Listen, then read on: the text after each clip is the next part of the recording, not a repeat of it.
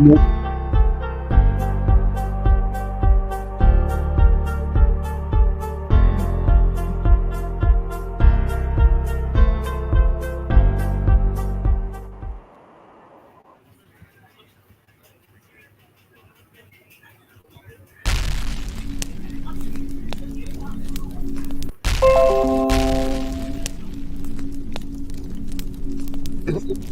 Tell that nigga Jesus. I said, please call my cell phone. I'm gonna whoop his ass.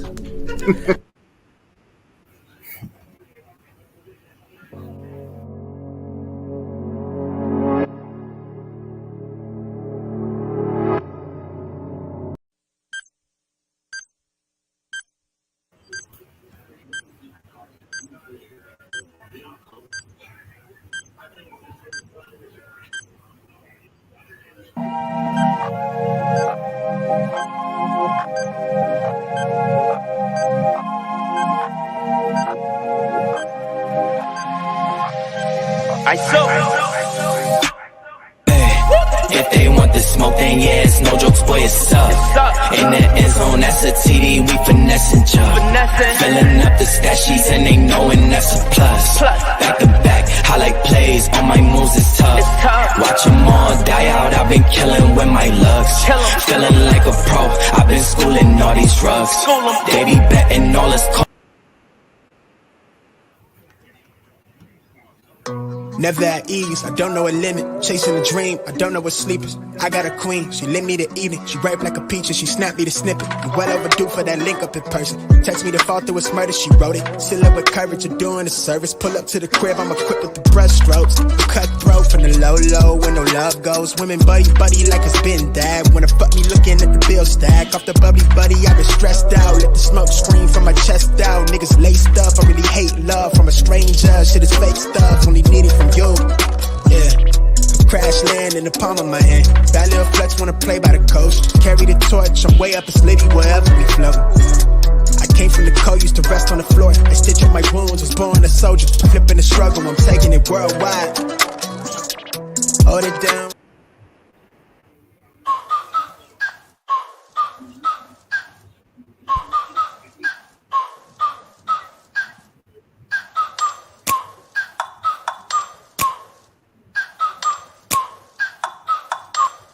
Like, ride with me if you ride with me, you can slide with me if you feel like 550 on the 5 sticky, come get high with me, that's a deal, right? Ride with me if you ride with me, you can slide with me if you feel like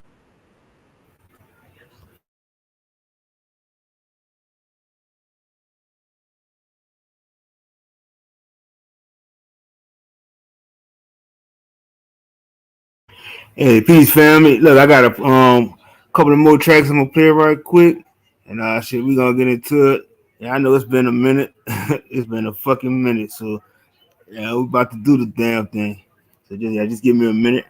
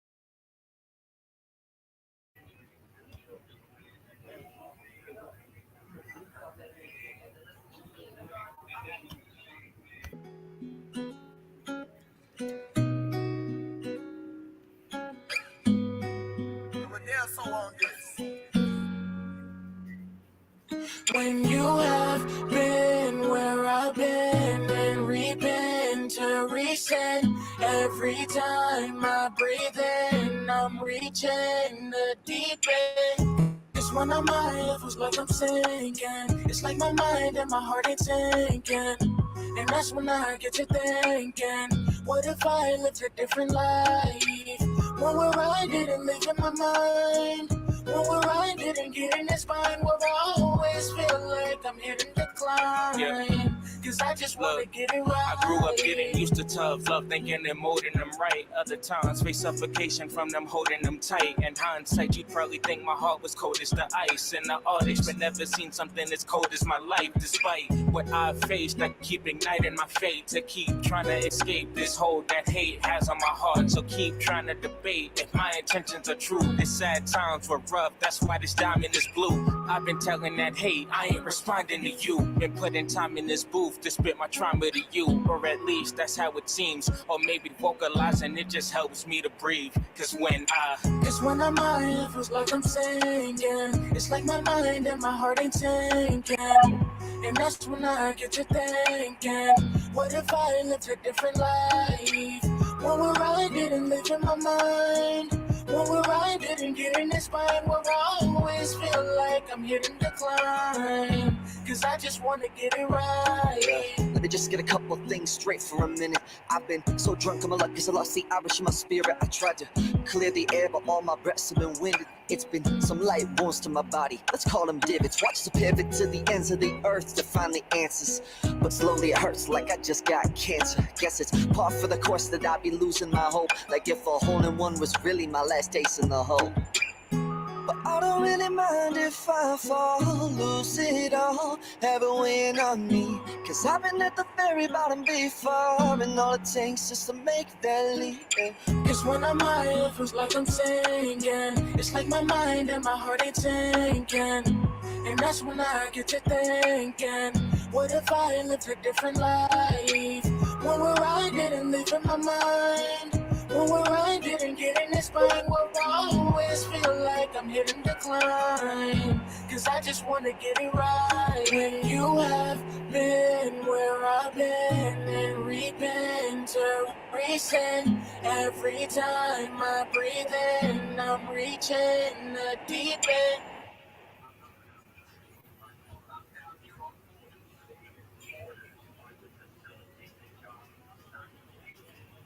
Yep, I got one more track to play. Shout out, that's my nigga, Infamous Ty. But get to so the track will be by my nigga Dangerous.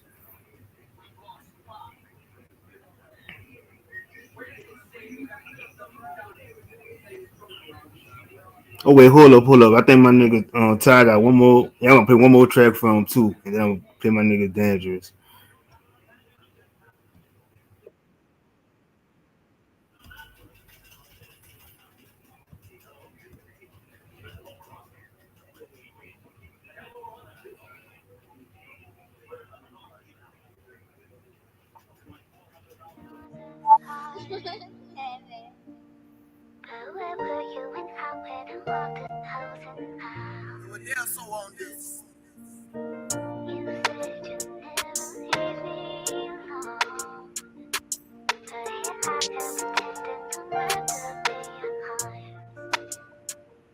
I sing melodies when I feel despair, cause they help me remember the moments we shared.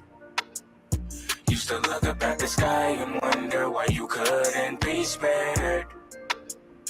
Now I look up at the sky and wonder, will I see you there? I get a heavy heart every time I think about the times when you looked at me and I see me for my flaws. Reminded me it wasn't all my fault. I try to believe that this was all God's plan, but I can't see it from where I stand. So I sit here with my tied hands and wonder why you never got the chance to see me grow from the young boy you used to know. Cause now as a man I feel as if I stand alone. So please tell me, how can this man atone?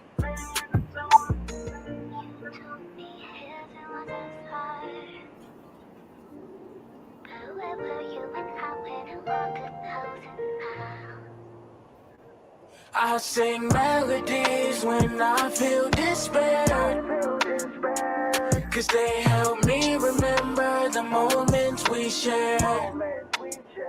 Used to look up at the sky and wonder why you couldn't be spared.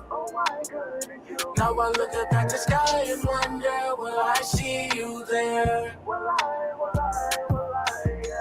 Lost, it's the wound that never heals. You let it build up, trying not to let it spill. And they seem to never feel how you feel. Even years after the chapter has closed, new plots have been revealed. Cause see, I went from stone cold, heart is frozen as the poles, at the top and the bottom of the globe. But as I kept on this stroll through life, felt your presence through every single soul. Whoever told me do right by you, you was the glue. And whatever we was going through, it seemed to dissipate with you in the room. See, your loss was a double-edged sword, cause we all came together for a day, then after we split in two. Damn.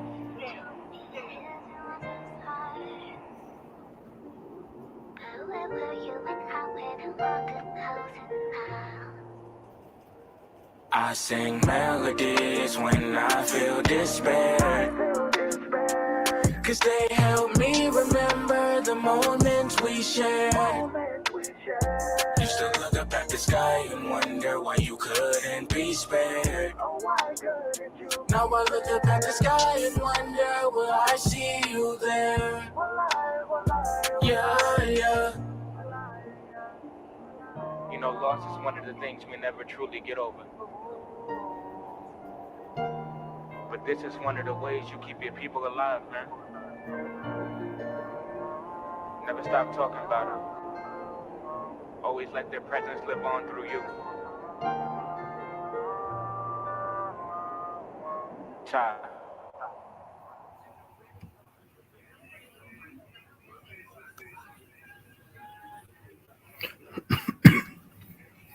Hey, fam, I got one more track to play, and I'm about to get into the bill.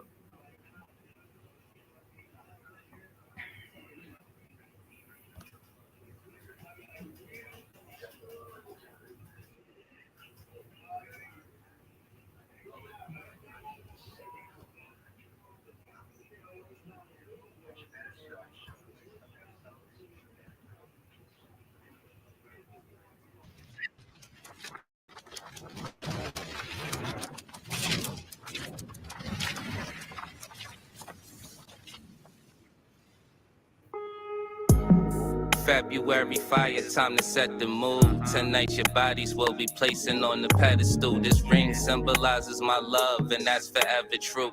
Time gave us all we need, right on schedule. I can never see myself thinking less of you. The way people lied in the past, don't let it crush you. I'm nothing like them sorry ass niggas that be sweating you. An insecure ex you had that always questioned you.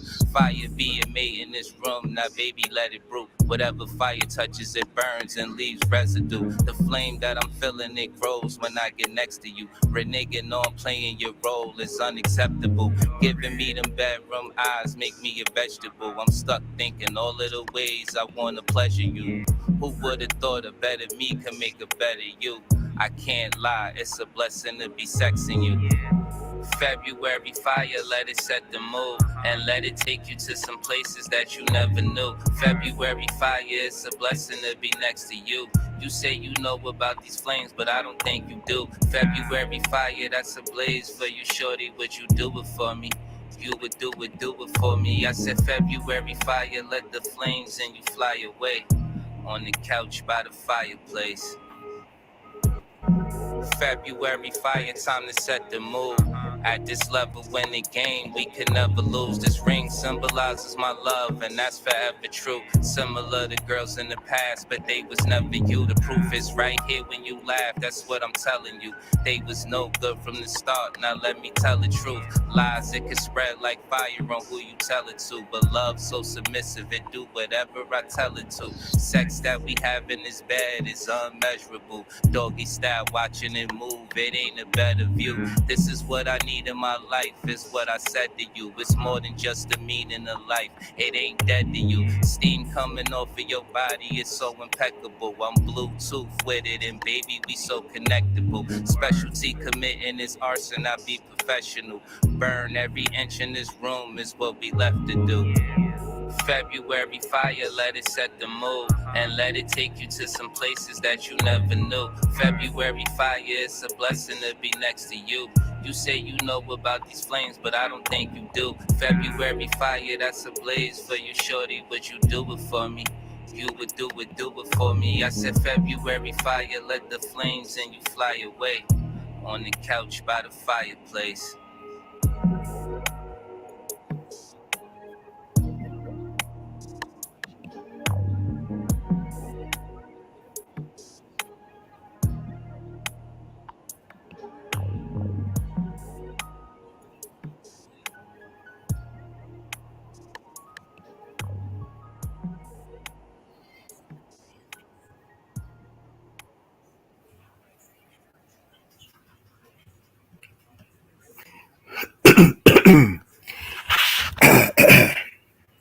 Hey, just want to say welcome everybody.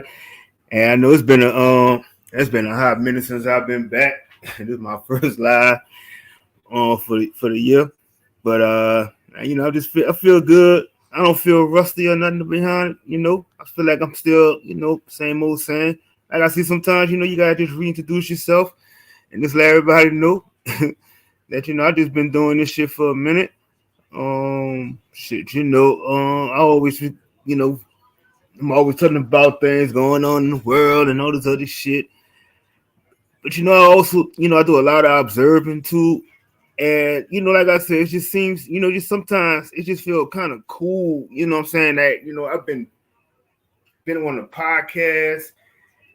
Man, it's just like, it's just been like we talked about a lot of these things that's going on. And it's just, I don't know, it's just sometimes I just sit back and I just be feeling like, I'm just watching everybody else kind of like, talk about stuff that, with them kind of, my group that I was with, we talked about before, so it's just kind of refreshing to see a lot of people just still kind of like catching on and waking up to a lot of stuff that's going on around them and stuff like that. But, just feel like, I don't know, just sometimes I just get that feeling of like, been there and done that, but I know it's still more work behind to keep doing. So, and I know it's just been so much, sometimes you don't even know where to start at. And sometimes you just feel like, you just gonna be like all over the place. But I just want to say, just shout out to all my the OGs that knew me and all the new people that's come, that came through, big shout out to the winning team, Miss V, always to my TSL family.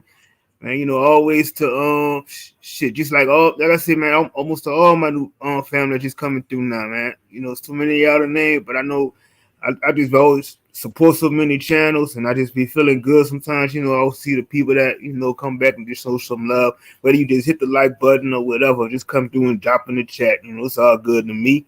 I ain't gonna be a type of nigga gonna be on here whining and crying about stuff like that. Yeah, but yeah, so I know I had a bunch of stuff I was tagging and want to talk about tonight. But the first thing I do want to talk about is I seen my nigga Breeze Omega, he was talking about some of that shit earlier today, and I seen my nigga Hurricane, he was talking about it too. And shout out to to my elbow community too. And we was talking about this immigration shit going on. And this shit is kind of like, just to speak on that, that shit is just wild to me because, like I said, it's like, you forcing people to accommodate these people, and it's just not fair to a point because, how much room, could this country uphold, to have all these people over here? You know what I'm saying?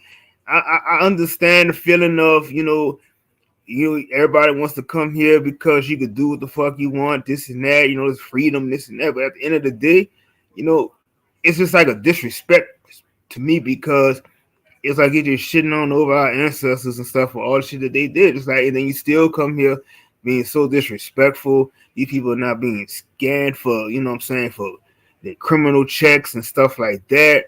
I mean, it's like I'm saying, just like a good old time, man. Just come on through, do what the fuck you want to do. You know what I'm saying? Just and then they get everything. But what the key thing that they keep forgetting is that even when you're sent over here, these people, the corporation, still use you as a pawn and a puppet, as a modern day slave. So you think it's fun and games, but at the same time, you know, it's a feel good feeling to you. But you know, for the people that's been here, you know what I'm saying, this shit is almost like a disaster and a nightmare because y'all just taking everything from us. You know what I'm saying? This shit is not, it's not right. And you know, like I said, it's to the point where what's the end game for it? Because you know, it's like I said, just anything. You know, anytime these other countries got shit going on, it's like they're not opening the doors for us to come run over there. You know what I'm saying? We can't just say, "Oh, I'm gonna pack my bags up and I had enough and I'm coming to live in your country." Nah, it's stipulations, and anytime people come over there, gotta have passports, all this other shit. You know what I'm saying? Gotta be accustomed to your way of living. But yeah, y'all come here and the man respect and disrespect our culture.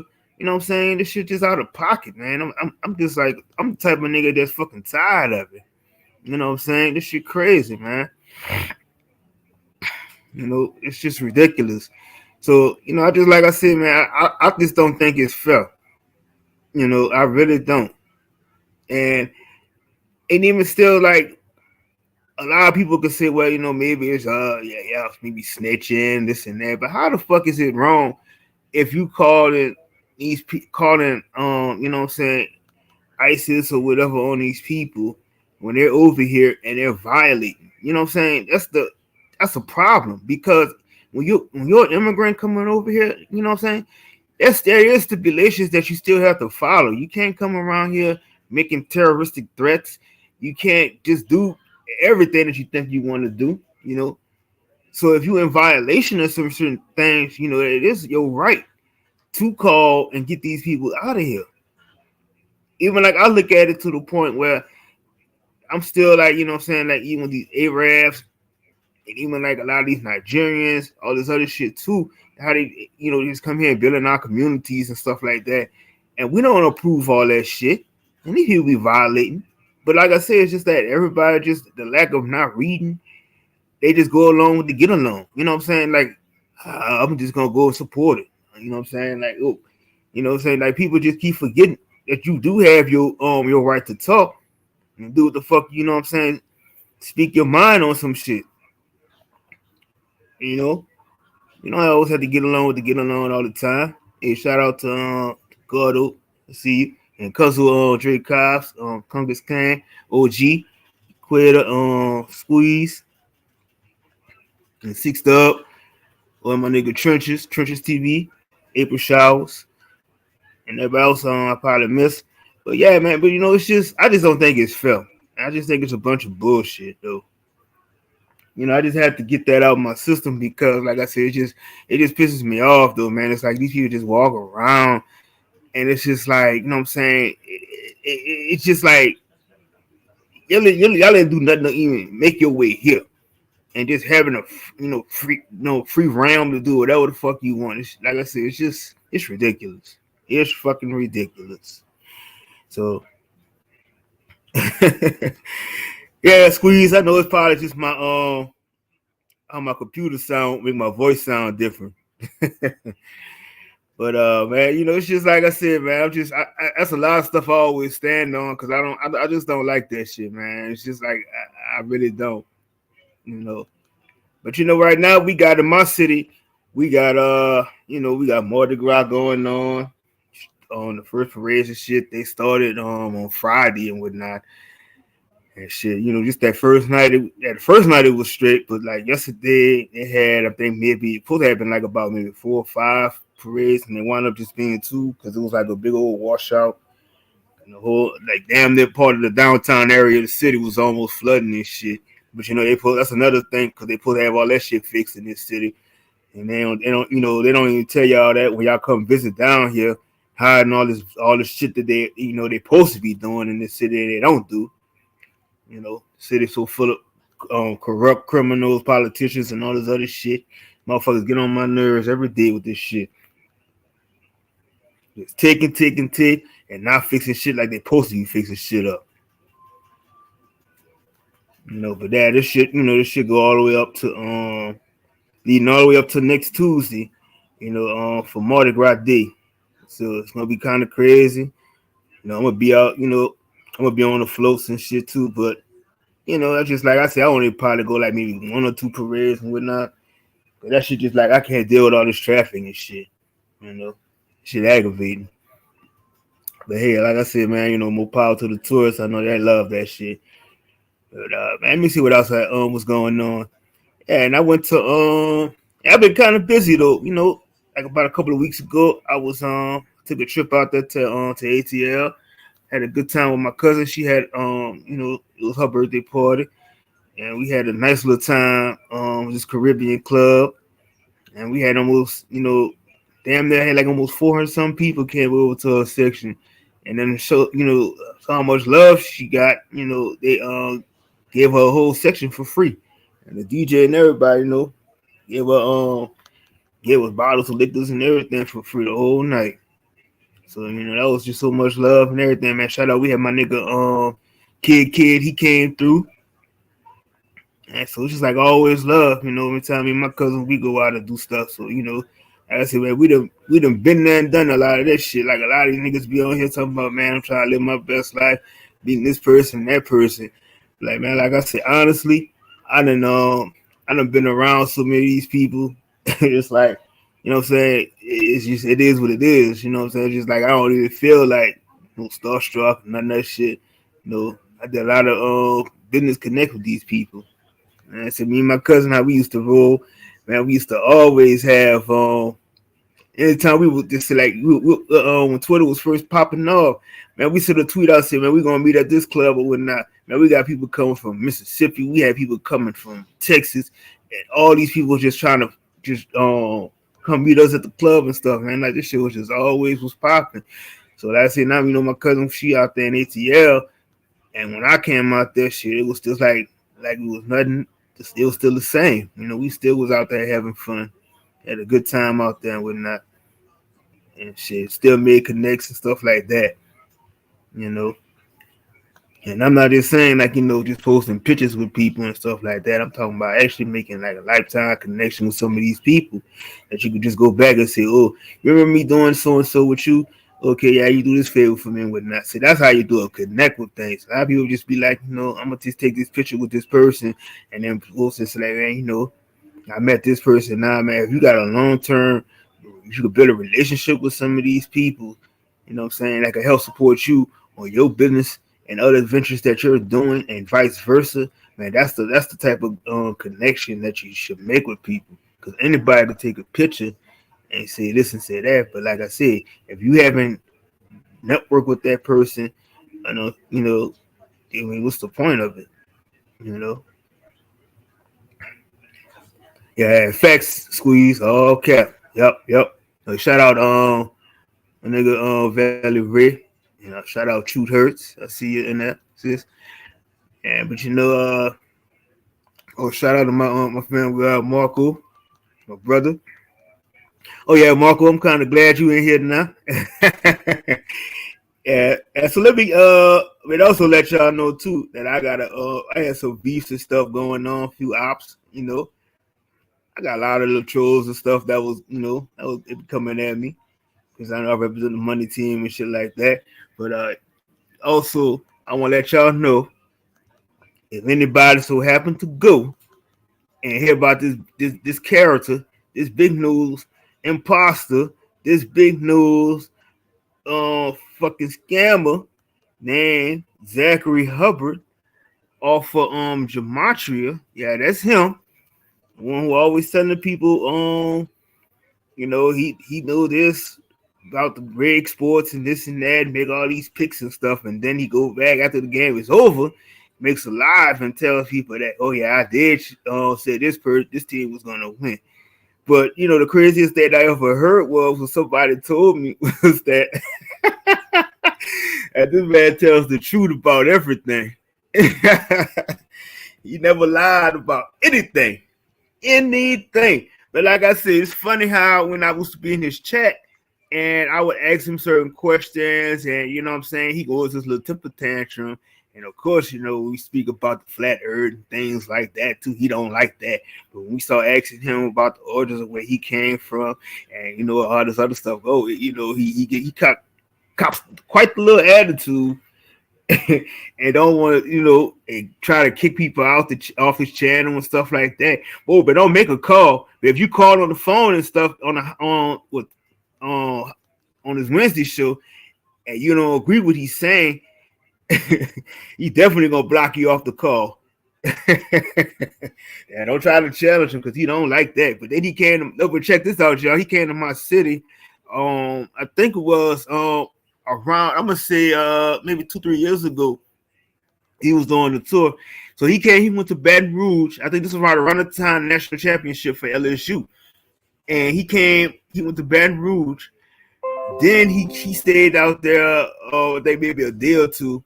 He was trying to tell people about the rig sports and the numbers and stuff like that. Then he came to my city, so I'm like, okay, so if you come in the city, I'm like, okay, so you might go, you know what I'm saying, go to, you know, to the hood and stuff like that. Man, this man stood right over by the arena the whole time.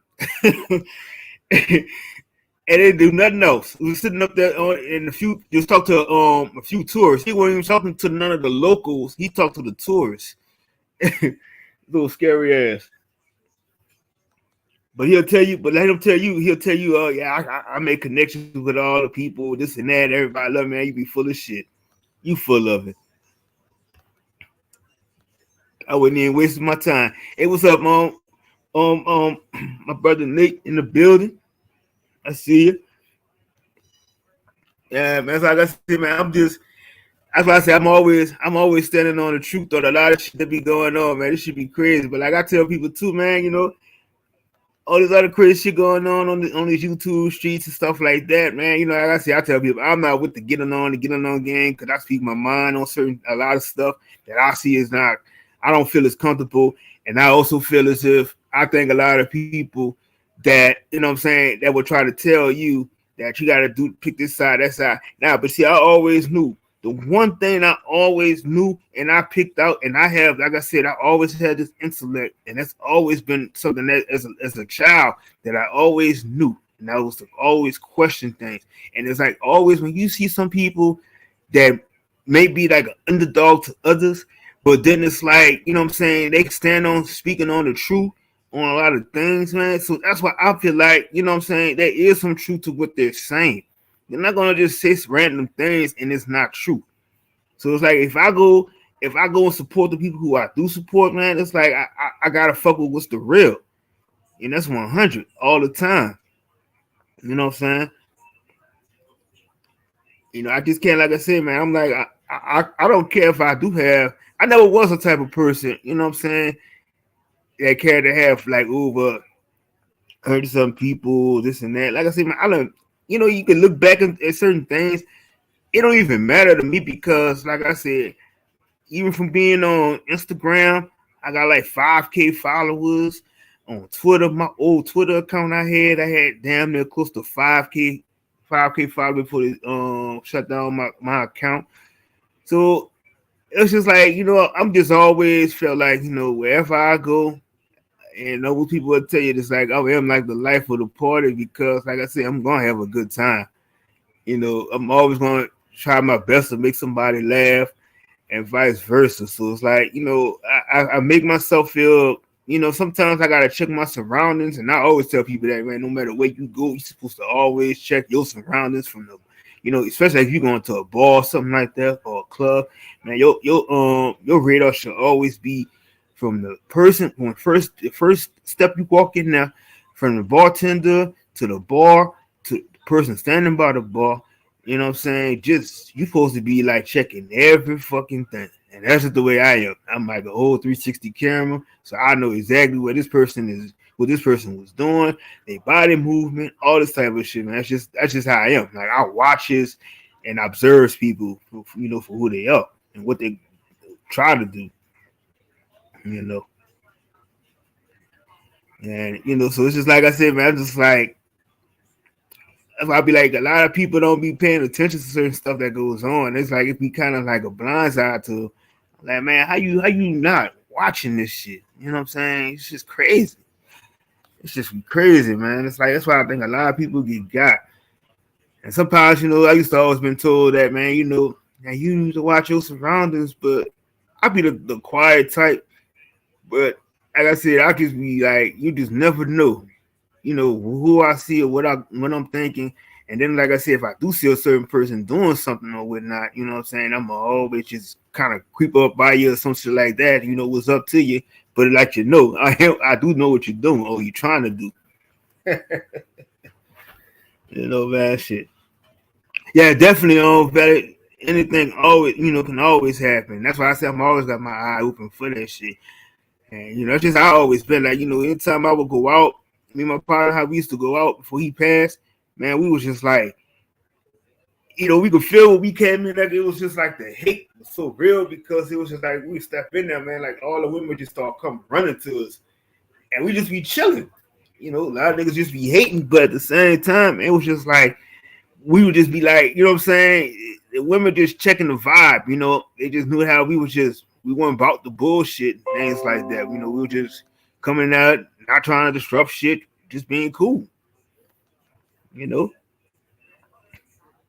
That's how I am. Like, man, if I'm going somewhere, I just really want to have a good time, not with all that competition type of shit. But I mean, like I said, if I gotta do it, I do it. But you know what I'm saying? Most of the time, I'm just always just chilling when I go somewhere. Like I said, I was out there and when I went out there in ATL and shit for for my cousin thing, and it was just so much love because like everybody was just like vibing and chill. It was no issues, none whatsoever. I mean, it's just all in how you move and stuff like that. Oh shit, man, that's my little bro, Kid Boogie in the building. I was just thinking about that nigga the other day. Man, big up to like I said, man, always big up to my TSL family, man. Like I said, man, let me get y'all a whole story about that. You know how a lot of people come on here and this app and they'll tell like, meet up with people and things like that. Man, I can say this, and this is 100. Like my whole TSL family, man, we've been knowing each other for damn near 6 years. We done linked up with each other to say that we went on a whole group trip. It was no issues, no nothing, man. It was just like number of respect. We went out there to Cali with my brother Chris Cyphers. Man, make sure y'all check him out too. He do beats and everything. And he do graphics and overlays. But yeah, man, we had a good time out there. And it was just like, man, it was just so much love out there. Man, we was just like, and that's how I say, man, when you really say that you could build a friendship with some people like that, that's the type of shit I'm talking about, man. When you actually could say that I could go there and I would have no arguments with my brothers and stuff like that. And to tell you that I never had one argument with them in 6 years, as I said, man, that's just real genuine. And if we got issues with each other or whatnot, man, we gonna just kind of talk about that shit offline or whatnot. Like, we ain't about putting all that shit out on the internet for people to know. And shout out my bro, JJ. I see you, Max Baby, in the building. And my nigga Realism McCall. Yeah, man, like I said, man, Max Baby, man, she one of the real ones too, man. Cause like I said, she always speaking the truth on a lot of stuff going on too. A lot of people don't like what she be saying, but hey, it is what it is. It's summer too, and she just be speaking. She speak that real. Her and DG, big ups to them. That's why I say, man, I stand with people that keep it real all the time, not that fake shit. That's what I like about it. But man, like I said, man, I'm looking for we doing another trip again soon. But it's just how it is, man. You it's just certain people that you just bond with all the time, man. You just you just find a good connection with.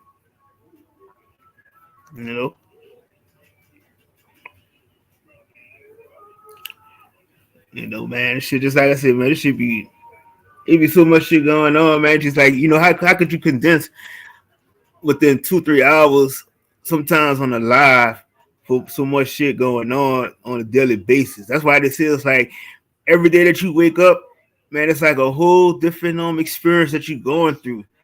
And sometimes it's just how could you, put it all together? Like, how can I, at the end of the day, like I said, I'm building my history, but at the same time, it's like if I was to write a book, man, there would be too many fucking novels to publish because, like I said, man, it's like every day is such a different experience of things that I may go through or venture off into. You know what I'm saying? It's just, it is what it is. But like I said, my biggest thing has always been like I love to network. And when I make these connections with certain people, hey, shout out to DJ Tanya, and she always doing the music at night. And you know, every Friday and Saturday night, man, I love connecting with her too. And to my nigga, my nigga House of Cons, Tribe Up, and he always bringing that info about us being elbows and stuff like that. And just like I said, man, so much love that I love everybody for coming through, man. Just showing, salute me and whatever, much love to all y'all. But and it's just like I don't know, man. Sometimes I just be like, I just don't know sometimes how to really put it together, and I gotta think on certain things. It just comes to my mind. Sometimes I gotta take a little, you take that little brief moment to think on certain stuff, and they'll come to you. But it's just like, damn, man, what I want to talk about, what I want to see, Man, another thing too, I want to say big shout outs to the Word. I check his channel out, man. He has a good platform because we always talking about we talk about the numerology, and we talk about everybody's experience and stuff going on with their life, your past life, things like that. So yeah, we do a lot of that stuff. It's always in high frequency mode, and like you say, you always have to protect your energy at all times. At all times.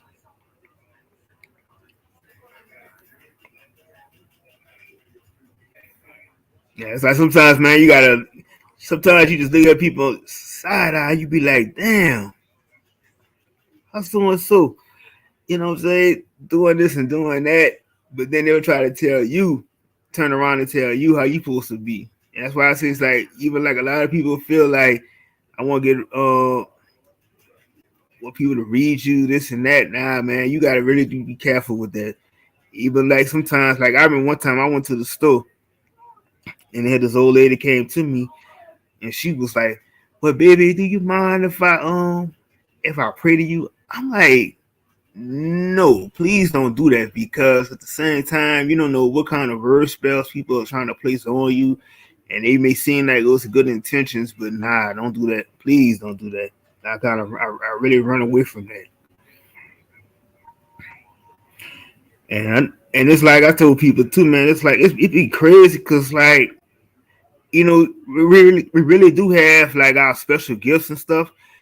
And I know sometimes some people they don't really see it, but I really see it I know the gifts that I have, but it feels like sometimes I get frustrated because I be feeling like when I'm going somewhere, if I'm driving somewhere and I'm going to a park, a park, and then the problem I have is that you'll have maybe one or two cars gonna park right behind you, or you're gonna have that one car that's gonna park right next to you, and they got all these spaces way down from you, but they just gotta come park right by you. And this shit has been happening to me for a long time, and it's like I just been so used to it because it's like the weirdest thing. People be like, well, how do you deal with it? But this is like I said, man, it's just like when you're such a high frequency type of person, people adapt to it, want to adapt to your energy all the time. So it's like I said, you gotta be wary of how you give off some of your energy because how some people do want to try to grasp into it. But I know some people say that you'll call that gang stalking, but I had to kind of break that down because I don't necessarily think it's like that, because it's always, if you think about it, it's always somebody that's gonna be watching you when you least expect it. So it's like, some people just gotta be like, you always want to, they want to be just like you. They may not say it, but it's always somebody that's out there that want to be like you. And and a lot of people don't know too, we all have a twin. I was like, we always say this person like so and so. Yeah, we all have a fucking twin out there somewhere. Yeah, I know. Okay, you say I be pulling back parking lot because of that. Yeah, but I'm like, I'm used to it though. I stay right there. I'm like, I don't even move no more. Cause I go, even like I go in the store sometimes, and, you know, you can feel that somebody just like, even if I'm walking in a certain aisle, and I just be like, damn, this person's still walking in the same aisle as me, and I'll be feeling like, oh fuck. But it really, it's nowhere you can really run because they just come. I don't know how it happens, but they just seem to keep meeting you in the same location. And it's like, I don't think it really be the intentions that they really mean to do it, but it's just something in you that people see that they just want to be around to attach themselves to you. So that's the way I got used to that shit. You say slow like you Squeeze. Nah, Squeeze. I just think like you just be misunderstood when you be talking your shit. I know you be up there with the Jesus piece on your mouth and shit, but like, yeah, you talk your shit. So I'm not even mad at. I don't even be mad about it. You know. Yeah, they do park with a real raggedy ass car. They do. They do be having a raggedy ass car. Man, look, I had you know, the funniest thing about it was I was renting a car, and to show you how much a nigga be hating. So I had to go when I was trying this app out called Turo, and that was my first time trying that shit. That shit was cool, you know. You get to pick the car you want, talk to the person. You used to you know, all they gotta do is they'll text you once they leave the car in the parking lot, and you get the little info to unlock the lock with the key in there, and you gotta check the car out, take pictures, stuff like that. So I'm checking the car out, taking pictures, and here go this old nosy ass, fucking hating ass, um, rental cop nigga. He come over there looking at me, asking me, "So it's your car?" I said, I told him, I said, "Nigga, I said, mind the business that pay you." I said, "This shit, ain't, you know, what the fuck you worrying about what I'm doing?" I said, "I know I got the combination lock and all this shit." And when he saw that shit, he was like, "Nigga, just sitting up there with his jaw wide open, with his mouth wide open." I'm like, "Yeah, mind your fucking business." You know what I'm saying? They worrying about everything that I'm doing.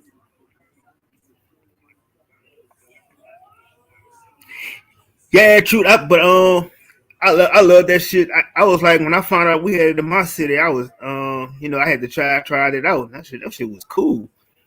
You know, man, like man, so I'm gonna definitely keep trying that shit. That shit does it's a better way of having to go through the rental car. You ain't gotta use no fucking do no credit card checks.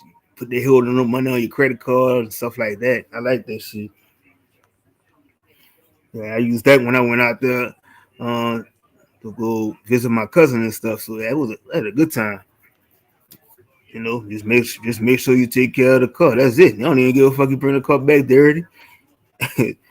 It's as long as you don't get no scratches or shit on. So like man, shit, that was cool. You know. And but like I said, I do when I was out there, I do love the women that was out there in ATL. So I did kind of make sure too. You know, I know they got the you got to check the Adams apple and shit like that too. So I did make sure that I did that shit. So yeah, but it was like I said, man. Most of the women out there, man, it was real cool. So, but I mean, if I had to compare, I gotta compare some of the women that I talk with. I don't know. I kind of do like the women. I like women from Chi-Town, and I like women from New York, and I like the women from the Bay Area. I mean, don't get me wrong. I do like my women from here, from my city, but I don't know. It's just something about those women in particular that you know I just kind of like had a nice vibe with. You know, I know all we do is tell them. All we gotta do is hit them with that say baby. That's all these women want us to say. Or say love. And that's how you know we got our own little lingo down here. All this got they all, you know, we always had our slang and shit down here. we always been different from everybody. We don't even associate. I say, don't even tell me when I tell you I'm from New Orleans. Man, I ain't associating that shit with no Louisiana. Shit, I don't know nothing about no fucking Louisiana, but I tell you everything from New Orleans of New Orleans.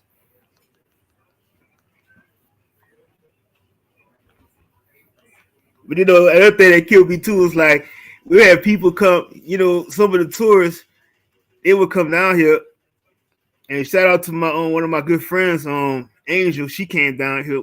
We went on. I gave her a tour around the city, and she told me when she had went back to her hotel, and she asked one of the she was talking to somebody, one of the locals, I guess that was here. But you know, we got locals that move from other cities and stuff, and now all of a sudden they won't call themselves a local, but they can't even pronounce certain streets.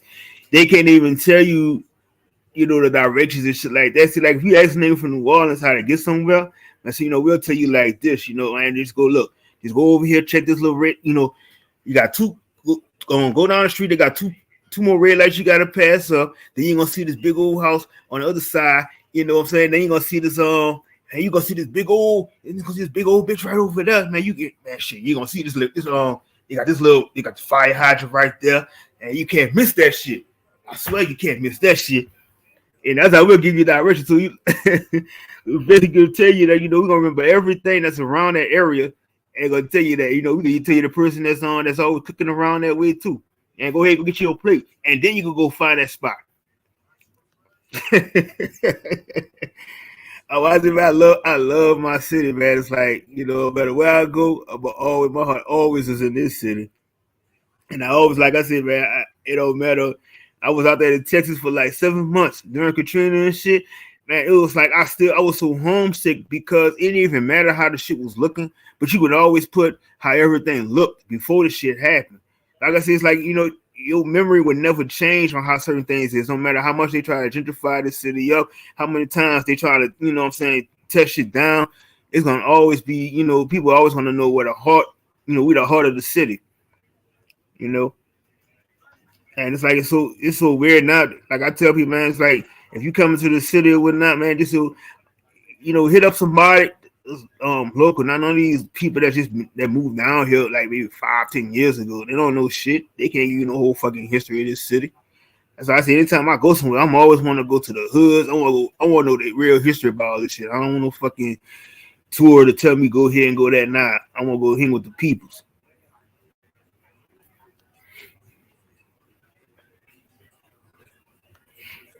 I want to know the real for real, because like I said, I always tell people the real for real shit that goes on. And where this, you know, what was taken down, you know, who was over here, you know what I'm saying? Who did that? Who made this? You know? And I said, man, it took so much shit down, man. It's like it's kind of hard right now to even teach, you know, a lot of people all the stuff that was up here that we had. Like I said, then took down most of our projects and shit. And you know, these projects, you know, we got like maybe one little part that's left, and that's in the Calio. But they went to down all that shit, you know, all the other projects and shit. Made a little Section 8 houses, made all these other little fucking little condos and stuff like that a lot of people can't afford. Like, yeah, they just took like just damn near erased half, you know, most of the city. And never in my mind, you know, I would imagine that I could tell people, man, you know, go ahead in the Ninth Ward and go check this out. But now when you go in the Ninth Ward, man, this shit is so bad. It's so weird that, you know what I'm saying, you got number of these tourists that have moved down here and then just took over. And it's like I said, man, it's just not fair to the point that y'all just really try to do what y'all was doing to these people, you know, the people in the city like that. Because, you know, a lot of people just don't know. The stuff that they don't know, they just so that, you know, they be feeling like, you know, you offering me this and that, okay, I'm going to take it. I never really, you know, some people not even used to being seen like, shit, $4,000-$5,000.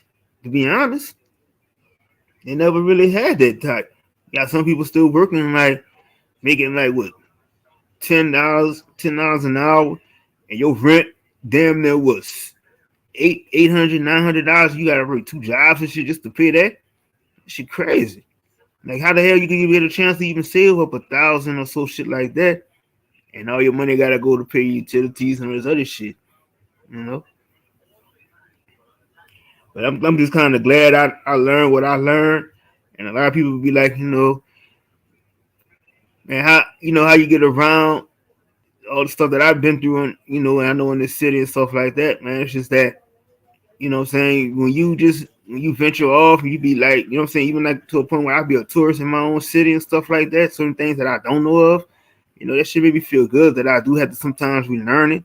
But it's just the fact that, the rich culture and the history that we do have with the people, man, it just make you feel good. Like I said, my people, when my grand auntie before she passed, and my grand auntie, she would make like a big old pot of red beans, and she would feed the whole fucking neighborhood. It didn't even matter. You know what I'm saying? She would feed tourists, everybody. That's just how it is, And people, you're not gonna never leave out this city if you hungry. Somebody would always have their door open to feed you. It's just always been like a New Orleans culture. Even we go back to even like I be feeling kind of awkward when I go out of town somewhere, and we got like open can, open liquor where you could just walk around with your liquor. You can sit on you can sit on the porch and drink. There's no restrictions on none of that shit. And they just be feeling kind of odd when I go somewhere and they be like, "Oh man, you can't take that drink. You can't take that drink outside." I'm like, shit, man, I ain't even used to that shit. And like shit, I ain't used to that shit. Hey, big ups to Jewel and Miss Queen Sunkiss. Big ups to y'all for coming through. Much love. Just getting on for everybody that just came through. I'm just giving like my little brief tutorial on things that's going on. I like to talk about all the stuff going on in my city and stuff like that. And like I said, I love my city. And like I said, honestly, man, I'd have been everywhere from the East Coast to the West Coast, Midwest, other countries. I've been there with Mexico. Shit, I'm trying to go. I want to go to the Caribbean. That's the next thing I want to do. I do want to go to the Caribbean. I really do. I don't mind going to other places because, like I said, you just had that feeling that you've been there and done that. So it's kind of like it's just some part of what you need to do.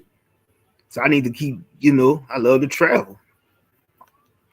And if my goal is to just buy land and stuff, and some of the favorite places I love to travel at. That's a goal. Everybody, some people don't know that you can't do all that shit, man. Like I tell people, man, saying nothing you can't do, you can always do it. Nobody can stop you from doing the damn thing that you feel that you want to say and think of and do. But I'm just kind of like, man, we've been, like I said, it's still like, we still in the present form of the year 2023 because the actual New Year's not until spring. But at the end of the day, man, it's just like we still in the we passed that exposing. We're in the waking moments, and we still, what I'm saying, a lot of people was in that sleep mode. They kind of waking up to it. They seeing certain things, and I feel good about that. But at the same time, what I'm saying, you gotta still keep that that pressure up on them motherfuckers because, like I said, don't take your foot off them because that's what they trying to do to you. They trying to catch you when you least expecting it. Then, bang, there they go, hit you. Man, shout out to my nigga T1. Another one of the regulars that's on there.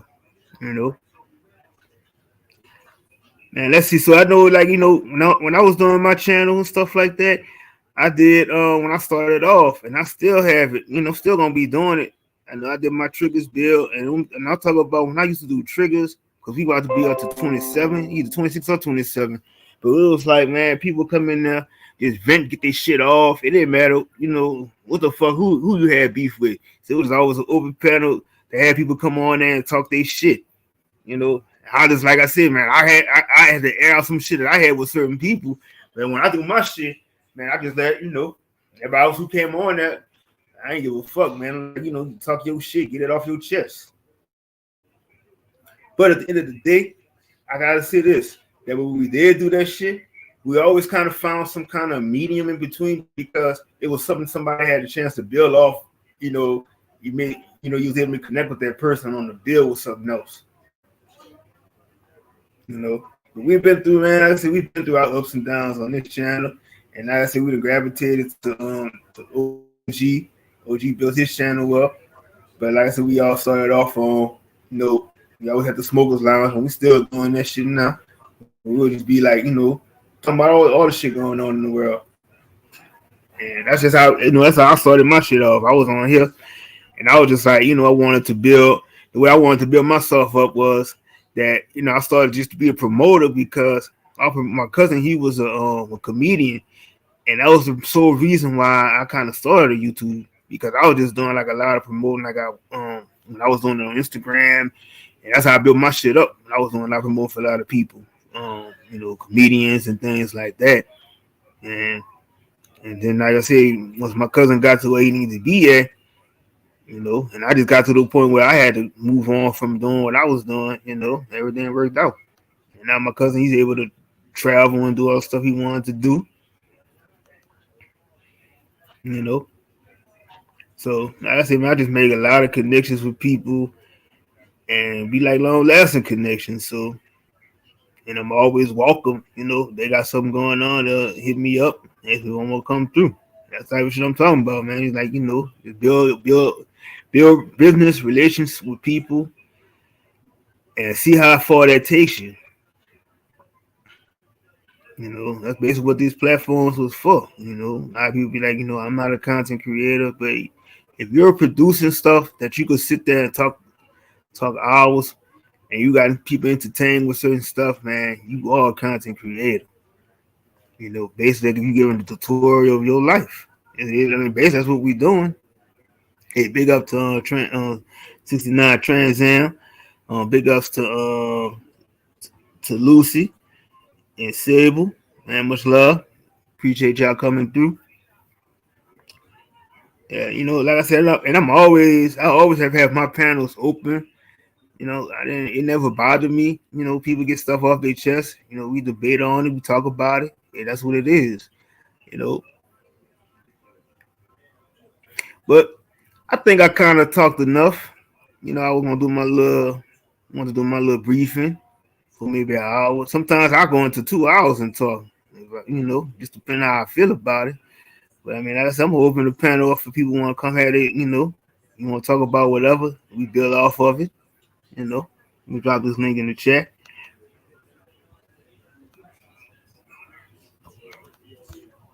But if y'all want to still stay in the chat and chill, shit, man, more power to you. I ain't even tripping off of that. I'm the OG. I'm the OG chatty patty. Like they tell me.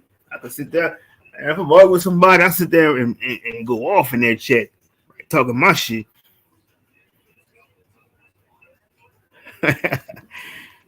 Definitely. Hey, shout out to my little brother, little Mayhem.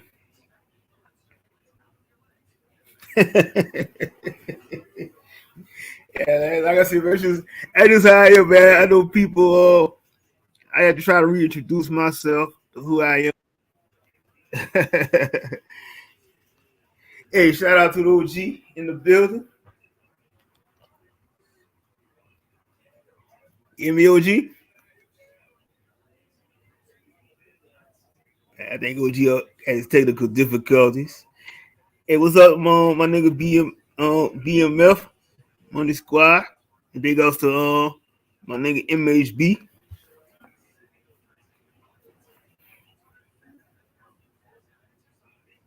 That's the one thing too I gotta say, man.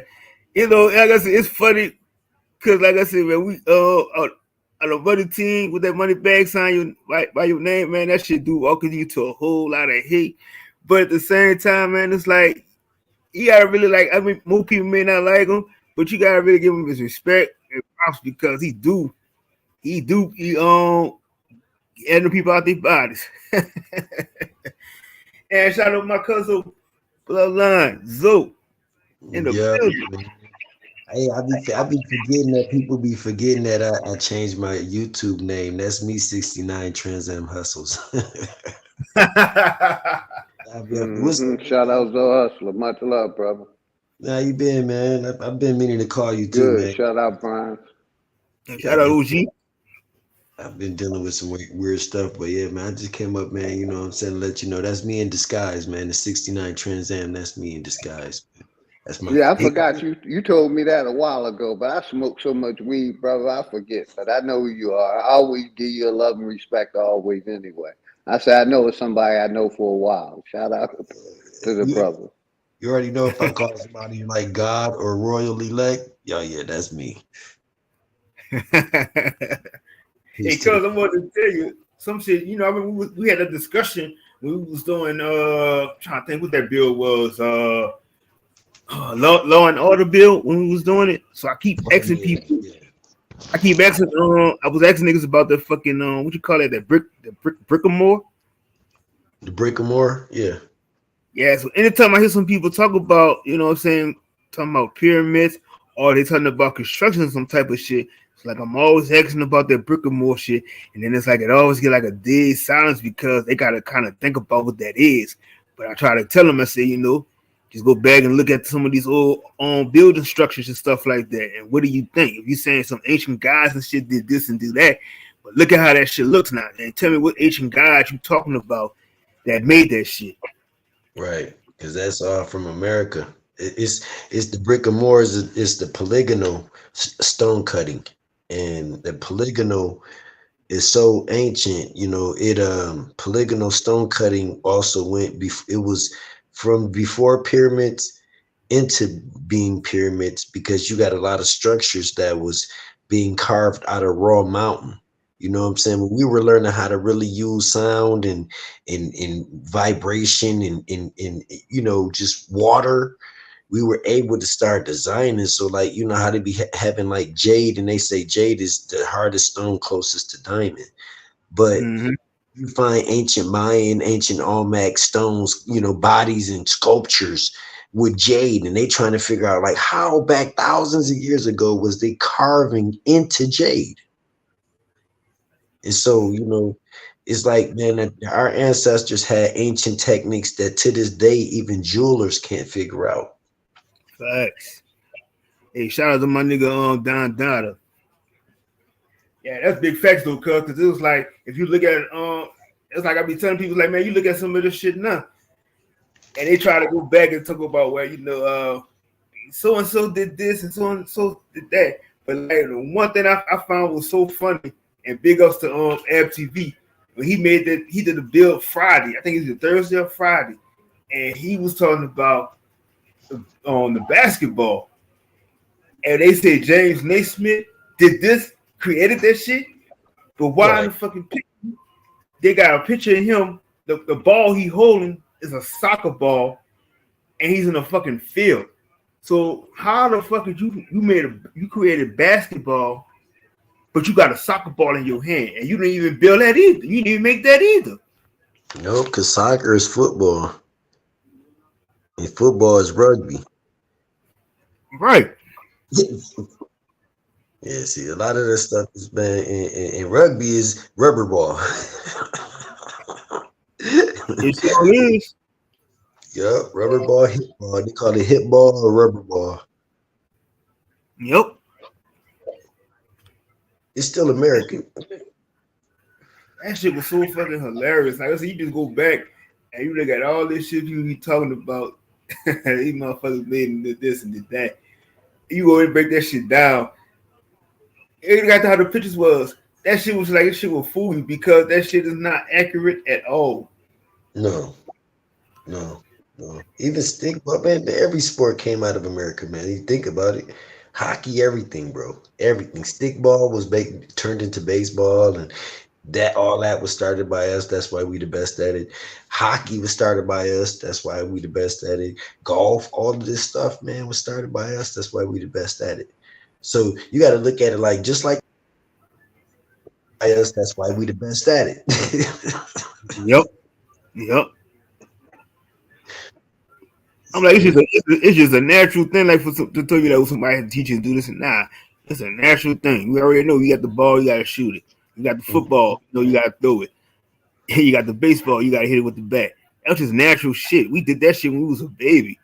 We do the toss trash, we'll pick up paper and throw it in the trash can. He shoots, he scores. For real, man. Think about it, man. If we were not trying to, if we were living off the land and free minded, away from stress and all of these bills and all of this, because the system was working according with the Constitution was aligned to do, and we were getting paid that $3,800 a week, since the birth. So we would never have financial stresses, right? Do you know we'd be having time to be raising our kids at home, homeschooling them, right? On top of that, when they get into 2, 3 years old, you just put the soccer, the football, and the basketball in front of them, and the kid will know what sport is gonna go in off road naturally.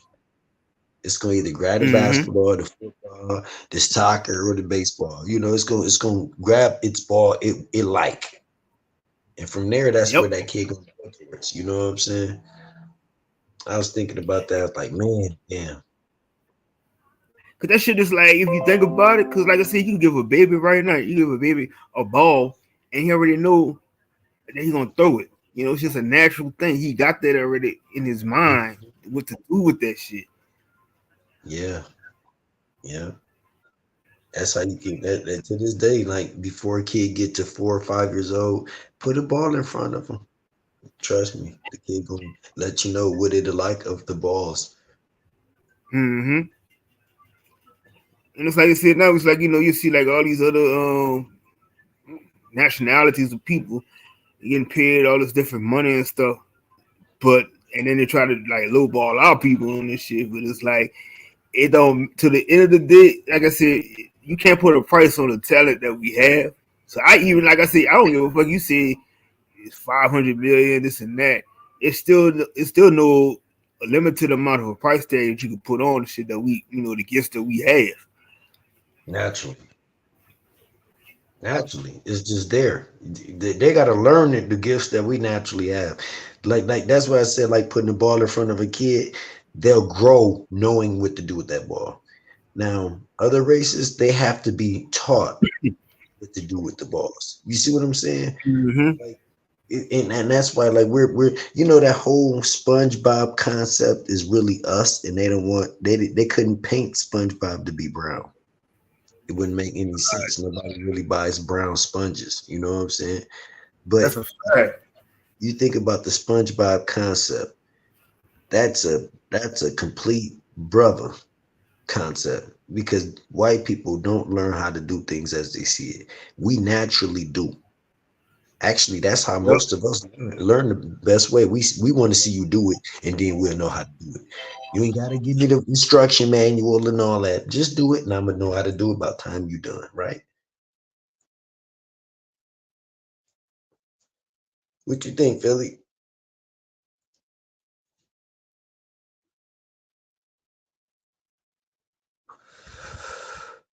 See Philly over there smoking, man. Come on, man. Philly, where you at, Yeah, big I'm dog? with you, brother. I agree with everything you said. Much respect. You already know. Y'all my brothers. Yeah. I was just making sure we all, floating, channeling. I ain't been around Browns in a minute, man. I miss Yeah, being around. it's a natural thing for us to gravitate and do that. You big facts. Yeah. Because honestly, man, like that's what bothered me in being in their schools. I couldn't learn from this teacher standing up there, drawing on the board and then trying to explain something. No, just go ahead and just do it. Do the problem, do that, or do that. Then I know how to do it. I'm good from And there. it's the same thing with when you get a job. You have to learn the job or get the experience. Then once you get the experience, you can teach somebody else. But it's the same thing with work experience. You may have read about it in the book, but until you do the hands on, that's when you learn the trade or the job. That's facts, man. Why do you think 90% of the motherfucking big position jobs are held by the white tee to keep you not from being able to go past the white tee because they know that you're gonna learn the shit better than they can. That intimidates them. So they have to position themselves to be cool with you as cool as they can. Oh, here's a motherfucking goddamn pay increase, 50 cents, psh, bam, and they making $10 more than you. You feel good with the 50 cents, but they making that $10 more than you, and they don't know how to do what you doing as good as you know how to do it.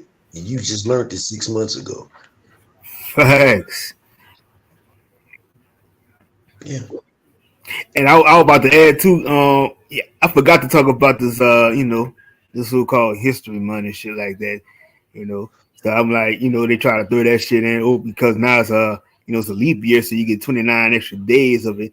But like I said, man, we already know the truth about all this shit that they be trying to hide. And like I said, I go on Twitter right now, and this little I forgot this person that tweets stuff about you always gotta keep calling everything African American and shit like that. But then he'll go and post all this shit about the history of our people, this and that. But I always gotta kind of correct him because I'm like, you know what I'm saying? I ask him, especially when they come to that slave talk shit, and I'm like, so who's the slave masters and all this other shit too? But I never get a response. But at the same time, just like you posting some of this shit about our people, but how you don't know all the real details? Mm-hmm.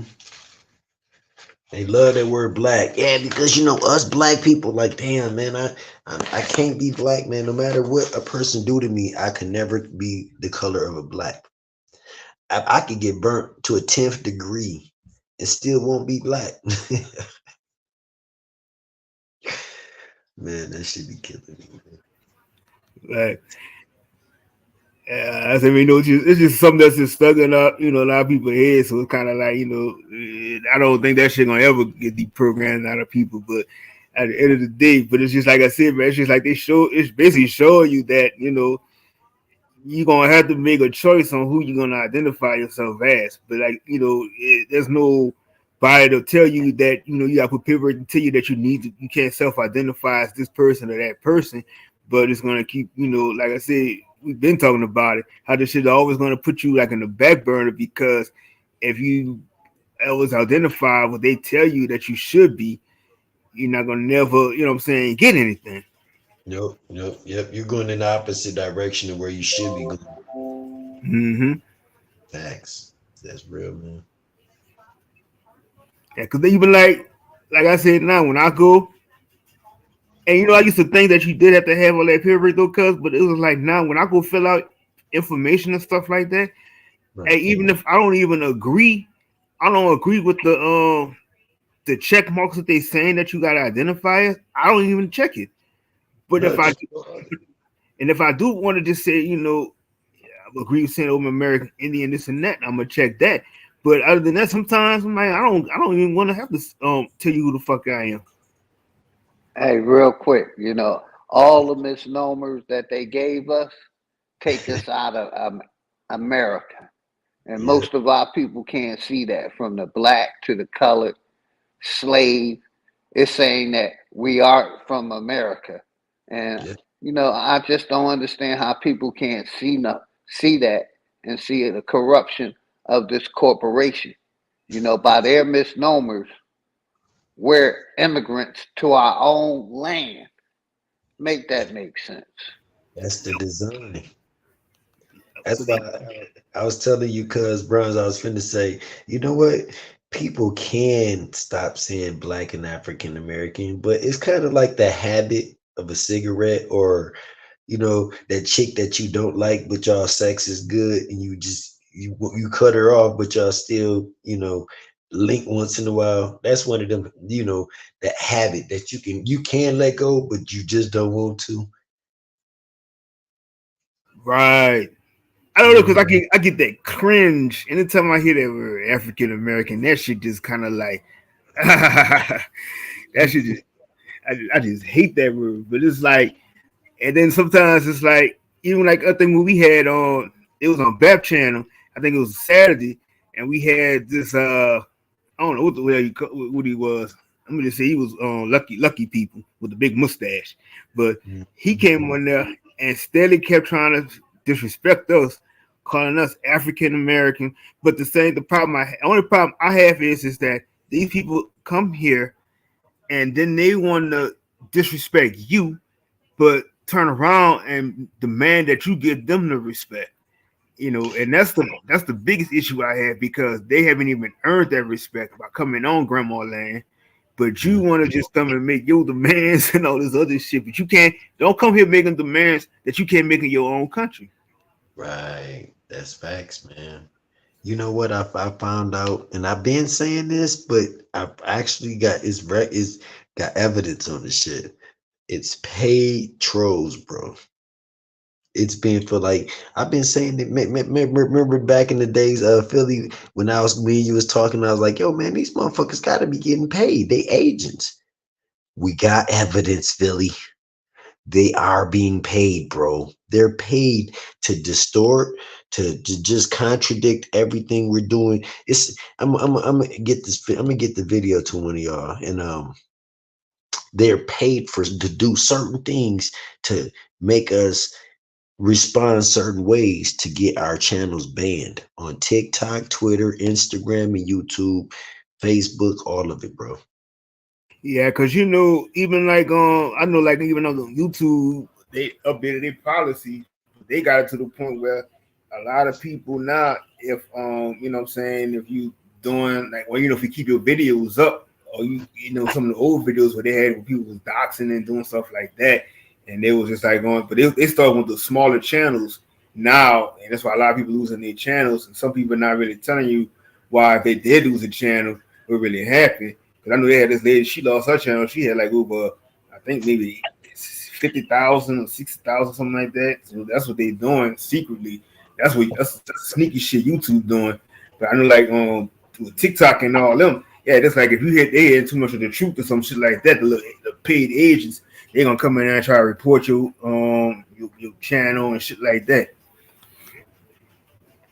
Wow, that's nuts. Yeah, that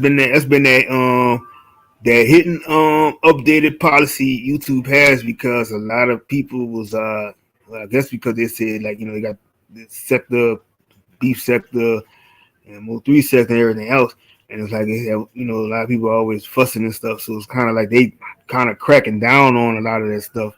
So it's like now they doing that if you leave those videos up of doxing somebody and stuff like that, like with the children, that's what they really trying to shut people's channels down from that.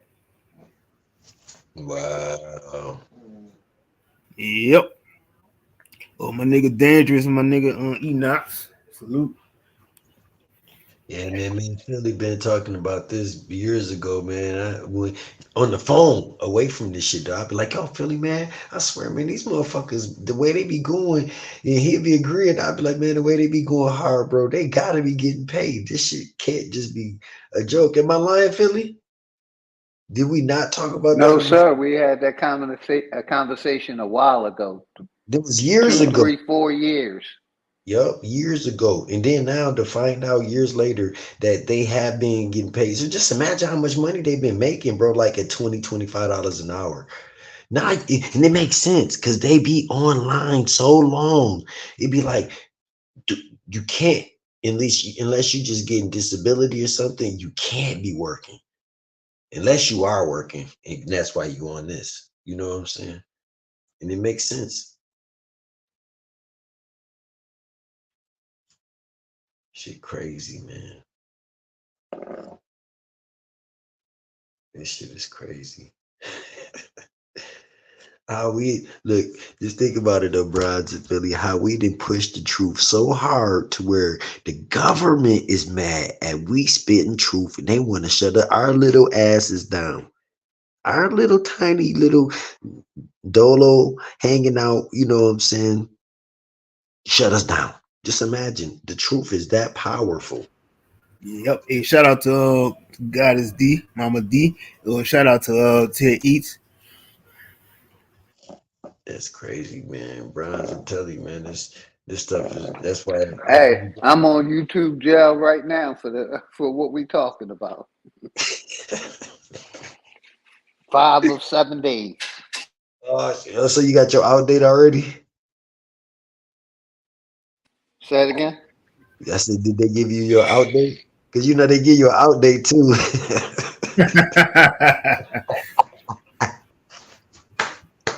Am I lying, Philly? Like even in TikTok, I'm in jail acting out on Yeah, this shit. Sheena. Man, that's just Hey, like, OG, you gotta put when you start going live though, you gotta put your disclaimer up too. So like when you talking, you can post it you can have it going scroll across the screen, but also put that disclaimer up too when you start it off. I forgot to get with you, Bronze, on graphics, man. Look at the screen, man. This thing is just smoking in the back, bro. Like I wish I knew how to do any of that, man. I'm so like I'm in preschool. Now, but check this out, cause StreamYard, they finally got to the update to where you can start having like your moving graphics in the background and stuff now.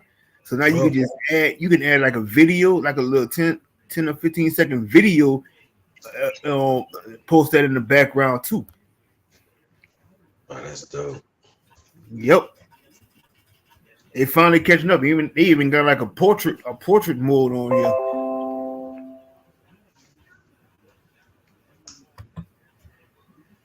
Man, I don't know, man. Have y'all been seeing the newcomers? You got to be careful on what you call them. The newcomers, man, they starting to flood Michigan, bro. I've been running into them on the road. I can tell they not from here because a lot of them walking around with just a hoodie on and it's like still 20 degrees outside, Then I went down a couple blocks, man, like the way they drive is like, oh man, Americans can be spooked. Yep. Hey, shout out Angel Baby. Yeah, I already know. I think I was speaking on them earlier though, cause I mean we can't call them the M no more. No, you can't call them none of that words. I said the newcomers. That's a Oh, good one. I gotta make sure I put my disclaimer up after it's over. But like, damn, I ain't know that shit. But the trip part is, but they could call us refugees.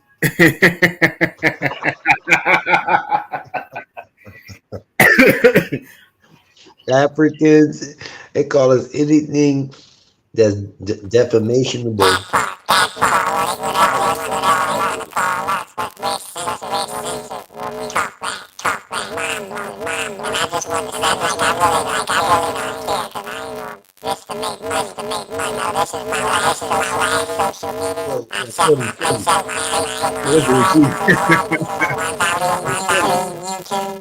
Hey, Philly, AOG. hey, Philly, you sound like a robot. Yeah, OG, you got your sounds from like AI. Bad AI, like Walmart AI.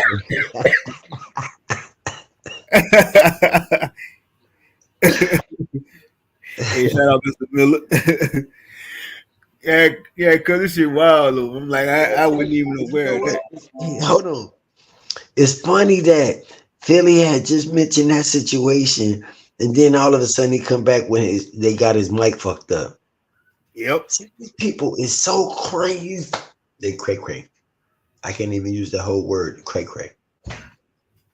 We got to be careful on the words now, man. This is nuts, man. Yep. Dang. No, but see, the only issue is now unless you fussing with somebody, then you could go off and say any kind of words you want to say. But if you doing like basically they trying to push for the real people. Well, they trying to push everybody to start doing real content again anyway. But it's just like certain words you still gotta be careful saying. You back, big dog? Mic check. Can y'all hear me? Yeah, Yep. you good. Yeah, I was saying, YouTube is my last social media.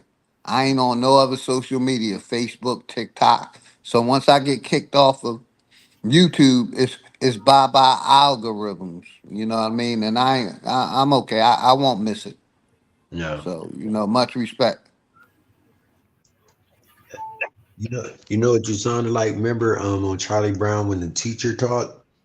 Going wow wow wow Wah wow wah wah wah wah wah wah wah wah. wow. I swear that's exactly. That's why I let you go for a minute because I was kind of thinking about Charlie Brown. I was thinking, I'm like, oh, hold on, oh, that's Philly, yo, your phone tripping. I swear, man, it sounds just like the teacher. Wah, wah, wah, wah, wah, wah, wah, wah, wah, wah.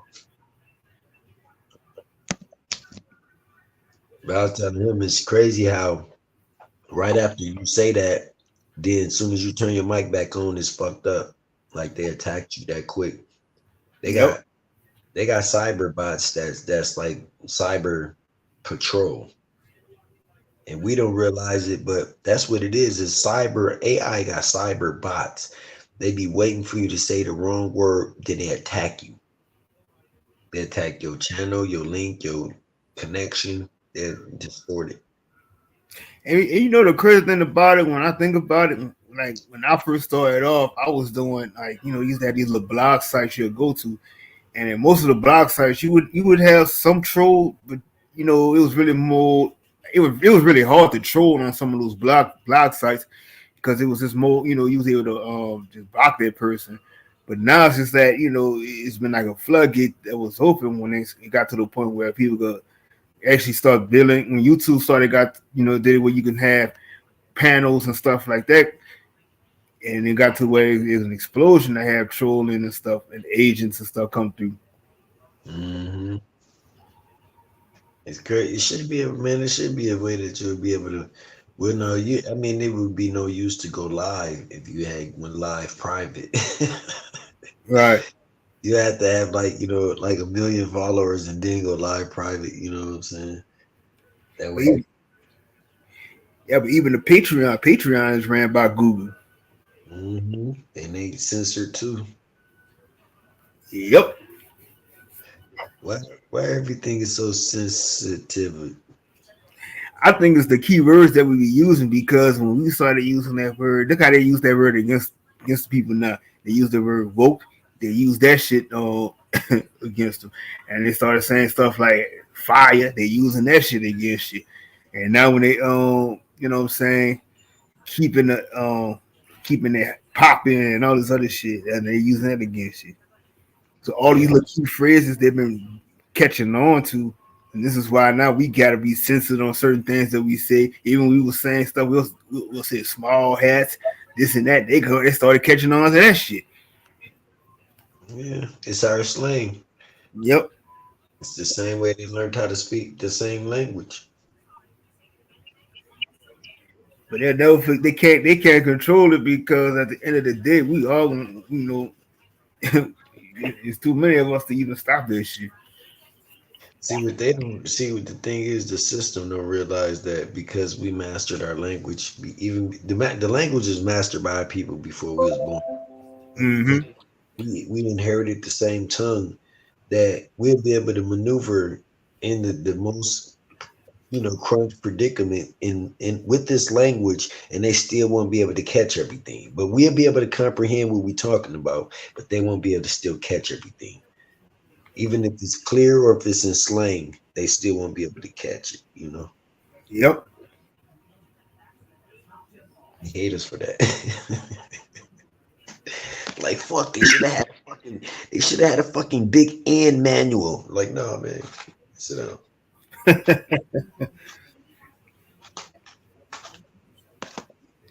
It's just That's why I laugh. People say, "Oh, y'all speak English," and I'm speaking this. This is what that's how I talk.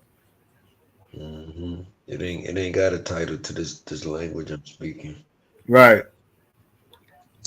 Even like the way we would write down words and we would spell them and shit like that, and they would tell you that that's not the right way to spell it, but how wasn't that the right way to spell something? Because you're speaking, the way like how I speak, I write the way I was. I'm write something down the way I'm talking, so it makes sense to me. So just because it don't make sense to you, I'm not gonna change. I shouldn't have to change my way I write something up. Yeah. Because honestly, how you pronounce a word and how you spell it, the spelling should be spelled the same way you pronounce it. And and a lot of trick with definition. That's why I say trick knowledge. A lot of the trick knowledge was due to the fact of trying to perfect the spelling of word that was already used and created. Mm-hmm. That's what added definition or defined the word. Yep.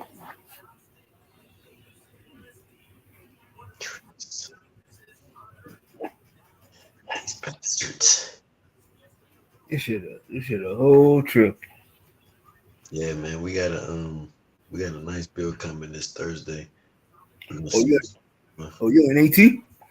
Yeah, we ain't gonna sit down with the people, see if it's a good thing. I was talking to the Four Feathers, man. We all was like we all agreed the same thing. It's like if it's real, if it's not, it's a win-win situation regardless. Because Mm-hmm. if it's not real, it's still a good confidence booster for our people to see that you actually can get things like that done. Mm-hmm. You gotta just believe in yourself. The problem with a lot of our people and a lot of the people on the planet now, confidence being destroyed due to having to work, lack of like soul nutrition. Like a lot of people's soul and spirit is down. Like their whole inner being is just kind of ripped up. Gotta boost it back up, give them some goddamn some steroids. You know what I'm saying? Boost their soul back to fucking Hulk level. Yep.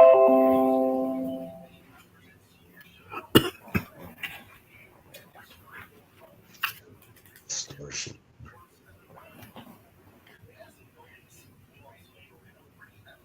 Yeah, that's why I be finding it so funny. Like people be like, "Well, but how do you say that?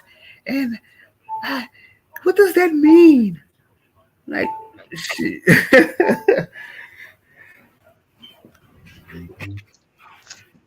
But I could be around. I could be around if I'm going to another city or state. I could be around them, our people. I don't care what slang they would say. I'll still catch on to it. I know what you're talking about. Right. That's why, man, my experience living in multiple cities, I was able to comprehend the slang in multiple cities that I've never been in. And it Mm-hmm. was kind of cool to just, knowing that your common sense plays a part in even your comprehension of word. And that's why even when people that don't have common sense don't catch on to this truth, Mm-hmm. because they hear it, you can show them the pictures, the books, the evidence. They don't catch on to it because the common sense don't register. Yep. Boy, you hot over there. Hey, what's up, Kinfolk Use? Yo, what up, bro? Damn, man. It's that, but at the And, same time, and and Brian's real quick. My Mm-hmm. bad. If we was telling people to believe in God and going with the corporation, we would probably have 10,000 subs. But Yep. because we doing the opposite, we where we at. But we got people that can relate to our information. Exactly. And OG, I was I remember we was over there on Big Care Channel, and I was saying the same thing. Like it was trying to tell you like, oh, you got to believe in something. But I was telling people, I'm like, so if you, the problem I have with people is that they will tell you that if they believe in their God, this and that, and they want to condemn you to believe something that they're believing in. But like I asked the question was, when you listen to the song Whitney Houston made, then she said she believed the children of the future. So didn't that kind of like turn a light switch on and tell you that who should be we should be trying to help out and who we should be putting trust in and building with them is our future, the children. yeah, yeah, yeah, yeah. And it was like that whole the first beginning of that song itself is it was it was too powerful for them to be able to control the outcome. Mm-hmm. But at the same time, they had to control her. So they by her being with somebody that was mentally controlling people with the, you know, the MK Ultra game is so unique. We even got to be careful on how much we put energy into, you know, these social channels and stuff, and that's why I had stopped being so riled up and all of that, because I'm like, I'm probably gonna never see who I'm yelling at ever in my life. You know, so it's like, why waste the energy and the breath and all of this strength in your voice to be yelling at a person that just don't get it? I waste the energy. You know, it's not this truth is not designed for everybody to have. And it's starting to make sense to me why people think that it was hidden. It wasn't hidden. It was always out here. We just wasn't turned on.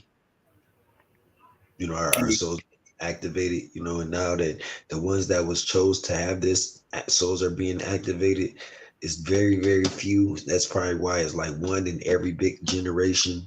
You know what I'm saying? That's really on it. Yep. I'm the leader of my generation, you know, and then I'm pretty sure, you know, Big Dog is the counselor for his whole bloodline and shit, you know. That's just what happens. Yep. And that's one thing that you can never take away is a bloodline. That's what they don't get. Nope. They be arguing about all these computer titles and shit, but the bloodline is still the bloodline. Yep. Hey, peace, Naughty. Got Nati in the building. What's up, Nati? You should get your ass up here, B. Hey, I done ran into some people on this internet because I choose not to believe in God. They want to make me evil. I'm like, they can't see that, the church and the state is working together. You know what I mean? No matter how many times we tell them, they can't see the state is nothing but the feds. And they Yep. can't see how that they're working together. And they like, you're an evil person. God gonna get you. I'm like, well, I'm waiting. Let it happen. I've been waiting for like almost 10 years on this imaginary entity to strike me down or kill me for calling them, you know, imaginary character. Hey man, that guy they talking about, he gonna be waiting around the corner to trip you. As soon as you fall on the ground, he gonna beat you down real quick on your back and then take off running. You ain't gonna never see him. And look, I broke it down because look, I told him, I said, I think the biggest problem a lot of people have is so they listen to what these celebs and all this other shit tell you. So they'll tell you like, when they up there thinking God, this and that. But I told people, I said, you don't understand what they're meaning when they're saying they're God. Their God is of the money and who they have to be submitted to. So it's not no person y'all thinking about, oh, I'm gonna just have tears in my eyes because he's thinking God and all this. It's so spiritual, so religious.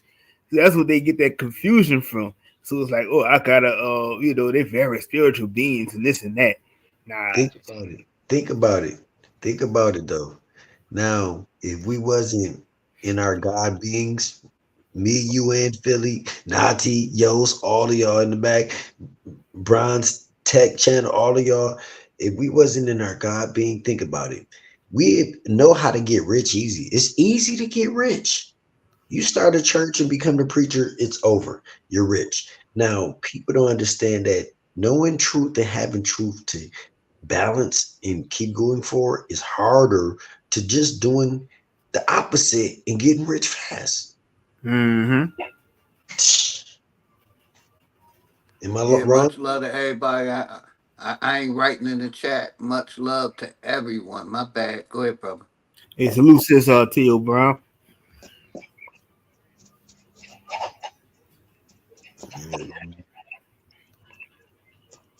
That's crazy, and I actually had those thoughts, but the truth was overtaken every time I had the thoughts. I'd be like, "Yeah, man, I'm about to just start a church, get rich." Then my thoughts be like, the conviction be like, "Nah, man, it's over, dude. Just give it up. Get your head out your ass." I'm like, "Oh yeah, you're right."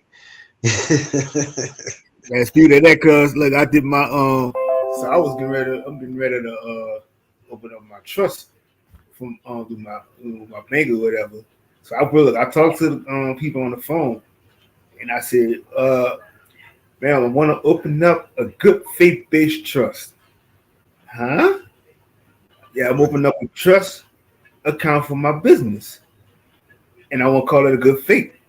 She said, "Oh, okay. Look, they sent me the paperwork in my email, and I just had to finish filling it out, email it back up, and that's how my shit was gonna go because Hey, hold on.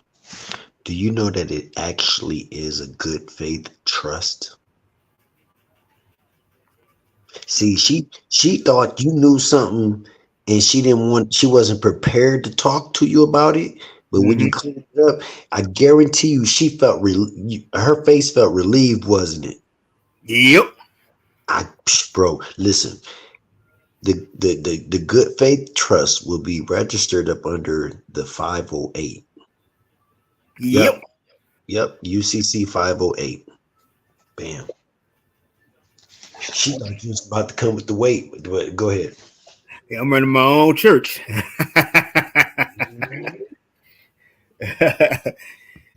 I killed it with that shit, and I was like, man, I said, I'm gonna open up another one too. But when you talk that lingo, and you know what the fuck you doing, that shit opens up so many doors. Man, I'm telling you, man, for real. Because it's so much that is available that we just didn't know to reach to. And a lot of our parents might not even know to reach to, but it's so much available. Like start that faith-based UCC, going doing all of that, man. You're set up to be able to do donation, all of this stuff, and you're operating just like a church, but you could be a health supplement company. You could be something like that, and because that's your faith base, basically you running all kind of fundraising type stuff, man. What? But see, and it's legit, and you won't be doing it for the bag, but the bag comes along with doing good deeds. And look, I made her explain even on the paperwork. I made her explain everything about what was this. It's talking about everyday checking.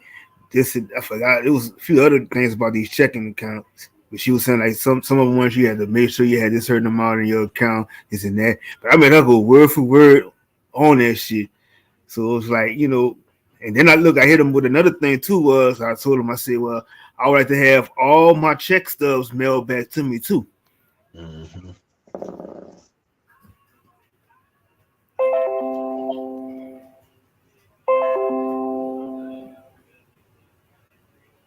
Hey, what's up, Kinfolk, Yos? Got Yos in the building. What up, bro? Bliss, Salute, salute. bliss up. Your bliss to the gods, man. Peace, honor, bliss, and prosperity. Especially to Zoe and Big Dog Philly, man. How y'all doing, man? Man, Yeah. like the little Much kid. love, brother. Much love. You I, know, Uh, yeah, you Brian, know, you already know Ken folk. you Yeah. know, a little kid that said to you, I missed it at you. Yeah, man. I ain't Yeah, spoke to you in a long time, B. yeah, it's been a minute, man. Like how y'all been? You know what I'm saying? Man, fighting life, man, trying to just stay balanced and going up. The thing is about me, I be practicing on keeping energies up, man. hmm Yeah, that's Me and what's the family good over here, brother. Thank you. Much love and respect back to all of y'all. Much love. Me and the family strong. Herbed up, fruit and vegetabled up, yeah, that's watered up. What a life, man. Beautiful, yeah. bro. Got to keep that water energy. That's what I tell people. Like that's the last natural resource that we got to protect. That East Floridian aquifer. Yeah, we got to protect that joint. I don't care what nobody say, man. But I'm just glad y'all still yeah. You know what I'm saying? Shit, man. Love y'all, man. You already know. ain't going nowhere. For real, for real, for real. Shit, what was the topic? Like, what was the conversation about? I was kind of like, just kind of like reintroducing myself to everybody.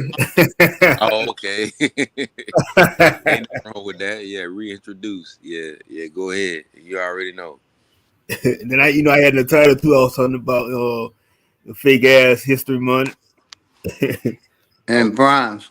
Mm. Most times I'm the elephant in the room because I'm going against what everybody else is saying. So I'm okay with being the elephant in the room. Y'all got it. I love that shit because, like they say, the elephant will forget, but the elephant will stand alone, and he don't give a fuck. Oh, fuck that, yo. It's my turn. My name Lonnie, and it's Zoe nephew. Say if I gotta give my intervene on it. So let me do my let me see. Who can I do it on? Not Elmo, not Sesame Street. Matter of fact, I'm gonna keep it there. When your world looks kind of weird and you wish that you were there. I'm gonna go Kermit the Frog today, guys. JPK. Hey, here you go. Here you go. It's a beautiful day in the neighborhood, the neighborhood, the neighborhood.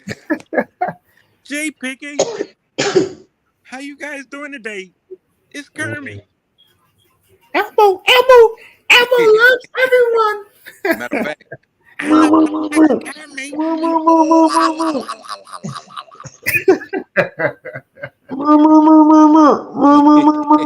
Remember Bert? So real quick, y'all. Since Hit me Brian did real the hard. elephant in the room, is Yep. that like we going against the black sheep of the family? So we ain't saying the black sheep, we saying the elephant in the room, right? Yep. Mm-hmm. No, man, y'all black people, man. Got you. From the Roota to the Toota. Respect your culture. You're festivals. You're not oh nothing. Yeah. And for always being the underdog. And You everybody wants. reinvent nothing. Expect your culture. Hey man, think about it though. Now just imagine when like a redneck be like, yeah, nigger, you need to go back to Africa because you're black. Like, hold on, dude. I'm not from Africa and I'm not black, man. Why would you say that? He'll stop like, wait, hold on, dude. You're not black. I'm like, no, dude, I ain't black. He'd be scratching his head. What the fuck are you, there, nigger? They call you a nigga, yeah. Trying to figure out what type of nigger are you. Which one? Like you an Indian nigger or you Inca nigger? You Olmec nigger? A Rican nigger? Man, Brazilian nigger? Like man, it's a whole bunch of niggas. And Still, people don't know that, man. You look up the Nigger, Brazilian niggers and stuff, man. Listen, that word is so powerful and it's ancient and old. Yep. Yeah, yeah. yeah. But then think about it. That's why we be getting so offended when a foreigner say it to us. It's like, hold on, dude, you ain't got the right to call my God out. Ugh. Am I wrong? Nope. Nope. And it dawned on me, it was like, that's why all of our people snap when somebody not of one of us call us that word. We snap because we're protecting the God being in us. Naturally, just like a bird know to jump and use its Mm-hmm. Craziness. Yeah. Yeah, because you can feel it when they say it in a way, because they know a lot about us, but they just try to make it seem like want us to be dumb. Right. Yeah, they make it seem like it's a bad word for us, but it's the most powerful. You guys, a bunch of niggers.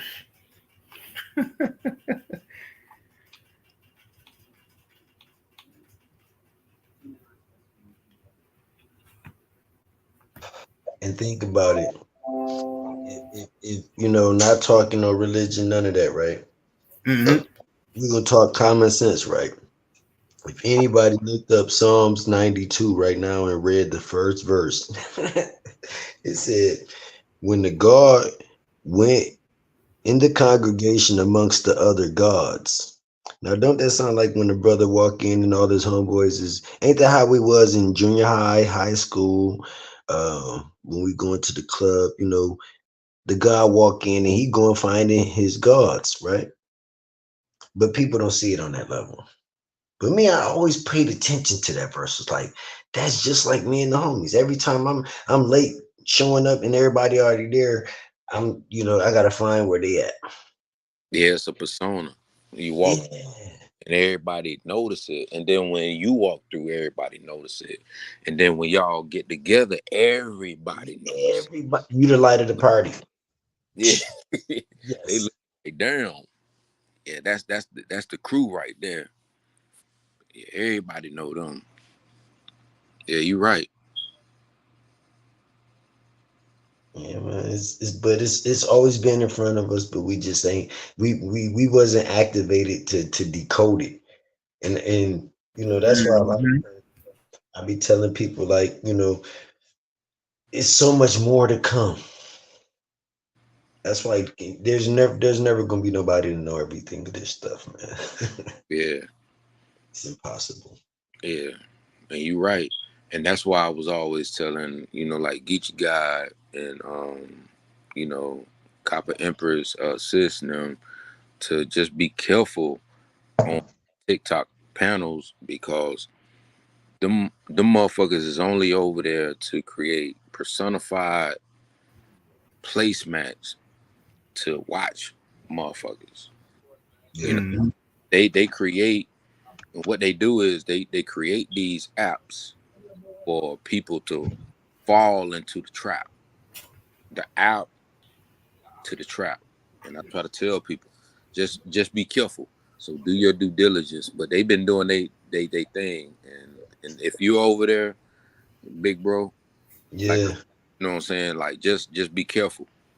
You know what I'm saying? And just watch for the trap, you know, because It's that's funny why you a lot saying of that, guys. these apps Yeah. are created to do just that. Social media, propaganda, X, Y, Z, and they try to pull you into it.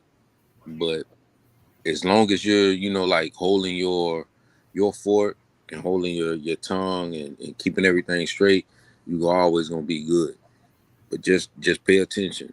There's always gonna be a couple traps that they try to set. But y'all been doing a good job so far, from what I've been seeing. And I want to give y'all flowers on that. You know what I'm saying? Y'all ain't over there just pussyfooting around. Y'all holding your own. Ain't It's falling for the traps. it's a lot of crack nigga crackers over there, man. Mm-hmm. Mm-hmm. A lot of personas. It's a lot of personas that Yeah. will try your ass. And Yeah. those personas are created to get you out of character, make you say X, Y, and Z, do this, that, and the third. That's what I'm talking about. Yeah. They're Listen, you matter of fact, uh it's just Josh. The little cat got a little furry gold tee on his face, little brown skinned dude with the little afro. Something, it's just Josh or something like that. He is such a nigga cracker. This dude kicked me off and then did something, then asked me to come back up. But I realized what he did. He basically is keeping us from telling the truth because he kind of promotes the NAs, you know, the not available peoples. You know what I'm saying? He promotes them, bro. So he's trying to straddle the fence to try to gain a big social liking. He an idiot. mm-hmm. And so imagine when you're on that platform and you're talking about all of the different things that we did during Mhm. what they want to call Black History Month. It hits a little different, you know what I'm saying? When you start letting them know, like, a lot of these people that you think are a part of this socio-political construct ain't even what you think. It hit a whole lot different when you start breaking that down. And then you start showing them stuff, and trust me, they gonna be pissed off. Like if I was over there, they would be pissed as hell at me, bro. I ain't even gonna lie to you.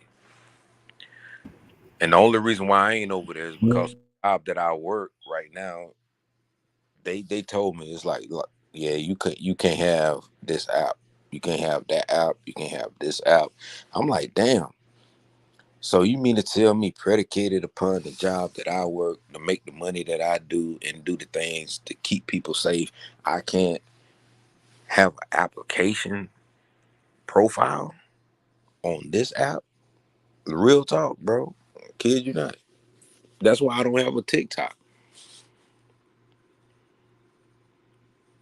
Because of the job that I got.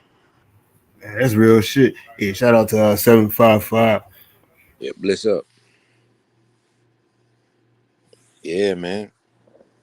And that shit pissed me off because I see Geechee showing whenever, like whenever y'all go over there, I'm like, damn, man, I wish I could go over there. And then it's like, dang, I can't go over there. It's like, damn if you do, damn if you don't. Hey, Make hold on, man. He been showing the clips of the lives and shit. who Geechee? Yeah. Yeah. Oh He damn. Look, I didn't even know that. yeah. Geechee been showing some of the stuff that's been going on, man. Like, yeah. Like Lil Bro been, yeah, he been showing, improving. But the one thing that I'll say is this: I'm thankful because I know for a fact you gonna hold it down. You always been big, bro, and I ain't never had no gripe with you. You already know that. That's on 100. Man, I know the real ones, Yeah. man. This, But when it, five words out their mouth, you could tell the real one. yeah, like I ain't never had no gripe with you. You already know that. Um, I ain't never had no gripe with nobody else. Like if I ever had a gripe, I would let everybody know. You know what I'm saying? So that's why when I got off of work and I saw Bronze was on, I'm like, let me see what Bronze talking about. I was like, damn, bro. I'm like, oh shit, that's what's up. Yeah, man. So just know, like, you always big bro to me. You know what I'm saying? Yeah, coming from Lil Yos, real talk.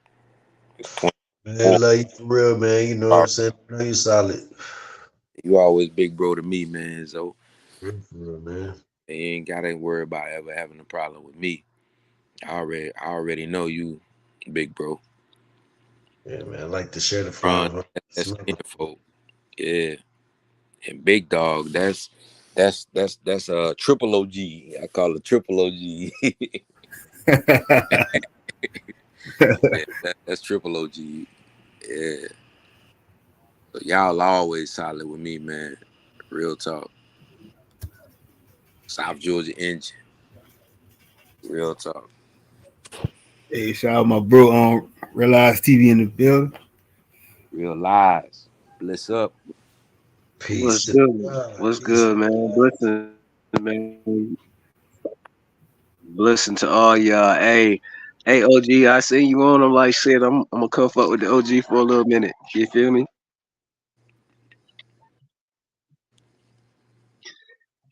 Hey, man. Look, so yo, like trying to grow this shit, cause we was listening to Sister Bethy the other day with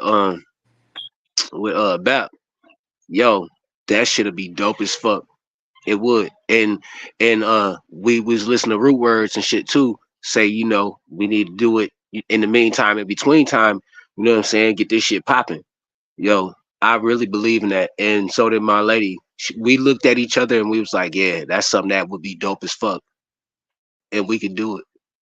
I really believe we could do it. So I just wanted to come up and say, hey man, maybe there's something to that, and we should look into it a little bit more.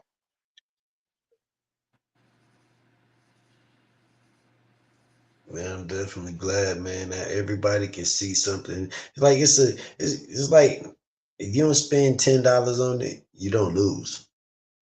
Putting energy and effort into something that's a possibility, it's a win. It's a win-win regardless. That's how I see it. Anything that can make the dollar circulate within our space, you already know I'm down for it. As long as it circulates within our space, we can make our circulate without a problem. You already know that, real live. Like, we know how to make our dollar circulate.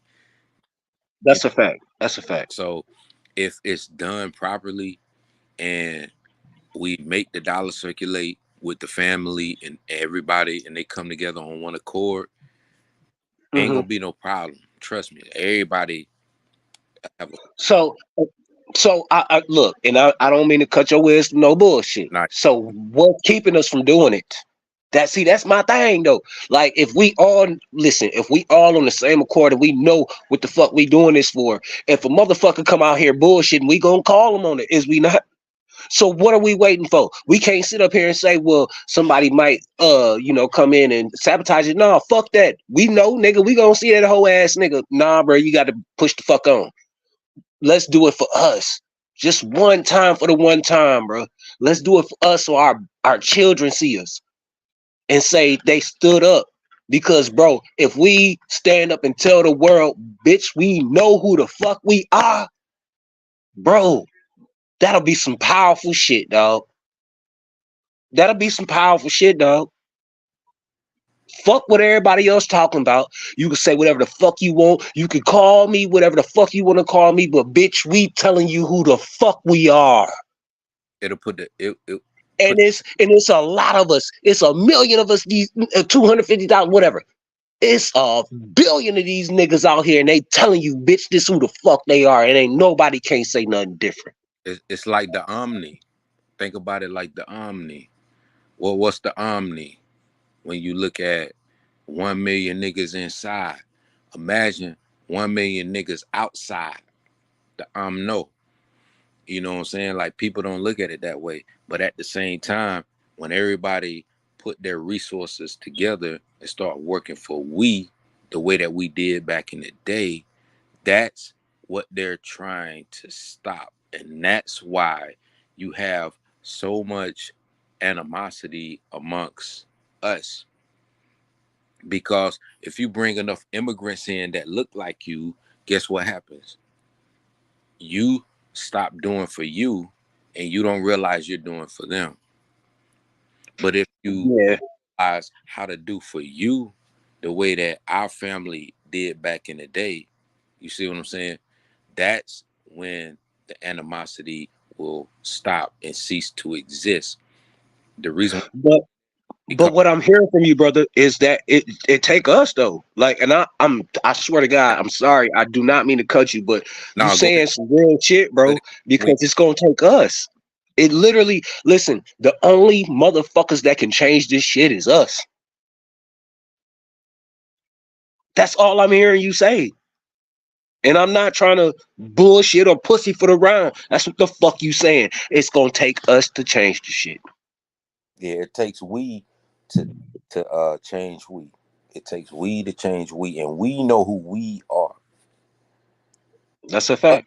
That's a fact. That married into and did everything else ain't no different than a lot of those miscegenations that happens. You know what I'm saying? So miscegenation amongst colored people is gonna happen. That's the new revisionist revision, is miscegenation amongst the miscegenation amongst the resegenation. Basically, the word re means to go back. You see what I'm saying?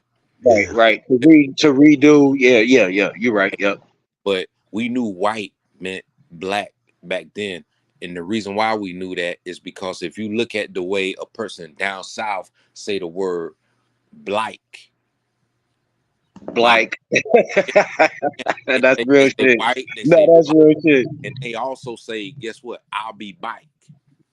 They don't say bike. Yep. It's not back, it's bike. I be Yeah, bike.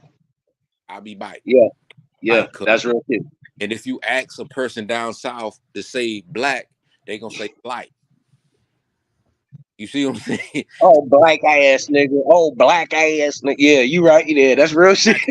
That's real shit. You know what I'm saying? Like, because I'm from that south portion of America, mainland America. Let me specify it for our brothers that's in the islands, because we all have family. Some of us may not have family that stretch down there or to Central and South America, but kind of like brother Zoe, I got Benjamin in my family. That's how I get the name Yos. Most people didn't realize like that name came from Lacayos, Los Niños de Dios, the children of God. That's the Bahamas. That's Lucayan speaking people that was right there off of the coast. The struggle for the Georgia coast, and people don't even realize it. Yeah. Me, Licuyos, Damn. the most bluest waters you've ever seen in your life. Show me anywhere in America where you've seen water so blue than the Bahamas. I'll wait. I will wait. In my picture on my wall in my living room. Hey, yo. Already. So, hey, check this out. Hey, so there's niggas all over the world, right? Right. Show me niggas better than us. Just like you was talking about the waters bluer than the ones over here. Blue as the seas. Go. Yep. Man, listen, bro, it's something about us that's different, dog. And that's how I know we different, bro. Because it's something about us that's just fucking different, bro. We different from everybody. That's Exactly. just a fact. That's a fact. We different from everybody, bro. And realize what was the goal set for app power and just I don't know. I don't know if they set no goal or nothing like that, but they was having a conversation about it, and it was something that, you know what I'm saying, it resonated with me. I was like, bruh, I don't give a fuck if there's 20 niggas out there. But I remember because they talked about it when Sister Bethy was out there. It was only like 20 motherfuckers out there. But that shit was powerful. It was on the news and everything. That's powerful, bro. Let these motherfuckers know who the fuck we are, bro. Fuck a march. It ain't about no march, bitch. We here to let y'all know. We putting you on notice. It ain't about no march. We ain't marching nowhere, bitch. We standing here. We letting you know who the fuck we is. And that go back to doing your genealogy and knowing who your family is, and also being a product, That's a fact, brother. That's a fact. standing on what the new age children say. They say standing on business. No, stand firm on your family name. You're supposed to be standing firm on the name of your family, because you don't want to bring destruction and different types of prominence to your family. But when you stand on your family name and you're conducting proper business, ain't nobody gonna fuck with you. Similar to the Seminoles, like everybody know in the Southeast Woodland regions, the Seminoles never lost the war, and everybody know who the Seminoles is. Even when you speak the words of the Espakoki Watumka, M Oponoka, they know those words speak volumes to who we are. We speak, therefore we are. No different than Mikasuki whenever they talk about the Atatiki. Atatiki dims a light into a dark space, letting you know that the elders, the women, gave us a place to learn who we are. Mikasuki and La Florida. And I'm from Georgia, and we already know Georgia was East Florida. Ain't no hard way to learn a language when we already speak the language. We already know the language. Just like you have the Sean. What is the Sean? Shawnee. Yeah, people, what I just said. What is the Sean? What is the Sean? What is the Sean? Notice the male name is Deshaun. Did you peep what I said? What is the Sean? What is the Sean? What is the Sean? The Sean is what we name our male. The Sean. The women we name LaShawn, LaShawn, LaShawn, LaShawn. Or The Touchdown. tongue. That's what Sean, the Shawnee people, is the tongue. The people of the tongue. How is it people don't know these things? We gotta Facts. enter and revert back to who we were. Because a lot of people don't know these things. We gotta teach our people who they were and who they are. And it's not going to take me. It's not going to take Big Bro Zoe. It's not going to take Kinfolk Bronze Power. It's not going to take Real Lies. It's not going to take Big Dog Philly OG. It's going to take a multitude of us to teach us who we are. Because a lot of people are lost. And they're lost into this ideology and this dogma. And whether you pick an Afrocentric or a Eurocentric side, that's what it seemed like it's boiling down to. Afrocentric or Eurocentric. Because what I'm seeing is Eurocentric is turning into, oh, you were black this, black this, black this, black this. They keep using the word black. Why are Or you? or more. You see what I'm saying? You keep using the word black. You don't use the word black with European. They didn't use that word. The Spanish, the Dutch. How many people use the word negro or negrum? Negro or negrum? Negro, negrum. And then it became negro. Then it became the Negro in English. The Negro predicated upon our what? Dialect. These are the type of things that we got to change. And it starts with us.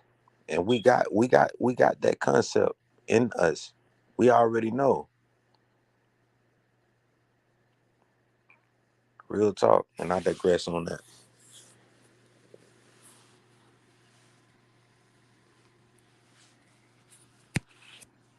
Yeah, that made a lot of sense too when you think about it. Even like even use the S in front of some of the names and shit too.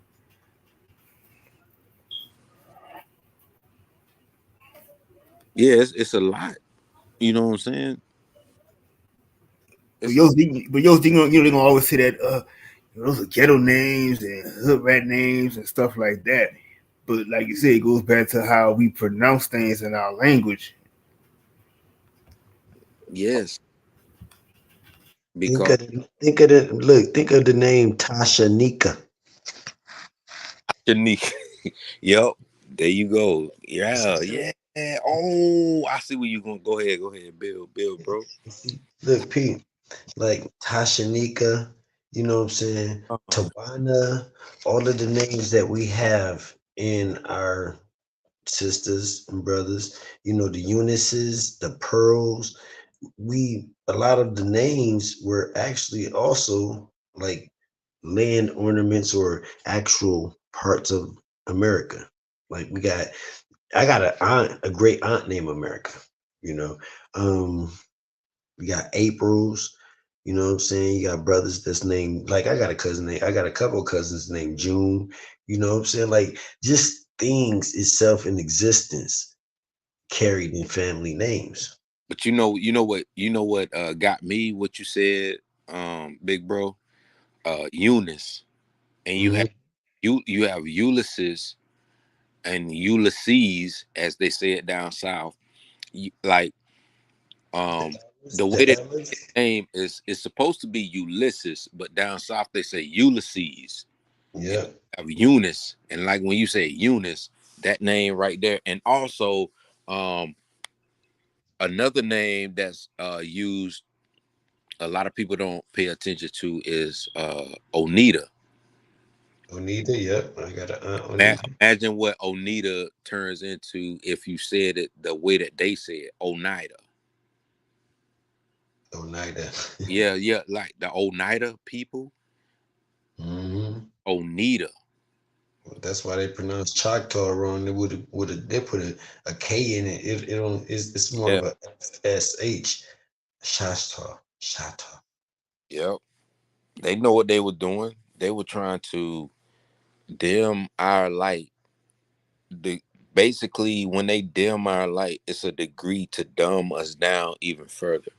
They dumb us down to the point where we become the speech impediments of a language where we sound dumb when we're actually speaking our language, but everybody else think that we're dumb.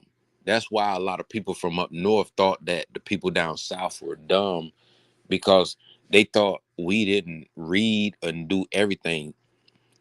For this simple fact right here, like you say spigot, like a water spigot that you tie a water hose to. Down south, we say water spigot. We call it a spigot. They're real talk, like speak it. We call it a speak it. There are a lot of words that we say that many people think that, oh man, they don't know how to speak the language. Oh man, they slow, they slow. Like no, it's the way that we talk. Because when you come down south, it's so many different dialects of the way that we speak our language that you can't use that same terminology, as they call it, terms. What are the terms? Terminology. You can't use that down south. We speak a different way. So when you come down here and you try to get all of the children to speak the way that they were speaking up north, it's not going to happen. That's why a lot of us were in speech classes. And people thought that you were slow because you was in speech class. Like, nah, you was in speech class because you spoke a different dialect of the language that your mother spoke, not your father, your mother. You probably spoke a Tichy and didn't even realize it. You probably spoke an old dead language of Tema and didn't even realize that was Timaku, Timacoin. You probably spoke an old dead language of Tama and then realized Al Tamaha meant the Tama, because they called you who you were by what you spoke. They spoke a language. And That's that's how you they know the language of Tama, right? that's how You they people. reminded me when I was doing when I was like digging back about 12 years ago when I was decoding the whole America, right? The Mm-hmm. time the time I came up when I was breaking down the original name of America under Tamari. Time Mari, Yeah, Mari, and repeat that Tamari. Mari, that Mariki. Now go Mari, the Rican people, right? So when the Tama was a language of the Tamari people, and the Tamari was like pretty much of the South, like Florida, all the way across to like North California, all the way down to top of Peru all the way across to the top of Brazil, and that was considered Tamari. And it's even on ancient maps and like in the so-called 14, 1500 maps, you can find it. It's spelled Tamare. So Tamari. And because we know the tongue, the RE on that is Re.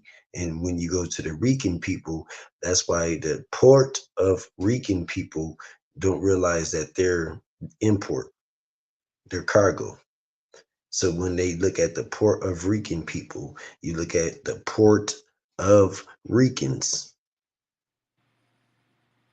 And most people, but that just, just something that you had, when you mentioned that, it brought me right back to that time. I remember that was one of the ancient names of America. Yeah, North Central South, yeah. it's the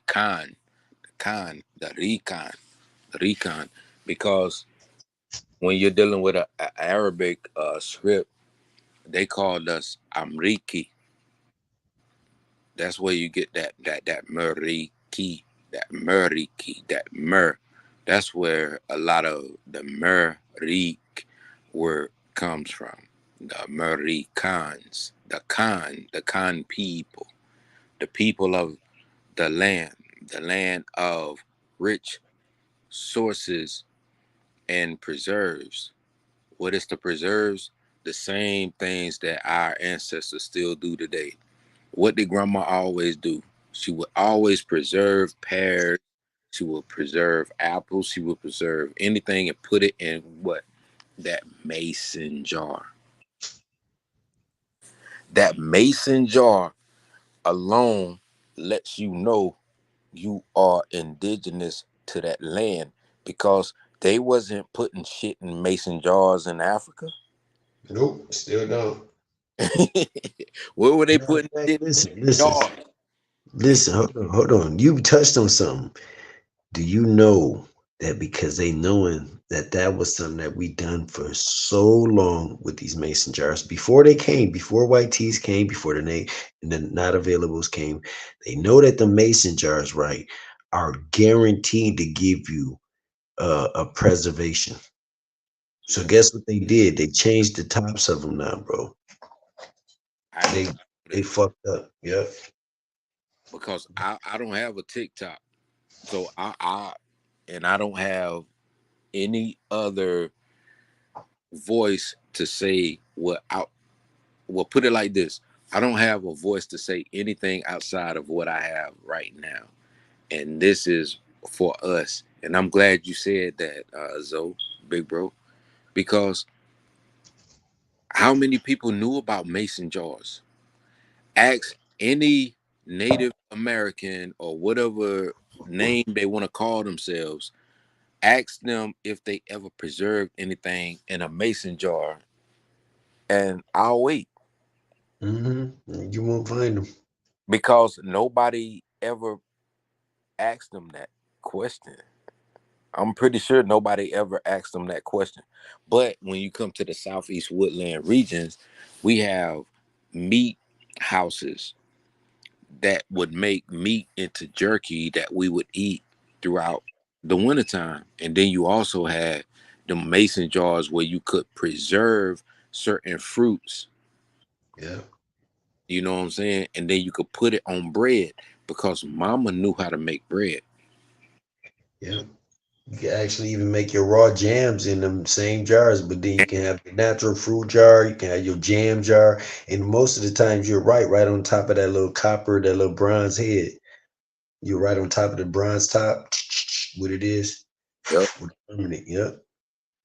You got your jams, you got your preserves, because my cousin today, she was like, "Man, I'm so glad that Grandma Ruby Lee taught Grandma how to preserve these X, Y, and Z's, because now I know how to do it. And now that they know how to do it, she can preserve, because her children love it so much. Like when it comes to like the bread, they put it on breads and biscuits. It don't even matter. Like even a biscuit, I was gonna say a raw ass biscuit, homemade biscuit. What? biscuit. You see what I'm saying? Like They don't even know what that word is. Biscuit. Oh, that's another one to kill them not availables, bro. The Mayonnaise. You ask them about a homemade biscuit, they'd be like, "What you mean? We make fried cornbread." What the fuck is fried cornbread? Like corn, like bro, like do they even know what a bit? Like Right. even the pale faces know how to make a biscuit. These motherfuckers should know how to make a biscuit. We can make a biscuit from scratch. Yep. So if they can make a biscuit from scratch, cause half of these motherfuckers don't even know how to make dishes. I'm talking about real dishes that we use. I ain't seen not one. This is why I don't go in so hard because put it like this. I grew up around the Trejos. The Trejos are some of the indigenous Mexicans that I do know about, but they are amalgamated to the point where they know and they'll tell you that yeah, we are amalgamated because they Yeah, married my family, yeah, that's the facts. Rice, the Rice family, like WRICE, not that R ice, Rice. I'm talking about Rice, WR, and I know white people with the name Rice, and it's like, hmm, it. You see what I'm saying? It makes you say, hmm. Your surname is Rice. Rice. You expect me to believe that your surname is Rice? Identity thieving like a motherfucker. Just like Wright. WR Yeah, and then RIGHT, the word right. I know some right spelled like that too. Yeah. So you have like all of these different name variants.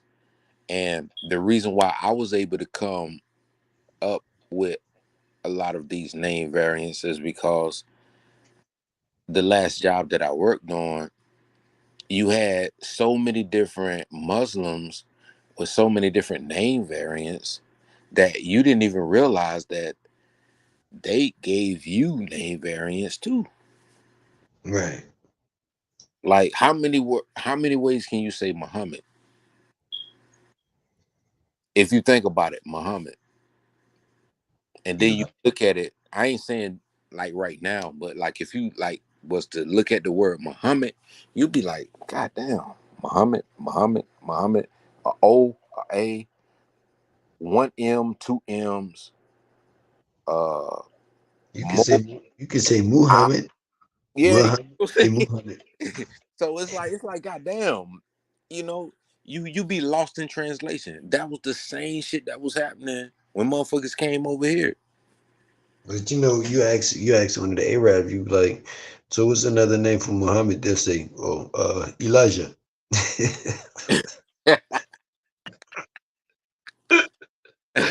I get Elijah and Muhammad at the same name. But that's just because they languages are bastard languages, bro. Yeah. No, Yeah. but yeah, you right. You right, bro. And that shit be killing me, man. And that's the only reason why, like when it comes to like a lot of stuff that I've seen over the years, that's why I've been in the back. I mean, you already know, man. I'm gonna be in the back. You know what I'm saying? Like you my bro. You already know I love you to death. You know what I'm saying? Yeah, I You had to get wolf. your ass up on the panel. That's why I told you to get up here. It's like, man, get up here on this panel, man. Yeah, yeah. Cause You Wolf Clan. So you already know I love you to death, bro. So hell yeah. Love you too, my dude. You you know, know. I ain't got no gripe with nobody. You know what I'm saying? But it's just crazy when you look at the information and where we have come from with the information, and it's like, damn, motherfuckers still wanna play these sideway games. I got somebody on IG right now hitting me up talking about they Uchi and they pale than a motherfucker. Hey, but you know what? Hold on. Right before you came in, I had just me, Philly, and Browns was talking about, I got video evidence, man, of these motherfuckers actually being paid by somebody behind closed doors, bro. It's thousands of them being paid, bro, to troll. They paid to troll. And me and Big Dog Philly talked about this years ago. Me and him was on the phone call, like live wire. We wasn't even on this social shit. I was like, man, I swear somebody they gotta be getting paid, bro. And come to find out years later, yeah, they were. So them motherfuckers was making salary and shit, probably 40, $50,000 a year to troll your ass, make you upset every day. Oh, trust me, like, I ain't even gonna lie to you. They are following your page. When I say following your page, don't be surprised if you had a post from almost 6 years ago. Like, say if you're on IG or any social media platform, don't be Right. surprised if a motherfucker hit you up and be like, "Oh, my family is such and such." It's like, damn, you went back that goddamn far on my page? That should be a red flag right there. Yep. Why is somebody going back that far on your page? That means that they trying to study you. They Yeah. trying to study. And that's another Indian word that nobody want to pay attention to. Someone that's studying. Because what did our ancestors always say? I ain't studying you. I ain't studying you. I ain't studying you. Another person, whether they project or not, they will go back as far as they can to see where you were and where you at today. I ain't studying you is what the elders would say. I ain't studying. And then you got the song I ain't gonna study war no more. What was it called? Down by the riverside, when they say I ain't gonna study war no more. Study, that's what we do. We stay in our study. We study, but we don't study people. We don't gotta study people when we know who the fuck we are. We study to see what it is that you are trying to keep from us. I already know how you operate. You can't operate the way that I operate. That's why we got so much knowledge. That's why we got so many links. That's why we got a whole carousel that circles around your ass. That's why I said, like, man, if my job would allow me to be on TikTok, I will fuck these motherfuckers' heads up. They have no idea. I'm a Georgia boy. And if I could show you the amount of shit that I know about Georgia, these motherfuckers will be mad at me. They'll be like, God damn, don't fuck with him. It's easy to talk about, oh, that's a Native American, that's an African XYZ. Like, nah, we got information. And it's a reason why I don't give a lot of information out.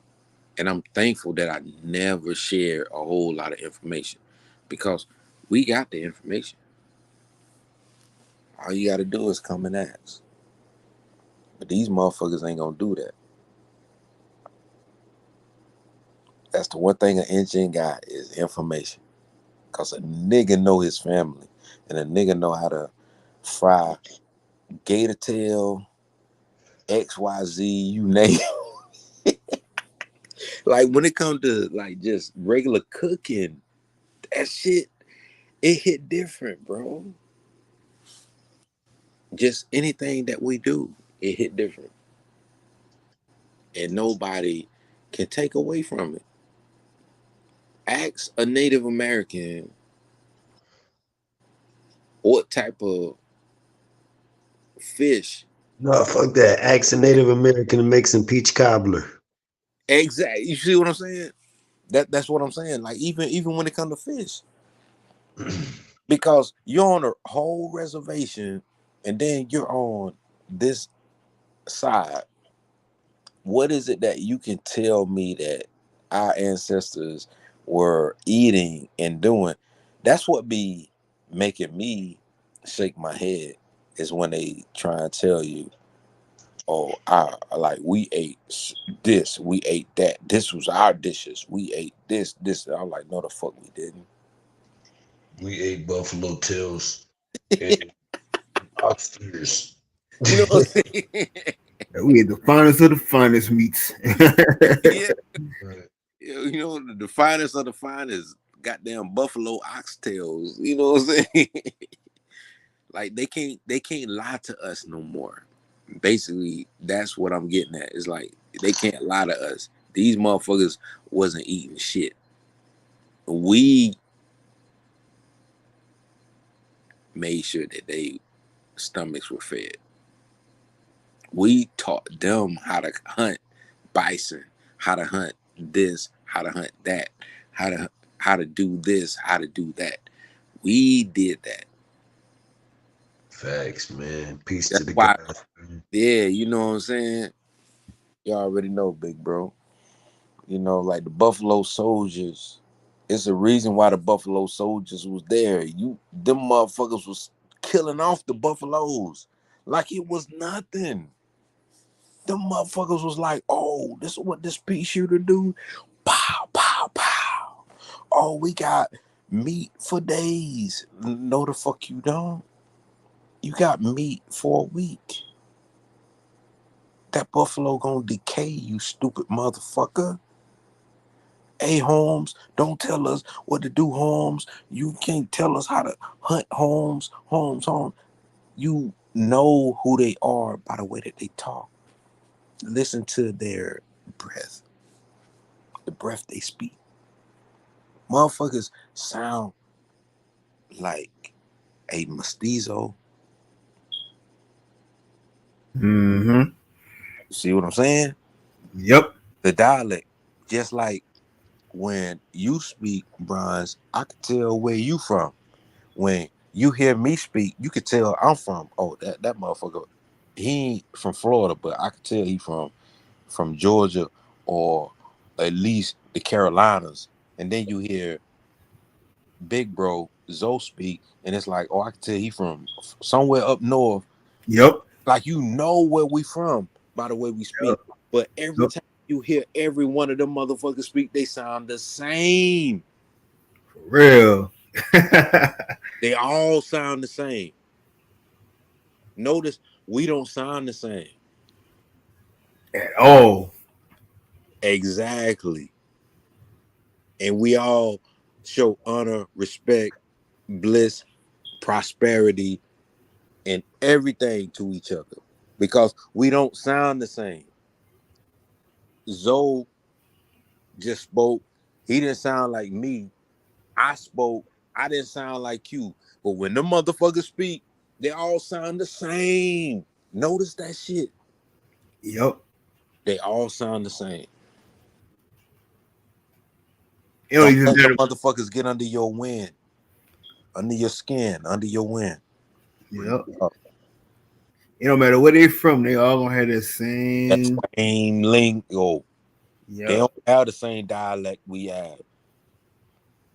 You don't sound the same as me, but yet they gonna call me you.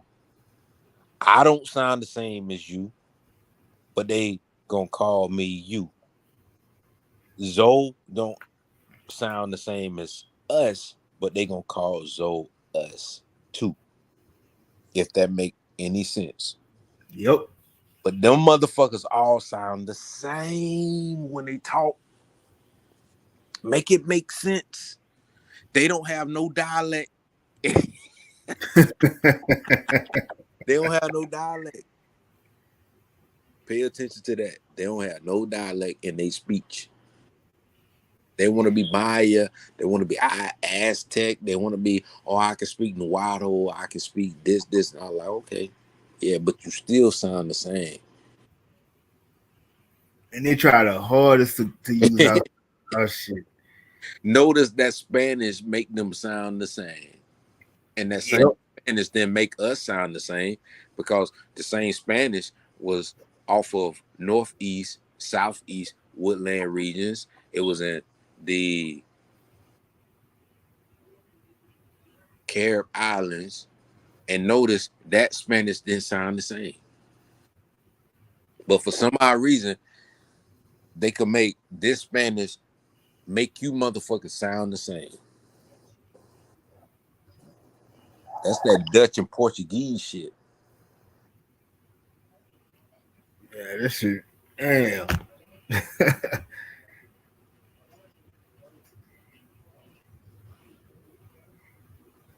And that's like, you know what I'm saying? Like how we would say we were growing up and people like, well, how would y'all pronounce the word?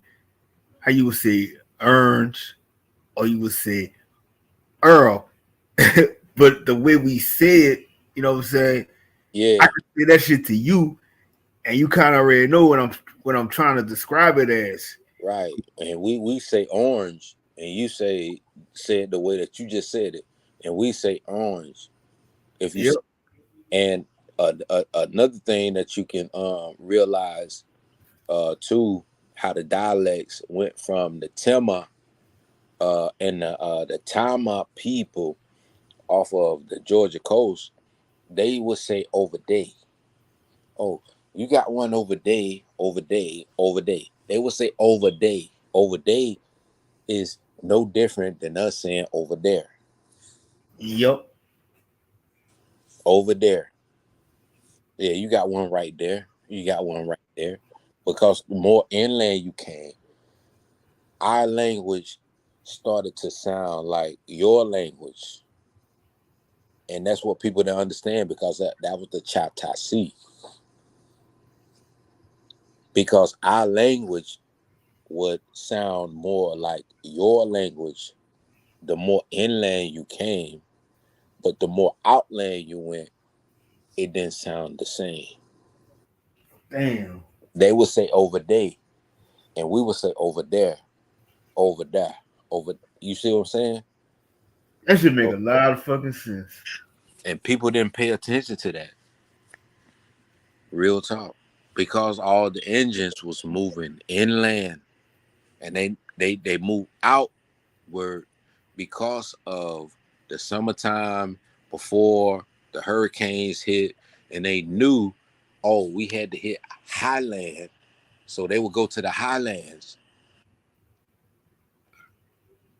and they would be with their brothers in the highlands, and they would bring stuff up there to them because they had to come down to the flatlands.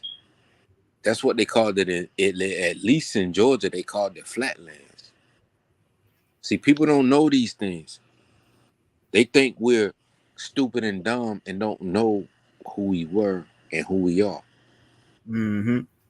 Because, like I said, most of the people on the coastal regions, the way that they speak, they sound like they speaking from the highlands, like Duncan McLeod, the motherfucker from what's the show where he cut the heads off of the people. They speak like that because they were from the mix and the max and the picks. But the far inward you came, they speak the way that you speak, bronze. That's the original language of how a lot of our elders and people spoke, was the Mm-hmm. you speak. That's the Chata language. It went from day to there, and people didn't realize it until now. You know, somebody say I'm over here. How they'll say like in St. Louis, they say over here. Yeah, Cause like everybody from St. Louis, they'll drag their R's and stuff like that. yeah, like that. The her, word, der, and it's the same. And you can tell because whenever you listen to Baltimore people speak, they say yeah, do, two. You Yep. do too, and it almost and that language similarly resonates with British. It's like a brutish tongue. The you do too. Yeah, you do too. Like when Blue come on and when he speak, Mm-hmm. that's how it sounds. It's the you, the do, the two. You know, Wow. like the TEW, the two, not TO, like two, like the way we say two. They say two, but it's in their language. It's like you can't get it out. But notice when Zoe speaks from the north, that Zoe don't say two. Mm-hmm. Two. All you got to do is pay attention to the dialect, and you know where you coming from. Hey, that's a fact. Baltimore and DC, they don't speak the same language. That's why when you hear Dane speak, he say Merlin. He say Merlin. He don't say Maryland. He say Merlin. Or some people like from B, they would say like from B more to be like I'm from B more or stuff Yeah, like that. Emo. Yeah. And that's how when we say we from New Orleans, and we like we from New Orleans, and most people be like that should be killing when they say from New Orleans. Like no, nah, no. nah. You have to check them. Like nah, you ain't from, like nah, that ain't how we say it. Because even up here in Maryland, I got people from, like your neck of the woods. They try to say like, nah, you got to say New Orleans, or say it a certain way, and people don't realize it. Like with the whole Creole and the just the language itself. It's just a whole lot of language, bro. I ain't even gonna. It's looking into the language and then realizing where we are at and then knowing who we are.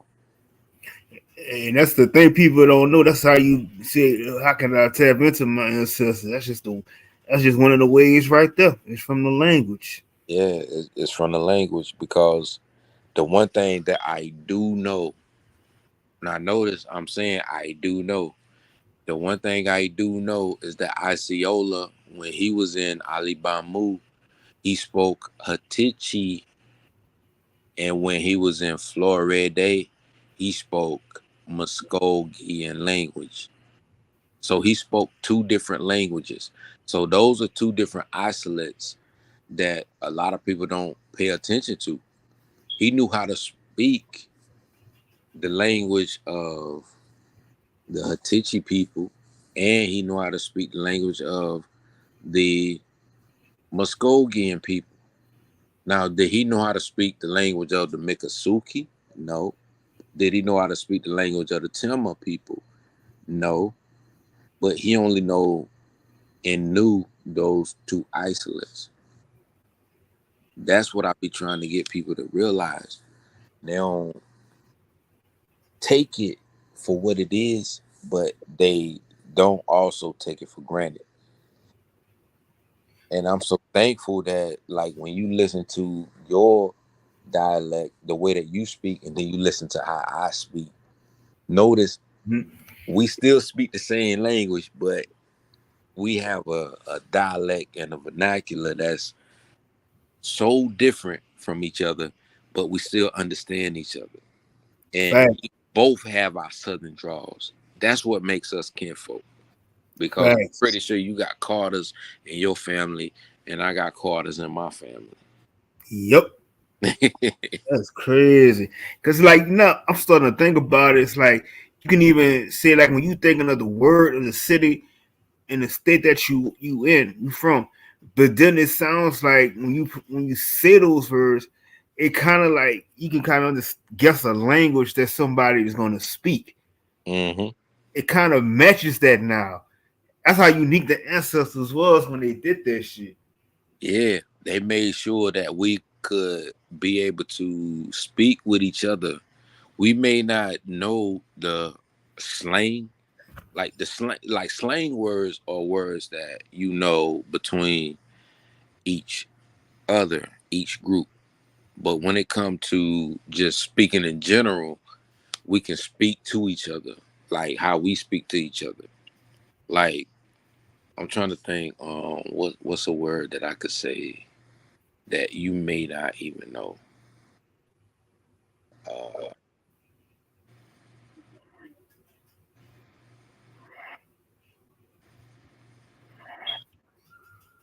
damn. See, I'm thinking too hard, and I'm trying to find a word that I could say that you would be like, huh?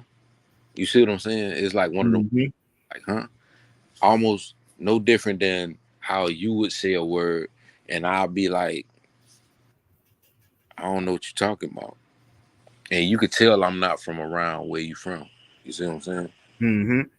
Because you could already tell from the way that I speak that I'm not from around your area, but at the same time, you would be like, maybe he got family, so let me say this, this, and this.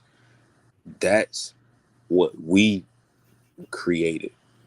Basically, that's what we created. That a lot of people don't pay attention to. And Kim was like, we know it's not, it goes beyond just the language and stuff. So you can even tell, like I said, oh man, he ain't from around here, just like from the body language Mm-hmm. and everything. See that, and it's like even like we look at the pale skin, we tell them the same thing. You can tell from that they can't really distinguish that sometimes where we will be from. But like I'm saying, it's like that's just characteristics that we have from seeing one another that we can, tell this person is not from around here. Right. That's the type of lingo and physical characteristics and verbal things that we give off to each other. Now, Right. yeah, man. I was about to say everybody got out.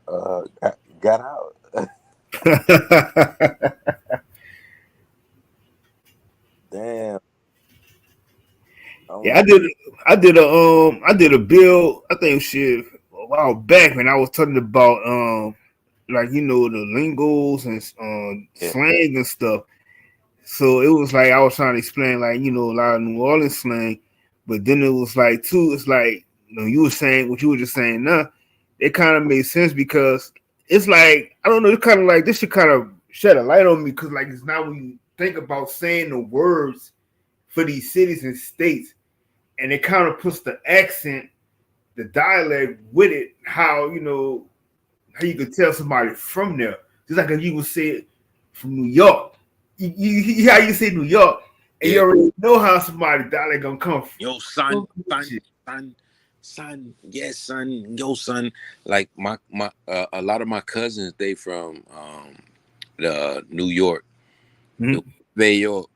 They from New York, and it's funny that you say that because like when they came back home, them be the same motherfuckers crying. They like, oh, you gotta do this and this and this. And they would always tell me, they were like, yeah, if I was in New York, I could walk down the street, go to McDonald's and get a hamburger and do X, Y, and Z. I'm like, motherfucker, you ain't in New York. Like, if you want to cook something, yeah, just fish in the pond. We got a whole pond over here. You fish, cook, clean that motherfucker, wash it off, and then put it on the barbacoa. And we grill it. Yeah, we call it the barbacoa because that was the pit to us. And we wasn't no pit masters, but we knew how to use cylinder breaks and everything else to pit and cook. But my cousins up north, they know how to do that shit. No different than like if you come to Louisiana, you know. Mm-hmm. It's like I said when I came out there to ATL, it really was like you go to any southern state or whatever, but you still just feel like you at home Yeah, because. the regions and Stuff in stuff. yeah. And the reason why is because a lot of families migrated from Georgia to Mississippi, Louisiana, Texas, going into Mexico, like around that border, up back into like our family was like right there, Arkansas, Oklahoma, Ohio region. Anywhere you look at where our family migrated to, we made it home. And it's ironic that people really think that our ancestors wasn't there. You can't make this shit the fuck up, you know? It's like real talk. Like even when Katrina happened, Mm-hmm. now mine, it was a lot of Louisiana wild Indians that happened to go to Houston, Texas. Mm-hmm. We also had a lot of wild Indians that went to Atlanta, and they also went to Florida. Mm-hmm. There's a lot of Louisiana people in areas that they didn't even really know about until the hurricane, and they're still there to this day. But they realized that, oh man, like I've been beefing with my family. Yeah, like damn, this my phone. Like damn, this family. They don't even realize like damn that's family because motherfuckers don't do genealogy. At all. Yeah, Cause it's like you just start to feel. Well, I'm in place at home because, like I said, my ancestors been here and was everywhere. So it's kind of like it's basically saying that you always have a place anywhere you should go. yeah. And, Always, always doing, and the fact that a lot of our family they tried to call them refugees. That's what pissed me the fuck off. mm-hmm. Like these are Indians. They trying to call our Indians refugees. Syndicated TV back then during Katrina when Katrina would hit. You know what I'm saying? So that's the type of shit that pissed me off. Yep. I'm like, what? Are you serious? I got family over there. You know, like I got whole cousin over there. That shit was pissing me the fuck off. I ain't even gonna lie to you. But after Katrina, any type of hurricane or those type of systems, most people that were doing research, Mm-hmm. they were like, damn. So from August, damn near July, November, this is hurricane season. And they started to put two and two together. And it was like, wait, Mm-hmm. all of these people come over here during this hurricane season. You had African monsoons that was happening because that's what it's called. It's called the African monsoon. So if you got an African monsoon, how are you transporting motherfuckers through hurricanes that are hitting all of these islands? They're not letting you know what the hurricanes did to these islands, by the way. They're only letting you know today, gradually through syndicated um, news, what the hurricanes do when the hurricane hit. Guess what? The conjoined islands. Now, as far as Bermuda, the Azores, and all of these other spots, they don't let you know what the hurricane was doing when it was forming and hitting them motherfuckers. But they gonna let you know what that motherfucker did when it hit. Guess what? And they always show it to the point where they just got people just overreacting and Yep. from their perspective, you know. Yeah. It's always something, bro. Ain't, ain't never lied. I'm about to say anybody else coming up? Yeah, I think they just probably chilling in the chat or whatnot. Yeah, yeah. Flipped off on us. You know? Yep. Yeah, but I got work in the morning, man. I ain't trying to get off. I was trying to hope that someone, like come up. But if not, it's all good because hoping somebody, like, come. Yeah, I gotta get up too, but it's like shit. I was gonna run it for like about a few hours or whatever shit. Yeah, that's why I was glad you ran it. You know what I'm saying? So it would allow us to come up and like speak our little piece and share some information. Yep, shit. I'm gonna get back to my weekend bills again doing it. So I'm gonna set my shit up again. It'll be on the next weekend. Oh, okay. I'll be looking forward to it. I ain't even gonna lie to you. Man, cause I'm kind of like I'm kind of glad now the brother OTK. I'm glad he doing this shit during the week because he sometimes like if Yeah, Bap okay. his life. His lives is spot on. And when I Yep, work, when I get off, I'm like, damn, I want to get on, but I don't want to be on too long because I gotta be to work. right. A lot of work I gotta do. So he definitely um bliss us when he created that vibe and production. So Yep. I'm hoping he keep it going. Shout out to OTK, man, because I know he had his birthday and everything. So like bliss and bless to his birthday. To many more, but at the same time, that kind of opened the door a little bit because I'm now finally being able to be back on my schedule that I'm supposed to be on. So, like Yep. with Big Bro Zoe, that's why I was glad to see Big Bro Zoe and you going live. So I think the channels are starting to do what they need to do, and going forward, they'll definitely hit numbers. You know what I'm saying? Like when you go live, OTK go live, anybody else go live. Like everything is going to me, it should hit numbers if it goes in the right rotation.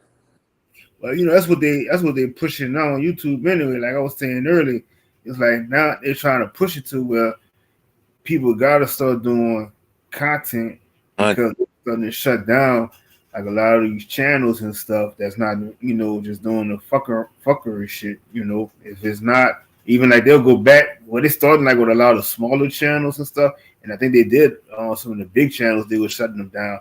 But even like if they try to make like another account for it, they shutting it down again. But that's what they basically just trying to do. They kind of like in a way they're trying to clean it up to where you gotta really start doing serious content. Yeah, On, they want to make it like syndicated TV type. Like you gotta have something going and doing something. So yeah, you're right. You're right. they signed this new thing with the AdSense. So now what I'm saying people have monetized and stuff like that. So now that's why they're putting to make it a little harder restrictions on them. So like even if they what I'm saying that they gotta kind of like have their shit almost PG to a point because if they trying to get paid off of it, they're not gonna let them get paid off that shit. Right. Nah, that's definitely what they're doing. They're trying to make sure everybody that got a channel that is trying to have a channel is pushing content. Mm-hmm. But the content that we're pushing, it goes against sometimes their guidelines, and Yep. he try to shut that shit down. But if you fall within the guidelines, which a lot of our channels have been doing, Mm-hmm. They allow it, but with your channel and the way that you're doing it, I feel like it's gonna fall. It's gonna fall within the guidelines, but just be careful. You know what I'm saying? Like going forward, because they always push the boundaries of everything that we try to present. You know what I'm saying? So you're doing a good job. I ain't even gonna lie to you. Definitely. Shit.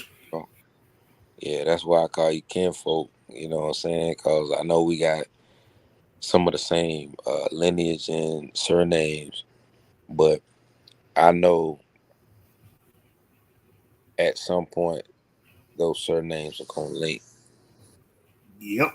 And ain't no way you could be a Carter over there and I'm a Carter over here, and then you got a Carter in New York, and I know Carters surveyed lands and like trust me, man, bro.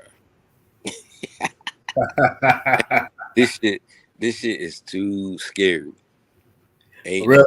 way. I'm gonna trip you out before you go, but it's like, man, I found another one of my cousins, and it was the strangest thing because he was at this little boxing event, and we didn't even know that he was a boxer. And then we just had to start, what I'm saying? We looked at the name, and then we started, we had the conversation with him, and then he just started talking about who his dad was and his mom was and those other shit, and the shit kind of added up together. So I'm like, this shit just be so crazy how you just even if you look, I looked in his face, and I already knew that that was my people's because his face was looking like my great auntie that passed. So it was like you already seen that resemblance before he even had to say anything. I didn't even have to look at the name, and I just looked in that face, and I knew that was that was my people's.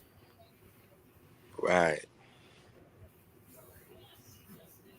And I'm trying to figure out at the same spite how the Nelsons, it was a family of Nelsons from, I want to say Ohio, that reached out to me on Ancestry, by the way. I didn't do genealogy or nothing like that. It's just connecting families and doing all of your family trees and stuff. They reached out to me and was like, "Oh, I just wanted to let you know, like, your grandfather is my uncle." And Wow. I'm like, wait, what? That shit threw me for a motherfucking loop. Now, mind you, this is my granddad. My granddad, he's Elliot Rios, and this is his uncle from the lineage that he was doing. And this is 3 time. So imagine him doing research. My 3 time grandfather is his 3 time uncle. I ain't even went to the 4 time. The 4 time is Pumpy. That's how we get to the whole Pumpy town in South Carolina. And mind you, Pumpy, just the name alone, is related to Onondaga. Look up Onondaga, and you will be like, damn,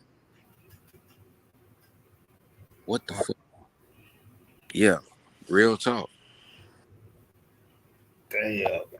Pumpy, and then you got Pumpy Town, and then you got Onondaga, and then the surname Rios. Can't make this shit up. Shit at all. You know what I'm saying? Like the struggle for the Georgia coast, the whole Moreno square. I took a picture of that shit, and I got a picture of it. Like, you can't make that shit up, bro. Like, real talk. Real. Like, Damn. yeah, Onondaga, Pumpy, and then you got Pumpy Town, and then you got Pumpy Rios, and then you got Pumpy son Elliot, Ray City, Georgia, and in Ray City, my grandfather is in the historical archives. Like you can't make this shit up, bro. Like real talk. Wow. Like real talk.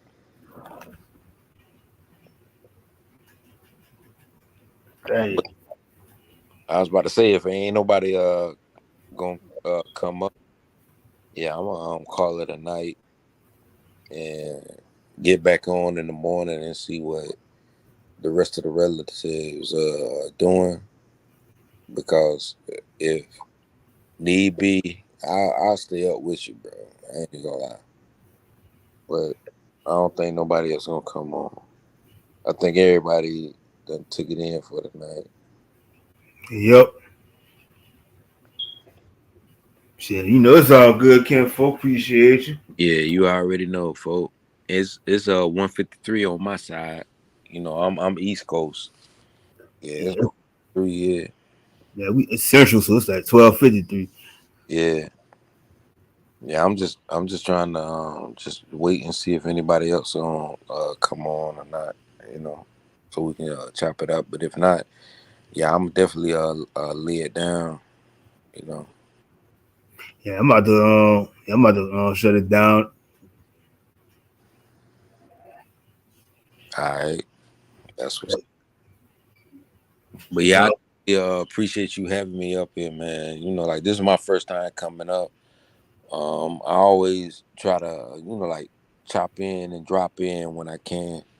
But Yeah, I think you came up before. But I think sometimes you was having like some audio issues. But yeah, you came up before.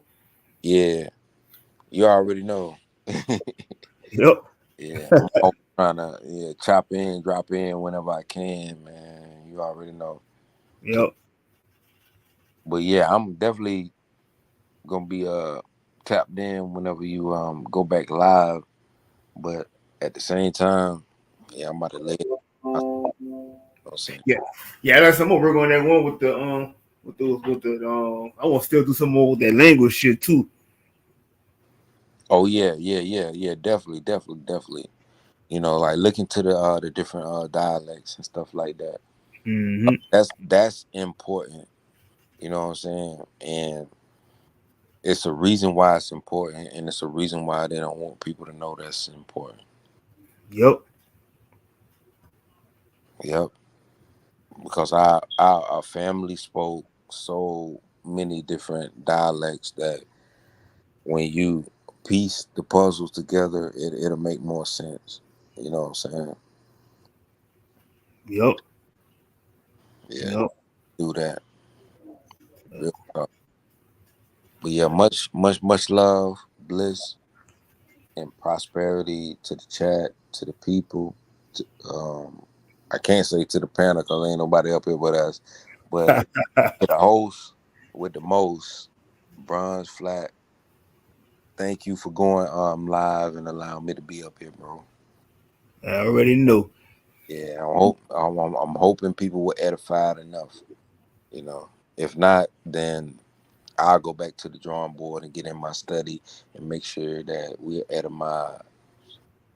You know what I'm saying? Like we will get some learning. Yeah, most definitely. Appreciate you, Ken folk. Always welcome. All right. Much love, much bliss. Peace. And much love, everybody. Oh man, I see my nigga John Horse in the middle. Yeah. And shit, shout out to Ghetto Child. Oh, so, man, appreciate you, Dank. Hey, it gave me a channel. And, much love to you, man. Like I said, man, I felt good. Kind of get back in the groove of everything. Trying to introduce myself, let everybody know who I am, and all. How I roll. Shit, got my nigga John Horse in the building.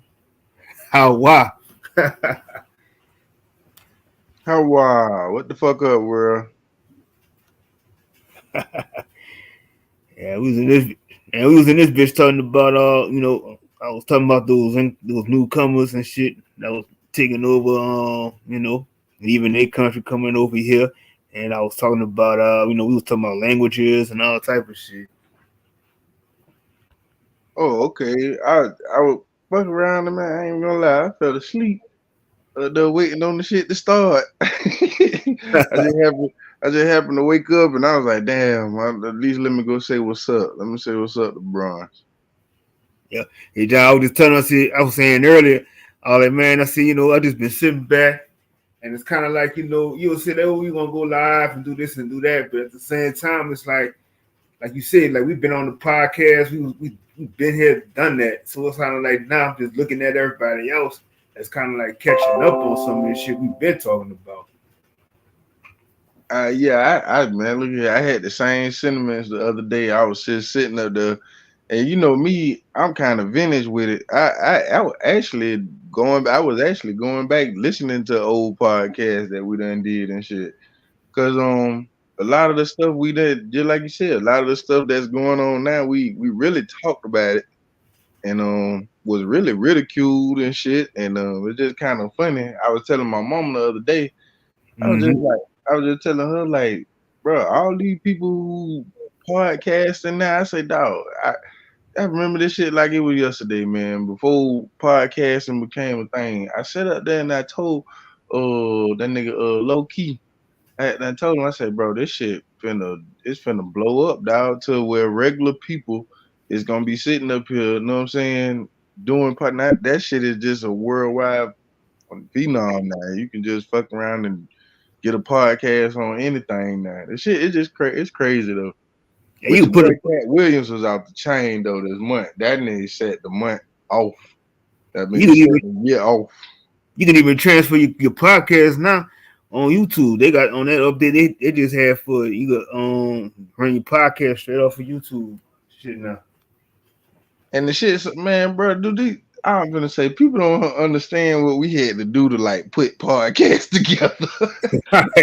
I'm talking about we was doing that shit before people started even using the word podcast. You know what I'm saying? We were just calling it a show, and we, you know what I'm saying? Like, I mean, I know it sounds funny to say now because it was only like 2 years ago, but that's how fast time flying. You know what I'm saying? Right. That COVID shit really like put a cap on everything. I feel like everything speeded up. I feel like last year I felt like it was 2 years in one. I ain't even gonna lie. Right. Yeah, that's crazy, man. And but yeah, shit, talking about the migrants, man. Well, we gotta say newcomers or something like that. I think that's what they was saying. Some shit about you can't call them that no more. I ain't called them that. I call them the That's migrants. what they calling that shit. I swear, and that's a lot of the reason why we not around now, because of this PC ass world. You know what I'm saying? Mother, you can't even call a bitch no more. You know what I'm saying? Right. But she can call herself a bitch. I'm like, what the fuck? Shit, now, and, now, John, you go on YouTube now. It's to the point now they could have women on here. They could show them breastfeeding. Then they could have like naked yoga, all this other shit. It's like, bro, it's like I swear, like I used to tell low key that nigga, it's like revenge of the nerds around this motherfucker. It's like the people who didn't get a chance to talk in class, now they in this bitch and they'll talk about it. Dog, this shit is horrible. But I've been looking at that the newcomer situation. That's crazy that, bro, it's crazy, bro. We the one who came up with these words and shit you couldn't use because we was scared of getting demonetized and all kind of crazy shit. And now you just see it's like a fucking culture, you know what I'm saying? Don't nobody want to say nothing no more. I would listen to the old podcast, bro. We be so canceled right now, though. And I'm talking about, bro, we talked about every motherfucking thing, bro. I'm talking about every motherfucking thing under the sun. I'm talking about, I was listening to the podcast we had done did on Young Pharaoh. Yeah, on the Skype thing. Yeah, him and fucking Tasha K.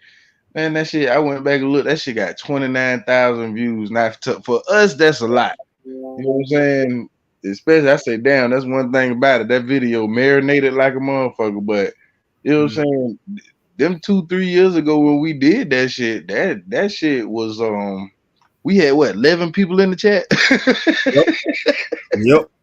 But we were going hard like we had 29,000 people watching us though. I mean, I like I told motherfucker, man, our first podcast or first show you want to call it. I say, man, look, that shit was so crazy. Nigga, everybody was talking over everybody. We ain't know nothing about podcast etiquette or none of that shit. Right.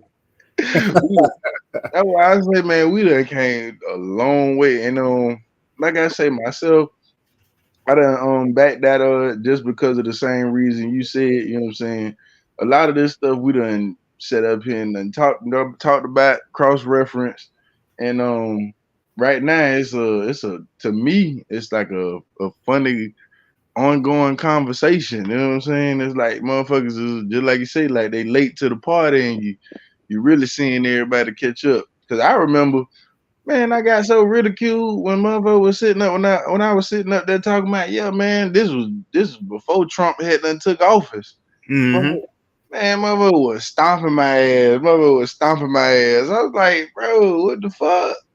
I'm like, I can't have an opinion. That's where that shit came from, and you really cannot have an opinion these days.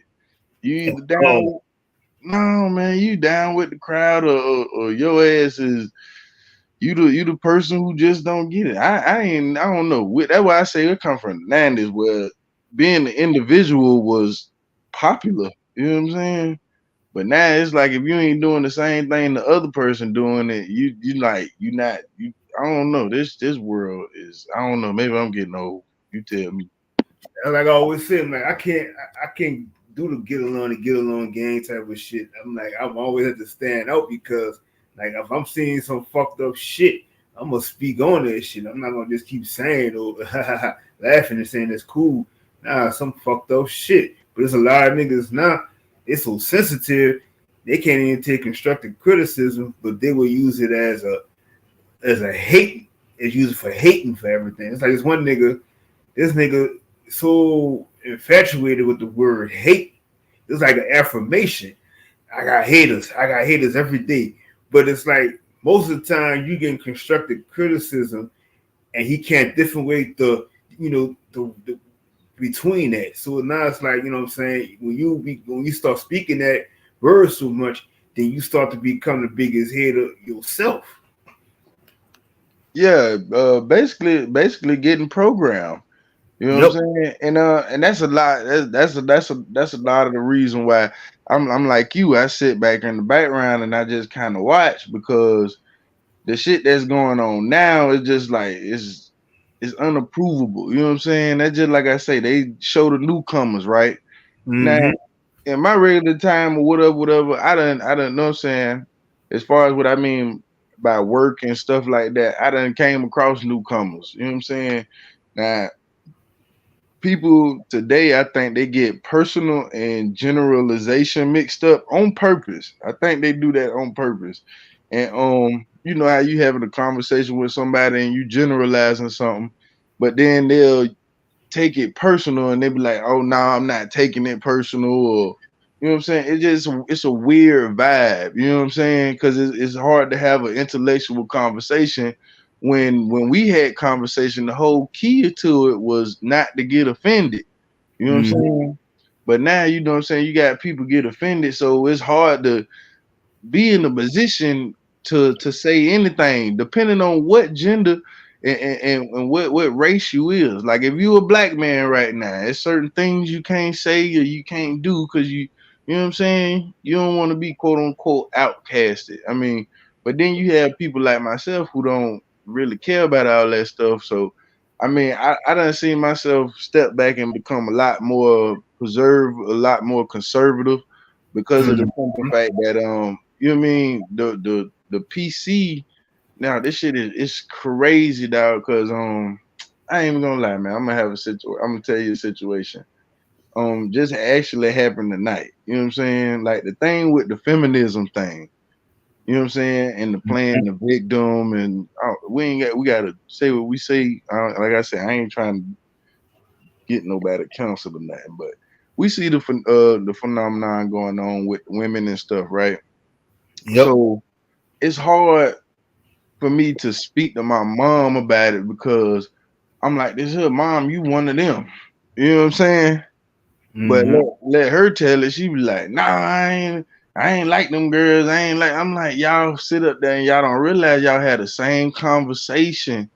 You know what I'm saying? Just like you saying, the dude he said hater so much he didn't realize he was a hater. You know what I'm saying? My mama, she so indulged into this thing called feminism that she don't even realize like you on the bad side of the fence. You know what I'm saying? Because I hear her have them conversations. I can't find no man and stuff like that. But Mm. as her son, you know what I'm saying? Well, a lot of people they wouldn't point out to their mama, you know what I'm saying? Hey mom, it's your attitude, it's your behavior. But I'm the type of I'm the person who do that. You know, me and Mama Horse, we gonna go back and forth at it, you know what I'm saying? Yep. So I get up there and I just let her know. I was like, man, this you know what I'm saying? Basically your attitude and your behavior, which a lot of people walking around you know what I'm saying? A little unruly. Well, I wouldn't even say a little unruly. It's out of control to tell you the truth. So I mean, as far as to wrap that part up, like I said, I even get in conversations where I can't talk to my mother as a black man because she's looking at it from one side of the fence instead of, you know what I'm saying, having the overall perspective. And when we did podcasts, that was the key to it, you know what I'm saying, was you know what I'm saying, let the person have their perspective, you know what I'm saying, and we'll have respect for that perspective no matter what if you like it or you don't like it. You know what I'm Yeah, saying? we was doing this shit like before they had that so called manosphere shit. Yeah, I listen, man. I told my mom, I said, all you gotta do is go back and look at my channel, like the podcast and live that we did, like they was legendary. You know what I'm saying? Like I did one you remember we did one on MLK Day with Yep. your boy Truth, and I just reposted it. You know what I'm saying? Just because of simple fact, there's no need to talk on these certain particular subjects no more because it's a couple of things that can happen. One, you can get your channel shut down. You know what I'm saying? Not saying the right thing and stuff. And two, your comment box could be off the chain. It's a lot of things that just come with doing and just basically saying what you need to say or saying what you want to say. It's a lot that come with it now, especially if you don't agree with the status quo. And you know what I'm saying, especially like the word woman now. You know what I'm saying? Yep. We can't even ask what's a woman now. But this how you know what I'm saying, the feminism thing is beneficiary. It's a beneficiary thing. Because if I was to go out here and sit up here and say, well, damn, why the things ain't reversed? You know what I'm saying? Everybody Mm-hmm. sitting up here talking about what's a woman. So damn, we gonna talk about what's a man? Like y'all always talking about this equality thing, but it just it seemed like a cop out, you know what I'm saying, or a scapegoat for somebody to sit up there and be trying to define what a woman is, and you know, goddamn well what a woman is. You know what I'm Yep. saying? That's why I say I don't want to get too aggressive on the shit, cause I don't know how it's different now. We ain't did this in about 2 years, and you know what I'm saying. Is you know people don't understand. Like it's hard to gather this energy. Like you see podcasts, people doing this stuff every day and stuff. A lot of people don't understand how much energy and you know what I'm saying, how much research and stuff is involved to bring you like a everyday show. No matter how that's why I say I respect all YouTubers because no matter how the quality of the content is, it's the message. You know what I'm saying? And a lot of people got good messages and got real bad quality content. You know what I'm saying? I mean, as Yep. far as how it look and stuff, but if you a podcaster like me or a listener like me, you know what I'm saying, you just gonna listen anyway. You know what I'm saying? Especially if the message good. You can care hell about the quality. But it's crazy where we at now because we talked about this. We said this where the world was going. A lot of people thought we was goddamn crazy. A lot of people sat up there and tried to cancel us. Like a lot of people don't know. Like fucking when we talk about Kwame Brown them and stuff, I was like, bro, They was around when we had 30 something people in the chat and stuff. These people was watching us. Now, you know what I'm saying? People don't even watch TV no more. They watch podcasts. They, you know what I'm saying? The game done changed, and it's crazy. And I wouldn't say we missed the wave, because I feel like we damn near started the wave. But just to see people like Dr. Umar Johnson and your people Cynthia G's and all these people who we literally seen at the bottom. Like a lot of people don't know, Right. like Charleston White. You know what I'm saying? We were so much on the truth that the shit that they calling Charleston White real for, like, oh man, he a real nigga. And bro, we used to sit up here and we used to get on Charleston White ass. And And Paul. tell, You know what I'm saying? and tell me set of mine. Yeah, and Thomas Sotomayor, you know what I'm saying?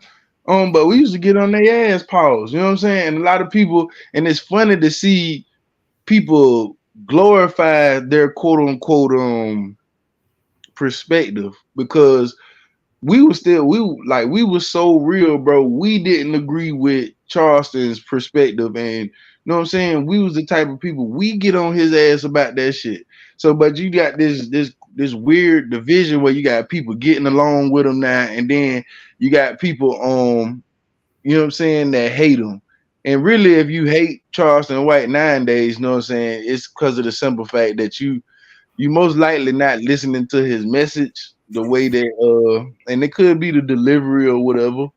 But if you listening to Charleston White now, it's kind of funny to me, because I look at it and I'm like, damn, I know people more realer than him.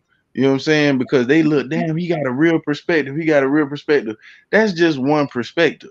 You know what I'm saying? And a lot of people, like I said, a lot of people who don't like Charleston White, it's funny now because you get canceled. You know what I'm saying? It's like you fucking up the algorithm when you fuck up with Charleston White. You know what I'm saying? But I don't like it because y'all he gets to say what the fuck he want to say, and then y'all still miss it. Y'all still not getting 100% truth. You know what I'm saying? Y'all getting the character. You know what I'm saying? Yep. And that's why I call foul and fake on all of it. You know what I'm saying? I say, man, y'all really morally and y'all values is fucked up if Charleston White is one of y'all leaders. Cause like I said, we didn't have, bro, we didn't have no holds barred when we came, and we talked about people, man, we talked about everybody, Steph Curry, all them motherfuckers. And I think when we got on Charleston, it was right around that time when I want to say before Mo3 died, Yeah, because it it was. was because it was, matter of fact, it was right around the time, I want to say, when matter of fact, when Mo3, God bless his soul, I think I really started hearing Charleston White around that Mo3 part, when not when he got killed, but you remember the incident before that. It had done happened like 6-7 months prior, where everybody thought he had done fake getting shot in the head and stuff. Hell, I even thought it was fake, because you remember he popped up on the Instagram, and you know what I'm saying, he was going live and he was just like, hey, you know what I'm saying, he pussy ass nigga just shot me at the club and stuff. You know what I'm saying? I'm just I thinking remember this this. one. I remember this. Yeah, yeah. A lot of people, you know what I'm saying, and that motherfuckers just don't know that. That's the whole reason for the podcasting and stuff that we did, was to catch those kind of events, you know what I'm saying, in its moment and in its time, you know what I'm saying. That's why we got crazy ass podcasts when we talk about Steph Curry wife and all kind of shit. But the point I'm getting at, Charleston White, he had done jumped out on the ledge. This when we started hearing him. It wasn't about Mo3, but I remember that time. It was around that time, and he was trying to deliver his message, but it was really derogatory than the motherfucker, because everybody talk about his delivery. Now it was way worse, because he was just off the edge with it. It's like he was trying to get counsel. You know what I'm saying? He was saying stuff. He was Mm-hmm. really trying to get your attention. You know what I'm saying? And he got a lot of people attention, but I felt like we spoke up, and the nigga just wasn't rocking with that, because it was a certain vibe he was coming with, and it was, and it's still there. That's why I say this shit is funny, because the people who they look up to is this shit is laughable. But you know what I mean. As far I as wouldn't even I wouldn't even want to like this shit wouldn't even go ahead. be good even if you tried to edit that shit. But you still got most of the videos on your channel though, huh? Oh yeah, Or yeah, straight. yeah. Yeah, definitely. Straight raw channel. Like I say, yeah, you can go on there. I got a couple of lives on there.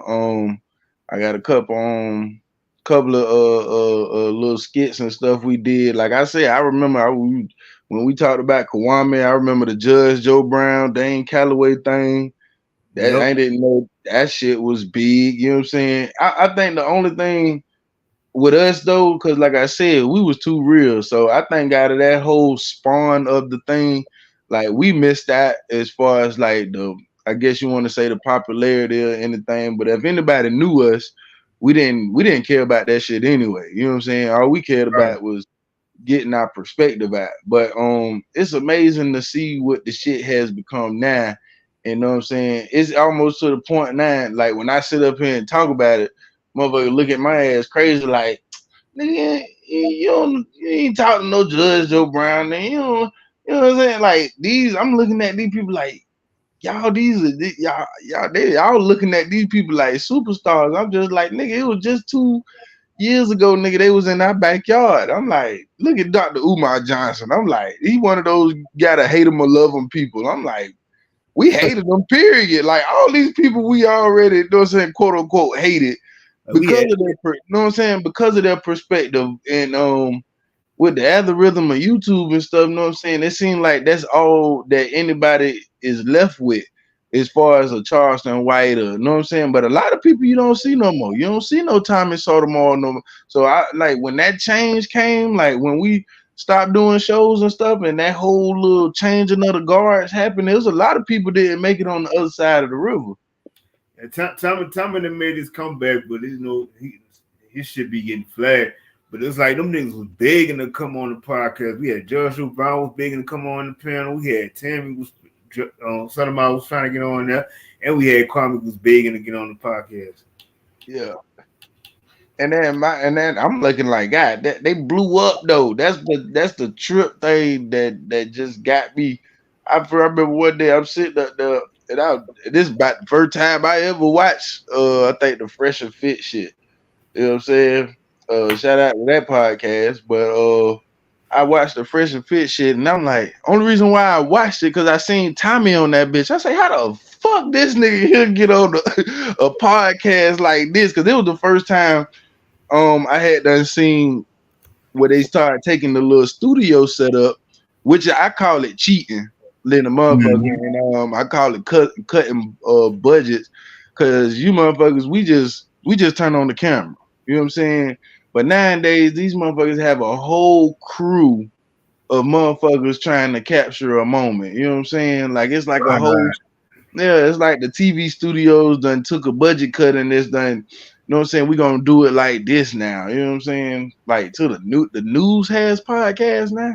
Like this shit is I don't know. It's weird. I think it's oversaturated, but I think it's oversaturated in a good way because you get a lot of variety. Shit. Some people, like I say, everybody ain't fucked up. You know what I'm saying? Some of these shows I be digging. That's how they used to do the when they used to do those reality shows. They would do that shit straight on the podcast because then they would start having it like people would start acting stuff out and things like that. And that's why I kind of like look at it now. Like a lot of these reality TV shows, it's not getting the views like it used to get no more. Only thing I really don't like about this new world is you can't even sit there with the "I told you so" face. You know what I'm saying? Right. You know what I'm saying? It's like damn, I'm gonna be like, damn, you used to speak about talk about shit like this. It's like no, it's like I can't talk about this shit now. I can't say what I want to say. You know what I'm saying? Because you motherfuckers is crazy. Exactly. I'm talking about man, this shit done went to another level, dog. Cause we can't be objective anymore. I mean, if you is objective, it's a certain, you know what I'm saying? It's a certain storyline or something that you have to carry with it, a certain narrative you got to carry with it. And just like I say, just pointing out all this goofy ass shit, like when we sat up there and motherfucker was ridiculing the bitch, I was sitting up there hollering Trump. Motherfuckers thought I was crazy. Motherfuckers thought I was racist. You know what I'm saying? Just to go through that whole shit with Biden, because I already knew it was gonna be the same thing. You know what I'm saying? Reverting back to what Obama was. I mean, like did it was only 4 years. You know what I'm saying? And who had time to change an administration? But the people just, you know what I'm saying, for some odd reason, they just thought they were gonna get something different and it was gonna be better than Trump. Now you got black folks sitting up here talking about, yeah, I like it when Trump was in office. We had money down. You know what I'm saying? I'm like, but y'all, this is what y'all do.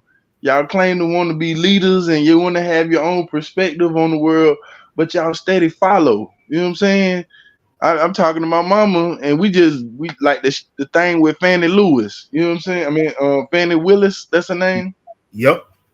My Fannie Mae. my mama still refuses to believe that this lady was wrong. I'm like, she was dead ass wrong.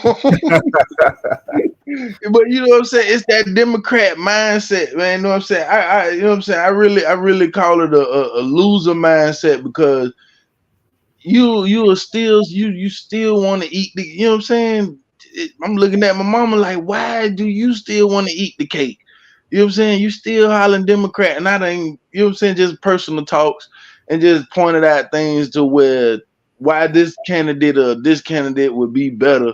I mean, all together, we know on a personal level, we just having a conversation, because we been through with all this shit. You know what I'm saying? At Yep. this point, like at this point, you know what I'm saying, it's more like we stopped trying to save the world, and we just actually just being entertained. That's why I love watching people like Hurricane and shit. And they had a podcast last night. He didn't want to do too.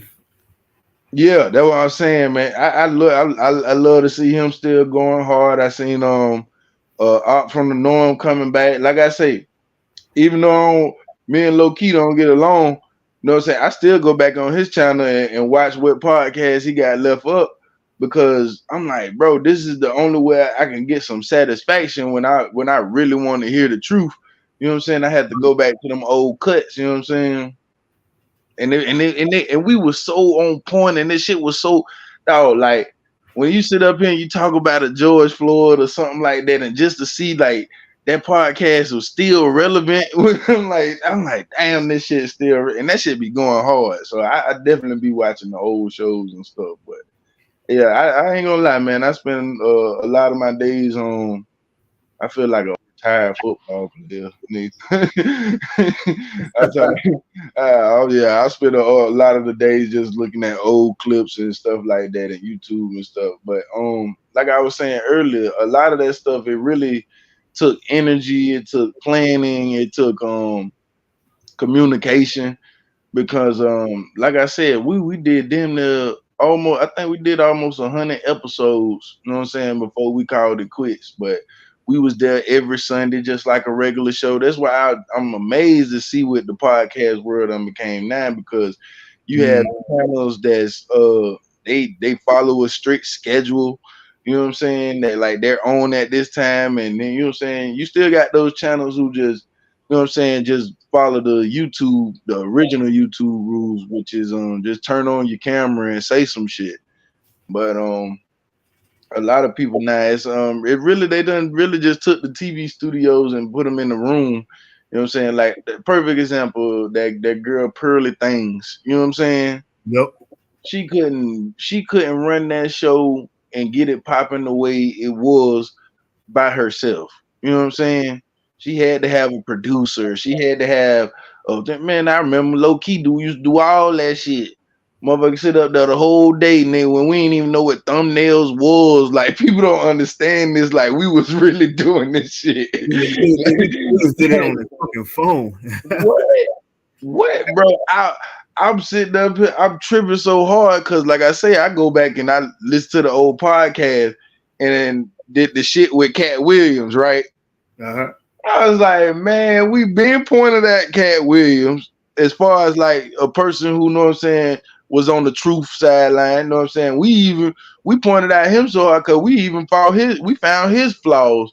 You know what I'm saying? To be as far as our perspective, we didn't agree with him all the way. That's how hard we was as far as what they call judging people now. You know what I'm saying? Like we was really putting feet to fire. You know what I'm saying? Hell, that's why I kind of laughed at my mom. She's like, yeah, Cat Williams came out, he told the truth. I say, first of all, they let him tell the truth. Right. I say all he did was make himself relevant again and make all those other people relevant again. He made comedy relevant again. Everybody just, you know what I'm saying? Cause that's why I used to get the good and the bad. You know what I'm saying? It really can be used for both. You know what I'm saying? Cause as long as somebody talking about you, you know what I'm saying? You remember what they used to say back in the day? If ain't nobody talking about you, you must be ain't doing nothing. You know what I'm saying? So I found it funny because he been saying the same message, and you know a lot of truth they stick to the same message. But like I say, we heard this message damn near 2 years ago. Hell, it was our intro. It was our intro when he did the interview for the fucking that movie Meet the Blacks. Yep. Yeah, low key caught that conversation and made it our intro. It was one of the rawest things I ever heard. So when he repeated the shit again last month and everybody went all crazy and shit, I'm like, bro, he been said this. We've been like we've been on this. We've been on this. You know what I'm saying? Like I said, there's a lot of people not around. Too. What'd you say? I was just like when Low Key exposed that nigga Corey Holcomb and shit. He been had that shit. Ben had it. Know what I'm talking about? To the point, you know what I'm saying? And that was so crazy. I remember Corey really blew up. Like, I wouldn't say because of Low Key, but I remember, you know what I'm saying, when the nigga actually said Low Key name, you know what I'm saying? Like, people don't understand. Like, we used to get excited by that because we knew these people was watching us. But they would always talk around us, that subliminal shit, but never say our name. It don't even matter what celebrity or what. It's just like, you know what I'm saying? Shout out to the ones who did give us respect. Dane Calloway out, you know what I'm saying? I even had to change your perspective on your boy Kwame because I still listen to your boy Forgotten Kings. You know what I'm saying? And Forgotten Kings, out of all our dumbasses, Forgotten Kings is the only one who blew up off that shit. I'm talking about 250,000 subscribers strong right now. I say, damn. But I think our problem. Huh? I said, I remember when that nigga had like around about 2 or 4K. Mm-hmm. And it's funny because and that's why I always like to do, because even when we was going through the thing with Kwame Brown and everything, we were so serious about that shit. It was either you fucking with us or you on that bitch ass side. You know what I'm saying? Because we was really trying to bring a certain narrative to the surface that the world is still not ready for, because at the same time, shit, like I said, that dude right there, he kept a calm, even keel. He kept it business. You know what I'm saying? Hey, I ain't on this side. I ain't on this side. I talked to this person. I talked to that person. It really wasn't no, you know what I'm saying? It wasn't no picking of the sides. And I think he came out of that real clean. And he became his own channel and was able to become and do his own thing. You know what I'm saying? But just like you said earlier, it's hard for us kind of people, you know what I'm saying, to be around that shit. We don't do all that fake the funk and build up, you know what I'm saying? We don't do it. Once your ass is what we call exposed, you know what I'm saying, we really don't fuck with you. You know what I'm saying? Unless you one of the people who address your own fuck ups. You actually, know what I'm saying, you sit up there and you realize like, oh, okay, maybe I can think about it in a different way, because that's all we was really trying to do. Hey man, why not just don't agree with, you know what I'm saying, Dwayne Wade's son? I mean, look at it from this perspective, you know what I'm saying? We grew up like this, you know what I'm saying? Yeah, we That's okay. We talking about way before that other shit blew up on him too. And we told all these motherfuckers were doing these fake marriages and stuff. We told them all what was gonna happen. We told them all this shit was gonna end up bad. That's why the Kanye West thing don't surprise me. You know what I'm saying? The hell, even the Trump thing don't surprise me. You know what I'm saying? We said this what was gonna happen. We said the man was gonna get 4 years. Democrats were gonna get his ass up out of there, and guess what? He was gonna come back for another round. I Yep. say, God damn. I say you could make this shit up if you put it in the damn cereal box and gave it to a motherfucker for a prize. It's like this shit. It's funny. It's like watching a show that you had done already got the script to. You know what I'm saying? Even a shit with the NFL, but um the thing with the migrants, that's really out of control. I don't blame I'm talking about the newcomers. I don't blame them for it, but it is one of the biggest problems that we have right now. I don't agree with it. I never agreed with it from the beginning. This goes back to when Obama was letting the Indian people in at 250,000, you know what I'm saying, people a year. People, yeah. Yeah, and he was doing that shit, 250,000 people over 8 years, and then that's like 4 million people, you know what I'm saying? But when we were sitting up there talking about it, motherfuckers thought we was hating, motherfuckers thought we were crazy. You Yep. know what I'm saying? And motherfuckers wanted to cancel and then I'm like, bro. And then guess what? You just to have Biden come in, do the same thing, rile up the black people, and then they don't do nothing for you and go do everything for everybody else. You know what I'm saying? Yep. 8 years later, those Indian people, you don't even really see them in the workforce where we see. Now you seeing the Spanish people replace them where they was. Because guess what? A lot of people don't know and aren't educated when they say that you yourself, the taxpayer, you know what I'm saying, pays for these people luxury. You do, because when they come into the country, they get 7 years of where they don't have to pay taxes. I wish I ain't had to pay taxes for 7 years. You can imagine how much money we have, but they don't have to pay taxes. They get food stamps, of course, and then what else they get? They get free housing. They get clothing. Like your city, wherever you at, they are actually funding this stuff where they can go down there. They can get these different cars. I had a foreigner show it to me. So I think he was like from like the UK. It was a mixture. He was like from the UK and his people was from, but he had different cards for his different ethnicities. You know what I'm saying? And these Mm-hmm. cards, he could get clothes with them. He could get food with them. I was so goddamn pissed off. Motherfucker offered me the motherfucking card and say, "Yeah, man, you can get some food with it." I say, "What the fuck?" Damn. I got so pissed off because I'm like, bro, this is the shit that black people were talking about. We don't get that kind of treatment. Now you got newcomers coming over here and they demanding their food stamps and they stuff, all because of what these Democrats, the picture they done set up here and painted. And I told people, I say the only reason why they really coming over here, you got to use your big brain. You know what I'm saying? They done set up here and done bankrupt the shit out of where they from, South America. I think is what's the Belize or some shit like that. Mm-hmm. Wherever comes El Salvador, I don't know. I know what I'm saying, no disrespect to nobody.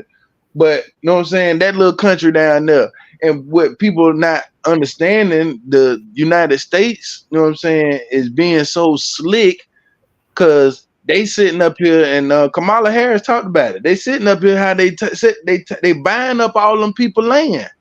You know what I'm saying? That's gonna be another USA land right there because they sitting up there trying to get these people oil. You know, and ran them out they shit. And that's so all they see on TV is, hey, all they know going through their country, hey man, we go to America, everything free.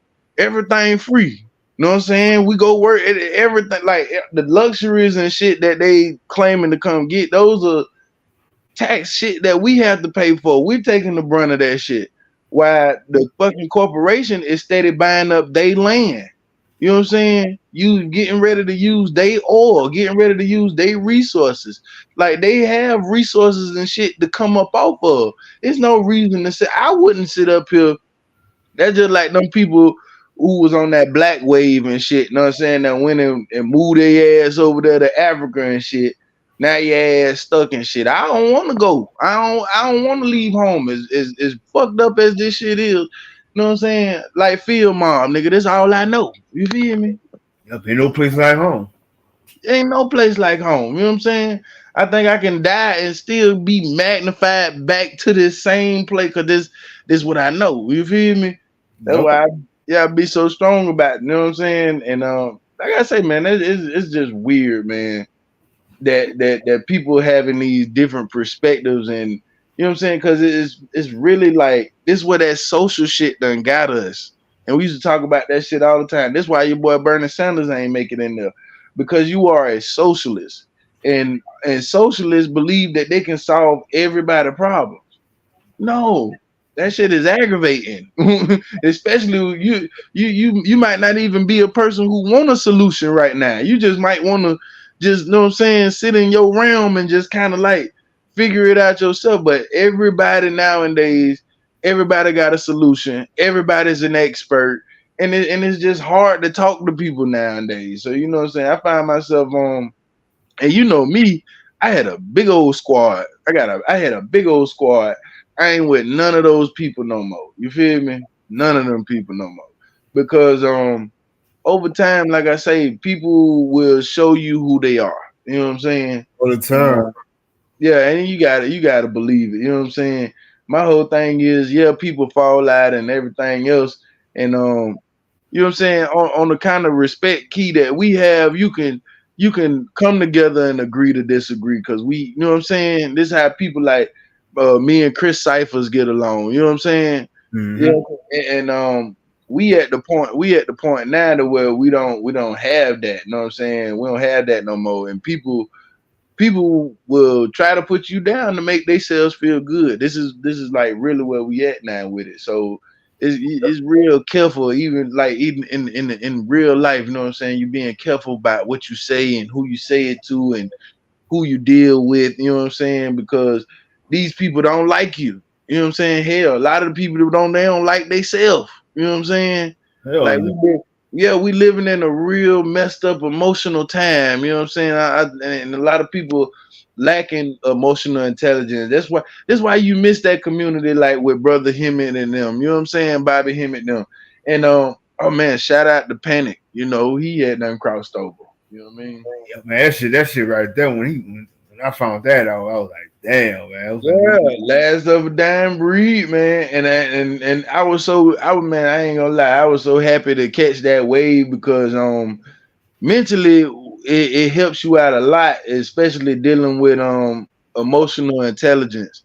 And it's crazy to see people get up on it now. You still have people, hi Bobby, and all this other stuff. I can see they just not getting on it. So it's I see what they were talking about then. You know what I'm saying? Because even back then they were saying we was late to the party, and you know what I'm saying. Like I say, it's good to, like I say, still see people doing that particular community, but it's not the same anymore. You know what I'm yeah, saying? Nah, it's definitely not the same no more. I can say the same thing about the indigenous clan, but I still sit back and I watch people do their thing. You know what I'm saying? But mm-hmm. man, there was some good YouTube days before everything got monetized and demonetized and all this other extra stuff going on. Boy, YouTube had some good days, and it seemed like years ago, but it was just only 2 years ago. And it was just only 2 years ago. See, that's why I think when they started using words like they would use the words like, man, YouTube streets on fire, this and that. See, and that's like, you know what I'm saying? That's how YouTube caught on to a lot of shit. And it's like, oh, woke sector, this and that. And, you know, they kind of brought the We attention told on to, ourselves. We fucked around and told on ourselves. yep, yep. And that's how they And got us. I'm talking about and I still in the Elemental P Club, man. And you see, you still gotta watch what you say about them. You know what I'm Yep, saying? Them, yep. they have been probably like, besides the feminists, they have been the one to this like capitalize off this whole wave. You know what I'm saying? This shit is bigger than ever. And I swear I was thinking of the day. I say, damn, I wanted to make a song today. I was like, damn, I want to make a song called "Get Your Ass Back in the Closet." You know what I'm saying? I said, I can't do it. I said, I can't do it because just the attention that shit would garner is just is unbelievable. You know what I'm saying? And you don't want to have and you don't want to have to go through that ridicule. Like people don't understand that that's time consuming in it, and there's really a lot of energy to do a lot of this stuff. You know what I'm saying? That's why it's so crazy now because it's in such high demand. This is why damn near anybody can have a podcast now because like I used to tell people, information that is God. You know what I'm saying? And God is back. You know what I'm saying? And like I say, it's a war path because like I say, what you might see is bad. You know what I'm saying? I might see as good or vice versa. You know what I'm saying? This is why I say, you know what I'm saying? We living in a time where it's it's off the chain, man. And I to me, I love it. You know what I'm saying? Because it's like painting a picture or something and getting to step back and watch what you painted. You know what I'm saying? So I love being one of those people be like, I told you so people, but I would never tell you that nowadays because they'll jump on your ass about that. It's like you gotta police your own self, you know what I'm saying? And like I said, the people who we mess with, we had a good base, a good foundation, as far as morals and values, because a lot of the stuff we was able to, you know what I'm saying, agree on and have regular conversations about. And a lot of them was before the manosphere and everything. A lot of them was about how the LMNOP club is, you know what I'm saying, really changing the dynamics. We used to have those conversations before they're being had now. You know what I'm saying? Now you gotta listen to everybody's opinion, you know what I'm saying? And if you don't agree with it, it's real weird. That's why I look at the manosphere and I'm like, this here, they gonna take y'all ass down just like they took us down. You either gonna take yourself out, weird shit gonna start happening, and guess what started happening? A couple of them boys started passing away all of a sudden, you know what I'm saying? Like that shit, it was real weird over there. You know what I'm saying? I think the dude, a lot of them started getting exposed. They got one narrative, and then they fuck around and you know what I'm saying, you married to a white woman or something. You know what I'm saying? It's real weird. Like they wasn't standing on business. You know what I'm saying? And like I say, you know what I'm saying, and I don't know, it was just real weird. And nowadays, I say because a lot of stuff I used to see out in my life, it done became back to what it was personal. You know what I'm saying? So I'm really, you know what I'm saying, I'm in my personal little realm, and that's the world I'm trying to, you know what I'm saying, fix and have a different perspective on. You know what I'm saying? Just like when we were doing the podcast, you know what I'm saying? Like I said, it took a lot of energy and a lot of studying and stuff like that. So really, I'm just being back a regular human. To tell you the truth, it's been a minute since I've been a regular human. Like shit, the other day I just sat and ate some fucking. I'm for real. I just had an ice cream sandwich. You know what I'm saying? I ain't gonna really. I was so roboted that. You know what I'm saying? I stopped and just ate an ice cream sandwich. You know what I'm saying? Because it's just like we not gonna get that simpleness back. You know what I'm saying? So I Hell, just figured, you know what I'm saying? Yeah, just try to enjoy it now before the whole world finish changing. Because after a while, you won't even be able to eat what the hell you want to eat. You know what I'm saying? big facts. But like I said, we then was telling people about that shit, and then it's like, hey, how this shit going? This shit going on now. Yeah, and a lot of people don't know what we were doing was, you know what I'm saying? A lot of people around that time they was getting survival packs and all kind of shit because they didn't know what the fuck was going on. But what I seen, what we was doing, we was mentally preparing ourselves. You know what I'm saying? So we was having our emotional outbursts and all that stuff back then. The stuff that you'll get canceled for that and called and ridiculed for a hater or whatever. Yep. We was having them moments then. So I feel like it blessed us with the stamina to tolerate a lot of the stuff that we see now. You know what I'm saying? VIA, emotional intelligence. You know what I'm saying? You see a lot of people in their feelings. Like I told my mama, and we used to just, you know how everybody be like, oh yeah, this year, new year, new year. And like I said, I just been following on, you know, on the astrology level, you know what I'm saying?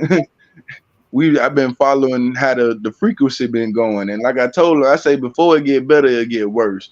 You know what I'm saying? And I told my mama before last year ended, I say 2024, we're gonna see a lot of emotional people acting out. You know what I'm saying? And you just see it on a regular day basis. I seen the you heard about the dude who chopped off his daddy head and then went straight to YouTube. You know what I'm saying? Yeah, like, and then you had one dude, he found out his girl was cheating, you know what I'm saying, with the epidemic. A lot of people don't understand a lot of the narratives. It's just not watching YouTube or anything anymore. You know what I'm saying? You have people out here who are really living and acting this stuff out, and it's really dangerous. You know what I'm saying? Like I say, he ended up shooting the little girl in the face. And you know, we still had the same people, the people come out on the TV and stuff, and they do the crying, and she was this kind of person and stuff. But you go to her Instagram, is evidence of she had that energy as far as that attitude and that behavior. You know what I'm saying? She was only 17. But you know what I'm saying? You walking around carrying a burden, you know what I'm saying, that this young man, he can't handle. You telling him that he not the father, you know what I'm saying? And he shoot her in the face. Why? Because we seeing the effects of our fathers not being around and single mother, you know what I'm saying? Nobody taught him how to deal with them kind of emotions. You know what I'm Yep. saying? But Spot y'all on. got but y'all got fake ass people like Steve Harvey, you know what I'm saying? And y'all been, you know what I'm saying? Now y'all realizing that these people faking stuff and oh man, we got the wrong leaders. But that was y'all fault as black people to sit up here and point out the famous people to be your leaders when they the most fucked up ass people. Exactly. We've been talking about Diddy. You know what I'm saying? Yep. I That's why remember I that. say a lot of people, that's why I say they late to the party. That's why I say it's more entertaining than anything, because just like back then, what we wanted for a solution, we wanted these people going. And once we realized like they weren't going nowhere, it's just, you know what I'm saying, we realized that's how much of the world didn't care. So now you actually looking at people having conversations like cancel this person, cancel this person. It's like, what for? Y'all still gonna watch anyway. Why sit up here and cancel a Ricky Smiley when Ricky's still gonna get his views? He's still, you know what I'm saying? It's just all about the shock factor. So, you know what I'm saying? That's why I say Corey Holcomb. I'm like, every time Corey Holcomb, I'm like, bro, y'all, the people who y'all saying is real is funny to me. You know what I'm saying?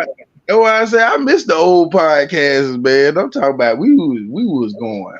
Oh, you'll never get that much entertainment ever again, that much truth ever again. No. Mm-mm.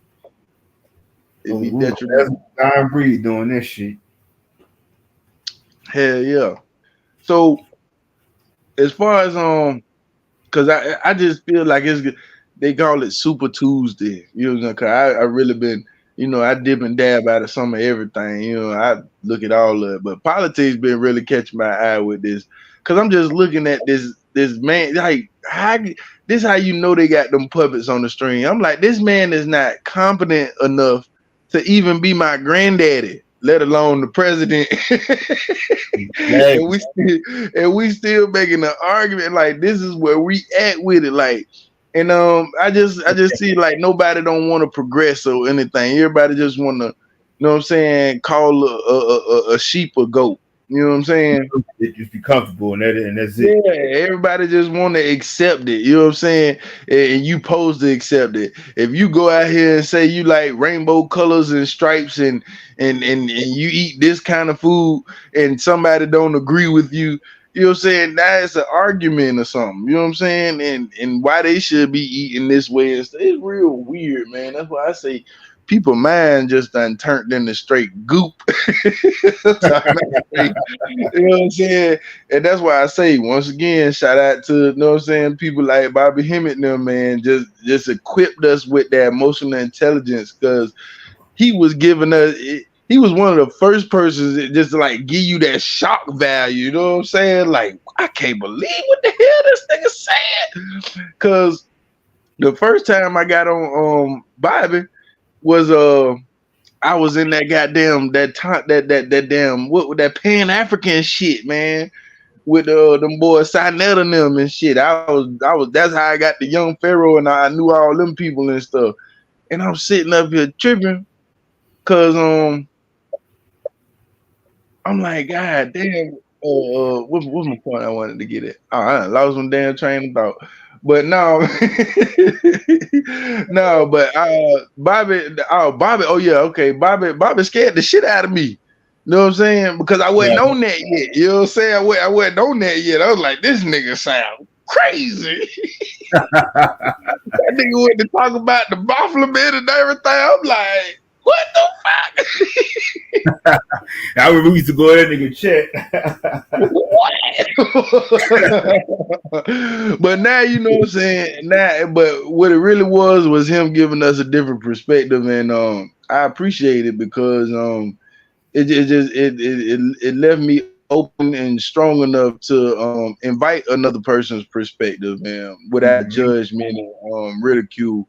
So I feel like in this world, I mean, we might not have the most money and everything like that there, but I feel like we, as far as people like us, we are well equipped to deal with the times of today when the average person is not. You know what I mean? And they trying to figure it out. So I mean, it's a blessing to still have a peace of mind. I mean, like I say, a lot of things done changed over the last 2 years. So like I say, I'm totally by myself. I went from having damn near 30, 40 people around me throughout the course of a week, you know what I'm saying, to where it's just me now. You know what I'm saying? And but you know what I'm saying, you got to be strong enough to make those changes, and so you know what I mean, so you don't have to grow with bullshit, you know what I'm saying? And a lot that's another thing that went out of control. The terminology, the language a lot of people using, the woke stuff, and when they talk about the energies and everything, it's like, damn, man, it's like people went back and watched Bobby Hemmett shit, took it for whatever they took it for, and you know what I'm saying, now they got their own shit. I'm like, cause you motherfuckers wasn't talking about energy and feminine and all this other stuff. They wasn't even on this shit. You know what I'm saying? Oh, now you got hundreds of thousands of channels that do tarot and all kind of crazy shit, and they talking the language, don't know what they talking about. Like the shit with woke, like a lot of people don't understand. Before this phenomenon, or whatever y'all want to call it, even began, we had done already dubbed the word woke as a conspiracy word for the CIA. We was using words like awareness, you know what I'm saying? And you know what I'm saying? It's like it's been hijacked, you know what I'm saying? And you know, once it get hijacked, it's never the same no more. Yep. Shit, like I said, they done fucked it up for everybody. But we seen it coming. And that's why I feel like we bowed out gracefully. Like the shit that we did, even though it was small, it was something that we can reference. You know what I'm saying? Like we can go back and actually reference, like, hey man, we talked about that. We, you know what I'm saying? You know what I mean? The truth was laid out on that. You know what I'm saying? And it feels good to say we gave our perspective before all this stuff going down. Because trying to get your perspective out now, it's damn near suicide. You know what I'm saying? It's damn near suicide. Cause like I said, I be watching a lot of dope podcasts, but I see a lot of constraint. Like they hold themselves back, but then you have people like Club Shay Shay, you know what I'm saying? They got all the bells, lights, and whistles, and they get away with certain shit. You know what I'm saying? That's just like the whatever podcast. They got a whole bunch of porn stars. They literally got porn stars on this motherfucker having intellectual conversations, but you know what I'm saying? It's certain shit you can't post on your channel, and because you get striked or flagged. I'm like, you know what I'm saying? That's where we was coming from. It's supposed to be equal on all corners, because if it was equal on all corners, a lot of these people wouldn't even be around right now. You know what I'm saying? Yeah. Goddamn Candace Owens done blew up. You remember, I secretly, I'm telling you, a lot of people don't know, I secretly had a crush on Candace Owens, boy. I used to go to bat for Candace on the podcast, boy. I remember that. Boy, that nigga low key be like, man, that bitch ugly. I'm like, fuck was you talking about? I love this bit. And then, like I said, her intellectual prowess, you know what I'm saying, was one that I can see. I wouldn't say I agree with it all the way, but I and still love the way she put it down now. To tell you the truth, just her energy come off and make her even sexy. You know what I'm saying? Like, God damn, this bitch talking that shit. You know what I'm saying? But I like I say, I got respect for people. You can't talk all reckless and stuff nowadays. But yeah, the lady married and stuff, and she got kids and stuff. So I'm not talking all, you know what I'm saying, sexual and benevolent about the bit. I'm just giving her flowers. That's all. You know what I'm saying? I think she one of the good bright spots about it, that thing, you know what I'm saying, that was going on. Cause all this stuff now, it wasn't as organized as it is now. It was just a big old slop goop of just a melting pot. Bitch, you hopping on anybody's channel. Oh, they said something. We going over here, way over here. we going to find out what's your channel, nigga. What you talking about? Well, I'm talking about we was YouTube gangsters, man. I'm trying to tell people, man, we were gangsters. Big facts. Sometimes I look at us like the untouchables, like nigga, we was out fighting crime and shit, nigga.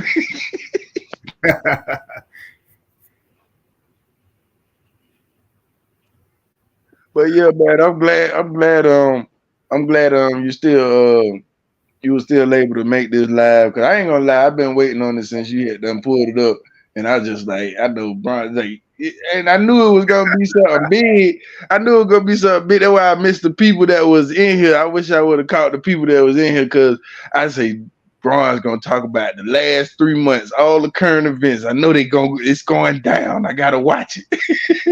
Yeah, look, I said, man, it's like I said, it just kind of felt like, I ain't really missed much because, the shit we Ben was talking about, but it just feel like it feel like you could take a year off and still be kind of caught up because all the shit we done talked about so much. It's like, damn, it's like, what more can you really say? You just gotta kind of like make up some shit to say. That's why I say I feel like a retired football player. But you know what I'm saying? That's how I was looking at it. I was like, well, like we was gonna have a review, you know what I'm saying, like a wrap up, and I was just looking at it like, okay, I know all the best truthers, everybody with opinion gonna be in that bitch. I know some people I just knew it was gonna, you know what I'm saying? I was like, I ain't want to miss it, so I put my little bell on, and every time you had done change the day, I was always ready for it because I was just always thinking about stuff I wanted to say when I got up on here, and because we rarely do this, you know what I'm saying. So to catch it in that moment in time is a beautiful thing. That's why I sit up here and I hop on a lot of people's shit. I support their shit. Like what that nigga Jay, Jay, you know what I'm saying. That shit was so crazy to see Jay the Mindset, his channel, you know what I'm saying, him just to like grow as a person and just, you know what I'm saying, put himself out there. I remember when it was a time where he was just a person in the comment box, you know what I'm saying? But I support him, you know what I'm saying? He put his music out, he just put more of himself out there. And that's all we was ever encouraging people to do. You know what I'm saying? Don't be fake. You know what I'm saying? Be yourself. That's the thing what we call growing. Everybody think growing now is having money, having cars, and you know what I'm saying? Like, nah, y'all really don't understand, and y'all really still lack personality. You know what I'm saying? That's the sad thing about it. So you know what I'm saying? Like I said, I still enjoy people like Hurricane and them. You know what I'm saying? Shout out to them boys. And like I said, I watch everybody. You know what I'm saying?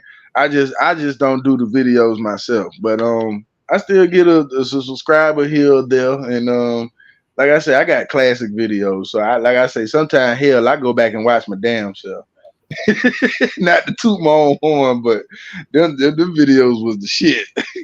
Yeah, I gotta go back and watch some of that shit from that old podcast and shit. That shit, like I said, man, that shit was like, really, if you look at it, like you said, we can't really like post most of that shit, but we was like really, I must say like we was like about damn near what I'm gonna say 5-10 years ahead of the game. Yeah, I really feel like if they had a Mount Rushmore, we had to go up there. Because like I told people, I said, bro, we was doing this shit before they called it a podcast. You know what I'm saying? Like the shit y'all know now, y'all know what I'm saying? They talk about it and they, you know what I'm saying? Like they've been around 14 years or something, you know what I'm saying? And then podcasting just really just started jumping off last year. You know what I'm saying? Year before last, it was a thing, you know what I'm saying? But now it's just like the whole, you know what I'm saying? You got people putting millions of dollars behind this kind of shit, man.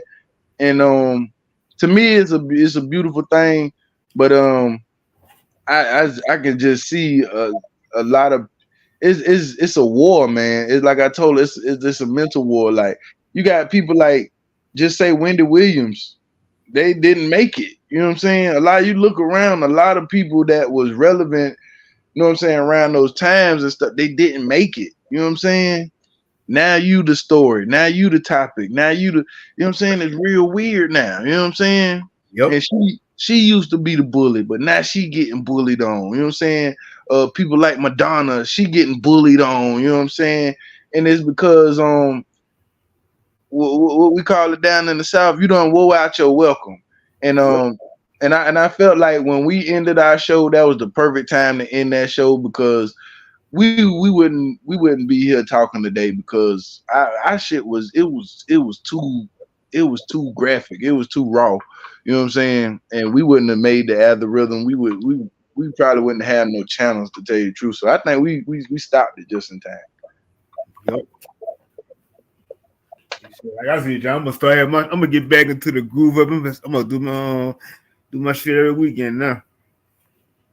Yeah, I feel it. Like I say, I feel I you know what I'm saying. That's why I say shout out to people like Hurricane them because they still kept making videos. And Huggy Pacino, like I said, I watch Huggy too. Shout out to him, man. He going through some things, you know what I'm saying. I think he said he had I want to be right. Say he had a tumor in his neck or something. Yeah, I thought you changed his name too. Yeah, he changed his name. But we know him as Huggy, you know what I'm saying, Huggy Pacino. But Yep. shout out to him, man. Much blessings to him. Cause my prayers go out to him. Shit, he had a tumor in his neck, you know what I'm saying? Like that shit crazy, you know what I'm saying? So I pray for him. And it's crazy. You see, like I said, you see people like Wendy Williams, like everybody, it's scary, man. It's scary, dog. I don't know. It's scary. So I try to stay prayed up. I try to, you know what I'm saying, just try to stay normal because, you know what I'm saying? Like I say, this shit weird, bro. We at a point now where Wendy Williams is Michael Jackson, you know what I'm saying? It's like, you know what I'm saying? It's like the shit she dished out, she got it back. And like I say, that's how we were so careful not to do that. You know what I'm saying? So we kind of landed on our feet and still able to talk today. A lot of people you they can't talk without being talked about. You know what I'm saying? Perfect example, Cam Newton, the man who played the game. You know what I'm saying? You see other, you know what I'm saying, analysts, sports analysts never played the game. You see them attack him just because he doing what they doing now. But I told him, I was like, bro, this podcast thing was gonna blow up. It was gonna blow up, and it blew up. You know what I'm saying? So anybody and everybody can have a podcast now. And you know what I'm saying? You got to be comfortable with that space. And a lot of people, they don't understand the competition now. And the competition is now that there is no competition. People like what they like, and it is what it is. Like I told people time, I say the only truth that y'all need to know is that there is no truth. Everything is fake. You know what I mean? Exactly. Your truth is your own. It's the only truth. Yeah. Yeah, that's it. You know what I'm saying? And you know what I'm saying? And that's why I say, man, we so lucky. I'm talking about we so lucky not to went crazy. It's people. What's the dude name? Your boy. He ended up getting shot in the ass. Hassan Campbell.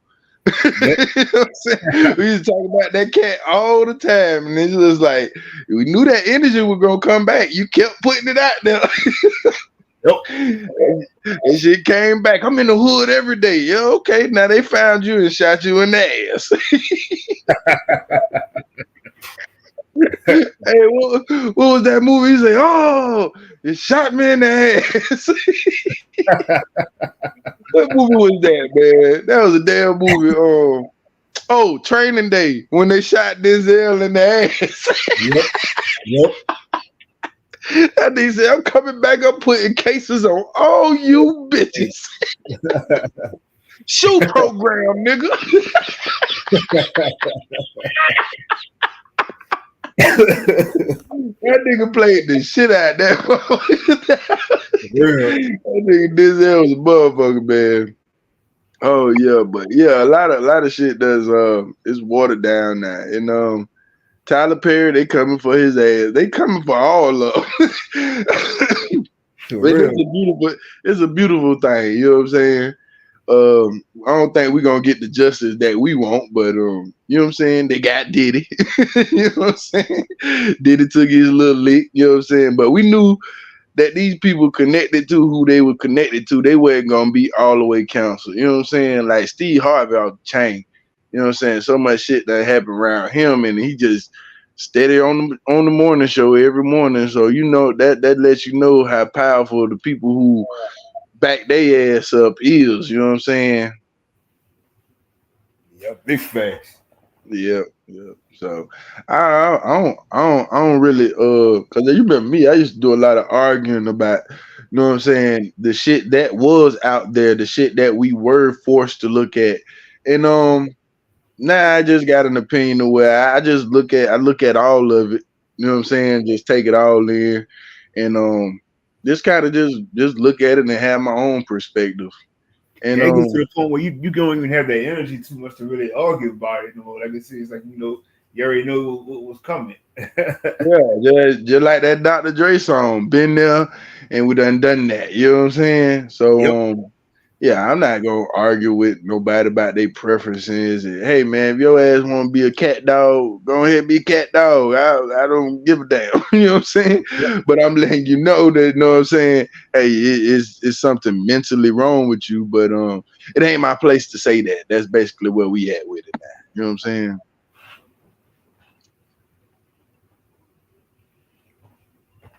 Yep. Well, I'm gonna say, so who all you done had on this thing before I get off, man? Because you know I'm gonna go back and I'm gonna watch it. I had OG. He was up here. Let me see who else was up here. OG Big Dog Philly.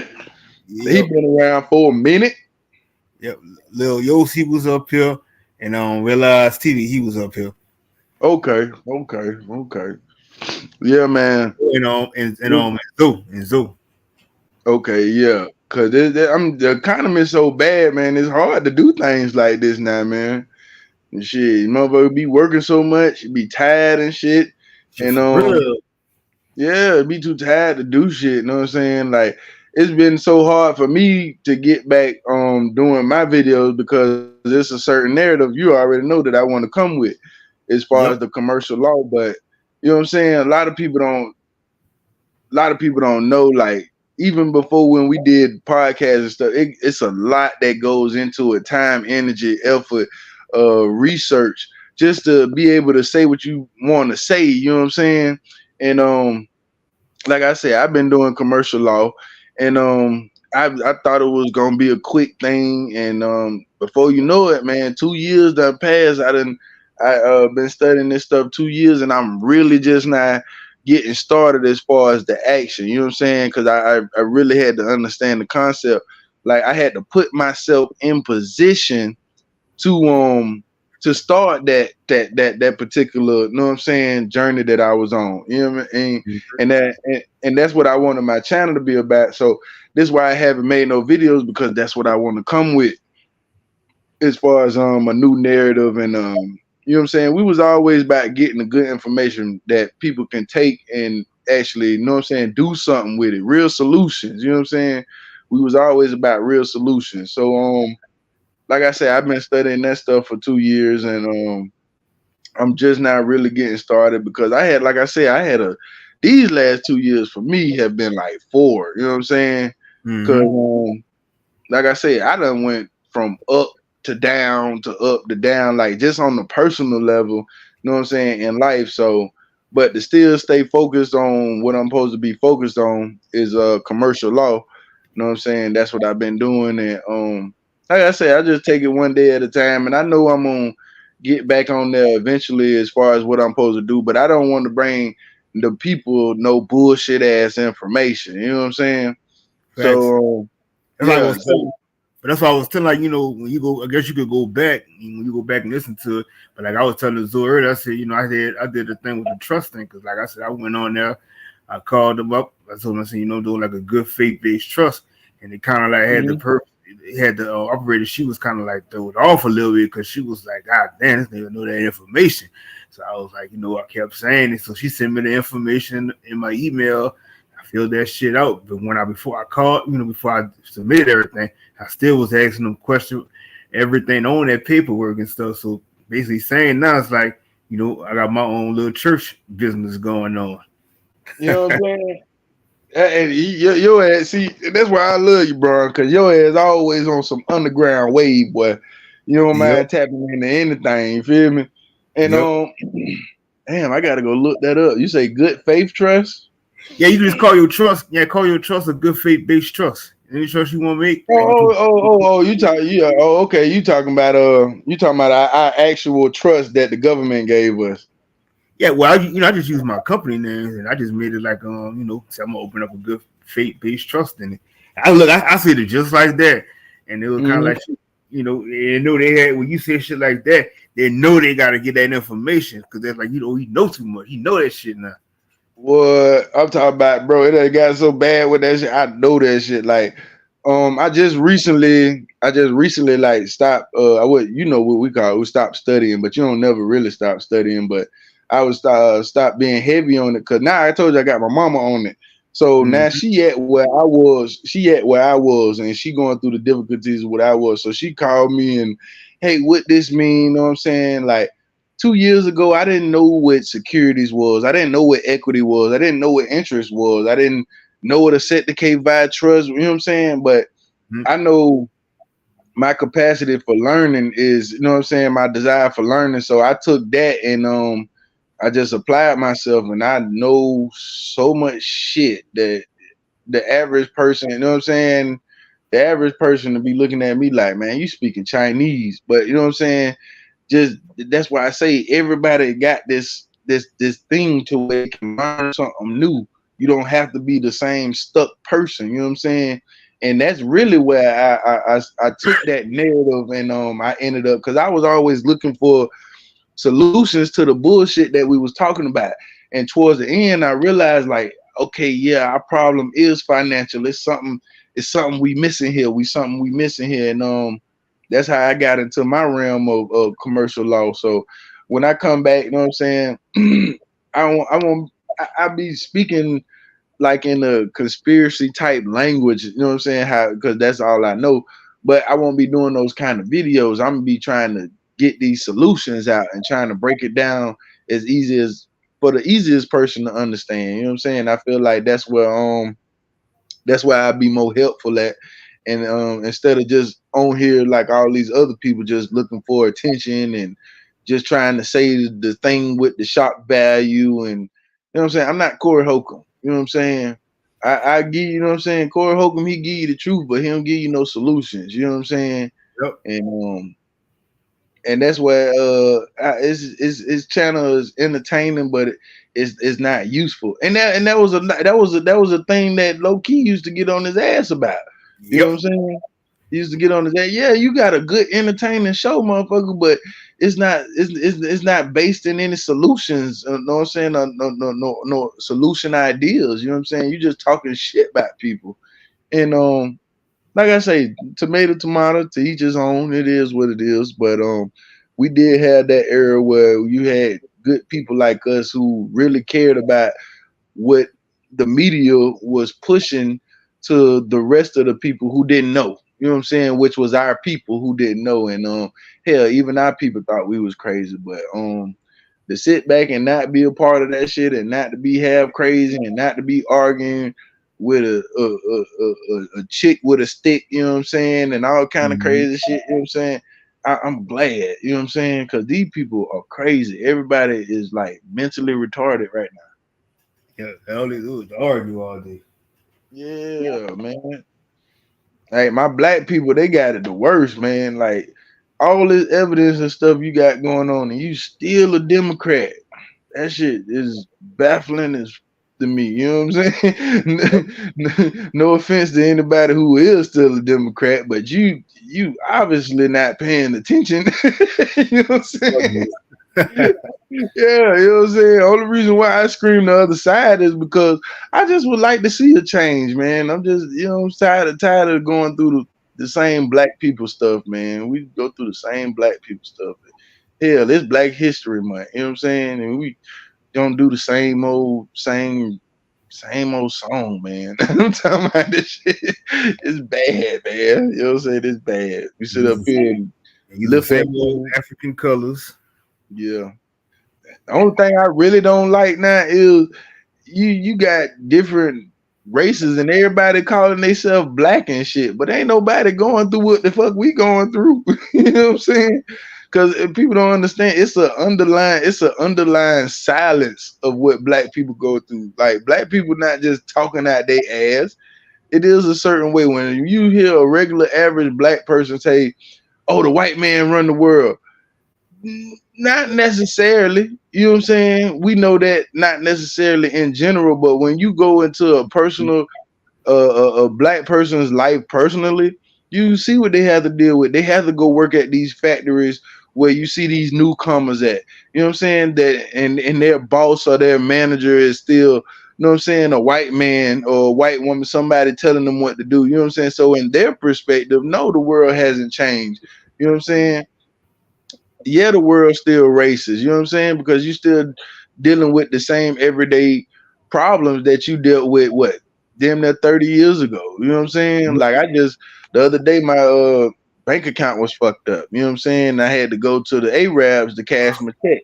You know what I'm saying? And you just look at how much people are breaking the law. You know what I'm saying? Just being an American period. You know what I'm saying? So I go into the store and this motherfucker charged me 11 fucking dollars. The first time I ever paid that much to cash a check, bro. Right. You know what I'm saying? You tried to take, and that's what I, as a black man, you know what I'm saying? That's what I see in my everyday life. Everybody want a piece of me, even if I ain't got nothing. You know what I'm saying? And then the They crazy want a thing piece. about it is they done built this shit on our people in our neighborhoods to show us Mm-hmm. that money. Yeah. Straight rich off our shit, man. But we can't even get our own corner store in our own neighborhood. You know what I'm saying? Yep. And these people make so much money, but you know what I'm saying? As a regular average black person, you wouldn't think that. You just thinking that's the corner store and it's open. But you don't know that this motherfucker got a 5 bedroom mansion off this little corner store. You know what I'm saying? Probably making $30,000 a month. You know what I'm saying? Because black people, we like I tell motherfuckers, it ain't that we spend our money on anything. It's just like as a black person, most of us in poverty, and it like I say, it's expensive to be broke. To tell you the truth, it's Mm-hmm. it's, it's, it's more expensive to be broke than it is to be rich Yep. because you constantly have to need stuff. You constantly got to eat. You know what I'm saying? It just if you just look at it in that perspective, like it's really expensive to be broke. So I mean, yeah. As far as like ever since I've been in the third grade, I always been fighting against poverty because I lived it. You know what I'm saying? So when somebody sit up there and try to have a perspective or you just go get a job and all this other stuff, you can't not generalize average person's everyday life. You know what I'm saying? Because they're gonna get personal with you. I just done became strong enough to where, you know what I'm saying, it's like water on the duck. You know what I'm saying? I let it roll off because I know the person who I'm talking to, they don't understand. So before I get offended, you know what I'm saying, I just take your perspective in and you know what I'm saying, take it for whatever it is, and you know what I'm saying. But I don't do the arguing and stuff no more.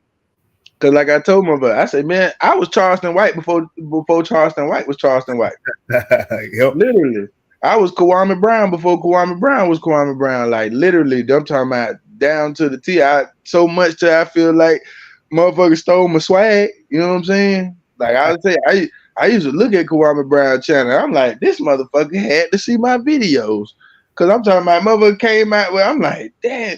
And a lot of people don't the average person who look at podcasts, they be like, huh? They don't get it. It's like a rapper, you know what I'm saying?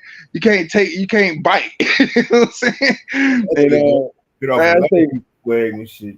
yeah, man, like I say, and that's one thing about our podcast that made us such a hell of a podcast. Everybody had their own like their own personality, their own delivery, their own, you know what I'm saying? And you Yep. could tell who that person was just by talking like, oh, that's so and so. Oh yeah, bro rock like that, bro rock like that. You know what I'm saying? I was like, yeah, so yeah, I don't know. In that sense, yeah. I don't know. Like I said, we never wanted no fame or nothing like that. We just wanted to be some dudes who uh got a chance to talk before people told us to shut up. Exactly. And we found that out. Mm-hmm. See, the only reason why we broke into the internet because we were tired of everybody in our life telling us to shut up. Now it's funny because now we the go-to people for conspiracies. My mama hit me up all the time. What this mean? What's going on with this? That's why I said I be feeling like a retired person. And that, like I say, like we wasn't just into people. Like we used to give that shit to everybody. Jordan Peterson used to give it to his ass too. Yep. David Icke before his ass died. We used to, hey, listen, we ain't have no. If you just wasn't, I wouldn't say if you just wasn't raw with it, you know what I'm saying? You we felt like you wasn't telling the truth. We just get on your ass. Other than that, yeah, it wasn't nothing much more to it. It's just like I don't know. We was a group of people who was just fed up. We was fed up. Yep. Big time. But man, I love it, and I'm glad I'm gonna catch the next show. I gotta get my ass a little bit of sleep before I go back to work. Unfortunately, nigga ain't get rich like Anton Daniels. I can't not stand that milk dud head ass motherfucker. I can't stand him. And I mean I like his I like the content and stuff, but I don't know his arrogance and his ego. I don't know. I don't know. It rubs me the wrong way. I can't say it's good or bad, but it definitely rubs me the wrong way because hell, one lesson that I did learn, you know what I'm saying? You can have all your shit in order and everything, but life gon' life. You know what I'm saying? And I think a big part of your job is to not let what you're doing or what you have, you know what I'm saying, tell your story. You know what I'm saying? Tell your story. And the vibe I get from Anton Daniels is like, yeah, I'm rich. You know what I'm saying? You gotta listen to what I say. Yeah, I got the money, yeah, I got the bag. But in real life, that's just not a person that I would look to for advice or you know what I'm saying? But we here in the YouTube world, you know what I'm saying? You somebody in the YouTube world. And he just remind me of a rapper that just got too rich and just arrogant. You know what I'm saying? Shout out to him because he got a bag off this little run because he was right there where we was. You know what I'm saying? He was down there at the totem pole too. But after Kevin Samuels, man, that's when this shit just like really took off. Everybody had something to say. And shout out to Kevin Samuels because that nigga, he really kicked this gender war, Yep. mental war, and it's a gender war. You know what I'm saying? And it's amongst ourselves. And the biggest battle is actually with your own self. You know what I'm saying? And what you do and what you contribute to the world, you know what I'm saying, is very vital. That's why it's important for you yourself to be on your own ass morally, you know what I'm saying, and have a value system, because nobody's not gonna tell you to have one. If anything, they're gonna tell you to go left. You know what I'm saying? They're gonna tell you to try this and try that. That's because these people they lack morals. You know what I'm saying? This is stuff that this is a God's gift. You know what I'm saying? To know the difference between right and wrong. You know what I'm saying? Or to have a perspective on right and wrong. You know what I'm saying? That's a God gift. So I don't know. I just really feel like we in my grandma would call it them times of revelation. You know what I mean? So nothing to be scary about, but it's something to educate yourself up on and be aware of. That way you won't, you know what I mean, get caught up in the bullshit, because it's very easy to get caught up in the bullshit. What I mean by that is um you can be looking at a person like whoever, you know what I'm saying, but Mm-hmm. don't literally take that and run with it. Like that's how the rest of the world is, because it's still just a general perception. Like the thing with the manosphere and the feminism thing, you know what I'm saying? Y'all generalizing man and women, and at the end Mm-hmm. of the day, these people are different, you know what I'm saying, individuals, you know what I'm saying? And I don't like the narrative that they carry, you know what I'm saying? Both sides, you know what I'm saying? And a lot of people, they come to that realm and feel like they have to choose either or side. I really just look at both sides like they goofy as hell. You know what I'm saying? Because they contradict themselves. You know what I'm saying? All the time. Yeah, they contradict themselves. And I remember when that passport bros and all that shit had that start. We did a show on that. You know Yep. what I'm saying? And Before that shit kicked off. my perspective at that time was, you, because I didn't know quite much about the passport bros, but I felt like you had to be a very weak individual, you know what I'm saying, not to, you know what I'm saying, deal with your own kind. You know what I'm saying? I know our women ain't the best, but you can't, you ain't finna sit up here and tell me you can't handle them. You know what I'm saying? Like, you know what I'm Right. saying? Like, you, like, as a real man, what I did, hey man, you in the fucking category, you in the wifey category. I mean, this is how I grew up with a kind of perspective anyway. So it's just like to see everybody just, you know what I'm saying, trying to go along to get along. That shit is, it's kind of like weird as fuck to me. And I feel like a lot of people overstep their boundaries with their personal perspectives, and then they get mad when don't nobody else rock with their personal perspective, and that's not cool. You know what I'm saying? So I look at both sides like they contradict themselves, and the simple solution is shit, communication to the power X. I used to tell motherfuckers, sex is the biggest, you know what I'm saying, telepathy. You know what I'm saying? It's the biggest way of communication to get to know each other. And like I say, this shit with this hookup culture or whatever, it's really weird. It's like people just not coming back outside. I think that COVID shit like really fucked us up. So Mm. yeah, everybody just ain't got no boundaries, no morals, and it's kind of, I don't know. It's sad to look at. I don't know. You got so many things you feel about it. You feel me? But you know what I'm saying. You really don't want to say the wrong thing, and you really not. At the end of the day, you're really not trying to give a solution to none of this stuff. I just really want to see it play out, because a lot of these people by the world moving so fast, a lot of these people 3-4 years they gonna see the consequences of their actions, whether you know what I'm saying, you in a man who changed himself to a woman, like you're gonna see that.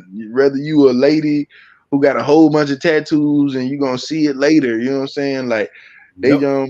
yeah, they doing studies now about tattoos, and how the tattoo ink is just a part of your bloodstream now. You know what I'm saying? And you just see people with like we living in a we living in to me, I call it, to me, right, it's glorious to me, and it's just one of my favorite times, because this shit is gonna go. It's gonna go down in history. And just to say you was there, it was like, nigga, I was at the party, bitch. I was at the party. I seen what was happening. I was in that thing, man. I was in that thing. What Biden? I knew about that motherfucker Biden. What you talking about, man? What to me to Tia Mari? I knew about that hoe. I knew about that hoe. I seen that hoe. Yeah, but you know what I'm saying? Like I say, man, everybody just, hey man, do your thing. That's the whole power of, you know what I'm saying? That's why I love Bobby Hemmett too. Cause that mean he'll let you know, man, bitch, a hoe is spiritual. Nigga, she was put here to do what she doing right now. You ridiculing her for it. Shame on you.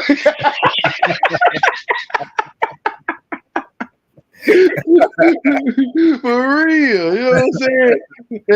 And a lot of people they wouldn't understand that kind of rhetoric. You know what I'm saying? So they looking, oh, all whores are bad and stuff. Man, you don't know what's good or bad. You don't know what truth is. You know what I'm saying?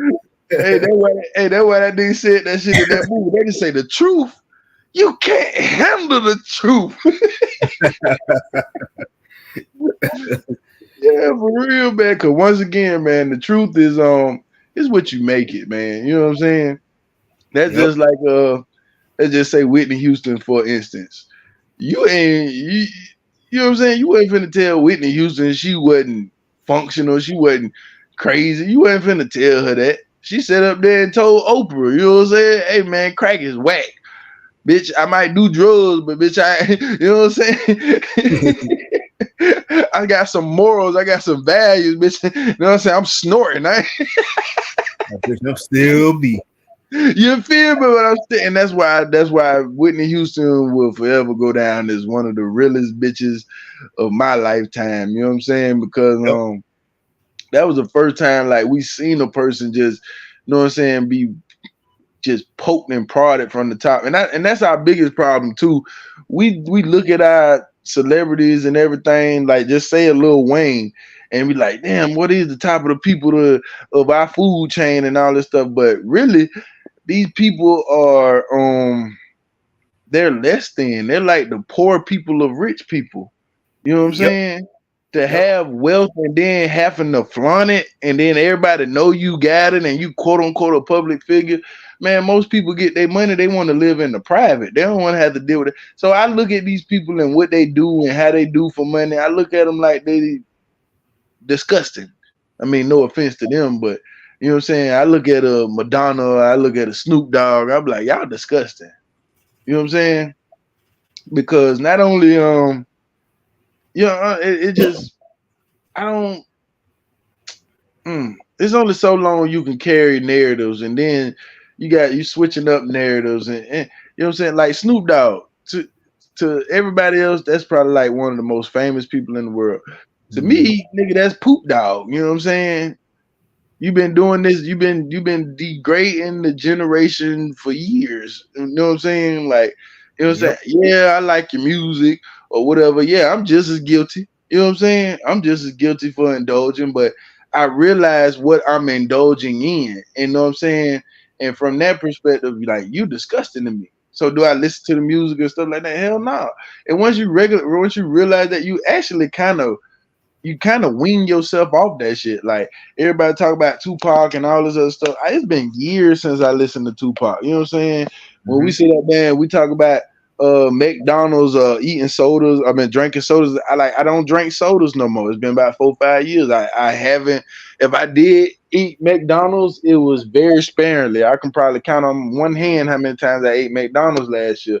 You know what I'm saying? So it's like you do intake it, but you know what I'm saying? People, if they don't see themselves doing it or see themselves doing it to the extreme, they'll give up on it. You know what I'm saying? And I don't know, man. Like I say, man, it's just different. God damn, Katy Perry fine. When she get fine like that?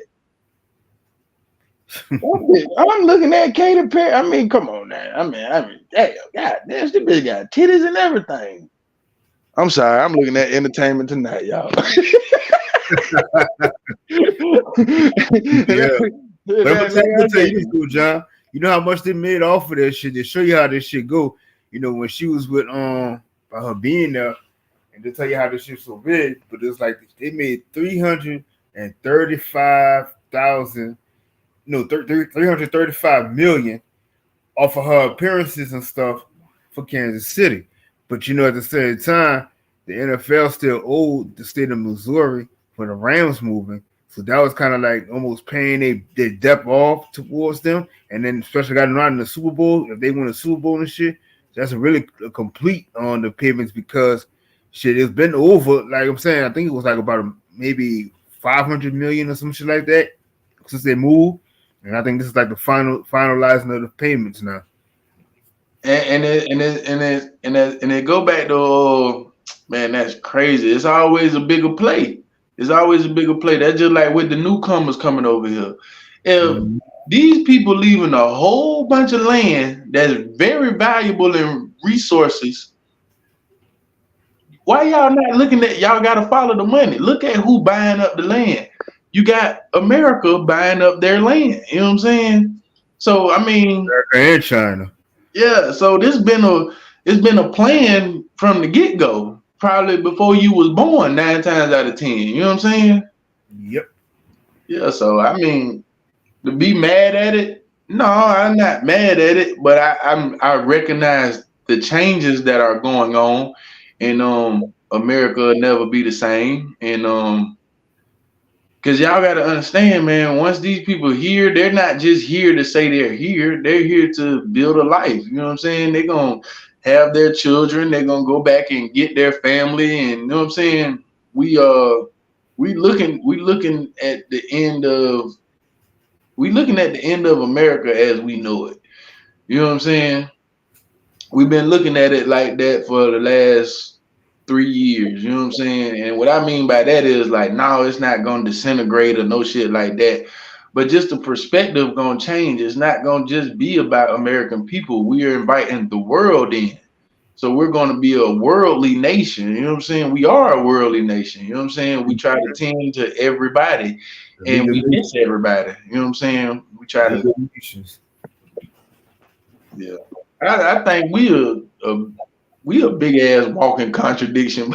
You know what I'm saying? I mean, one thing I can say, I don't have love for the corporation, but I do have a love for the American land. I have the love for America. You know what I'm saying? Not the United States corporation. That's a business that I'm a part of.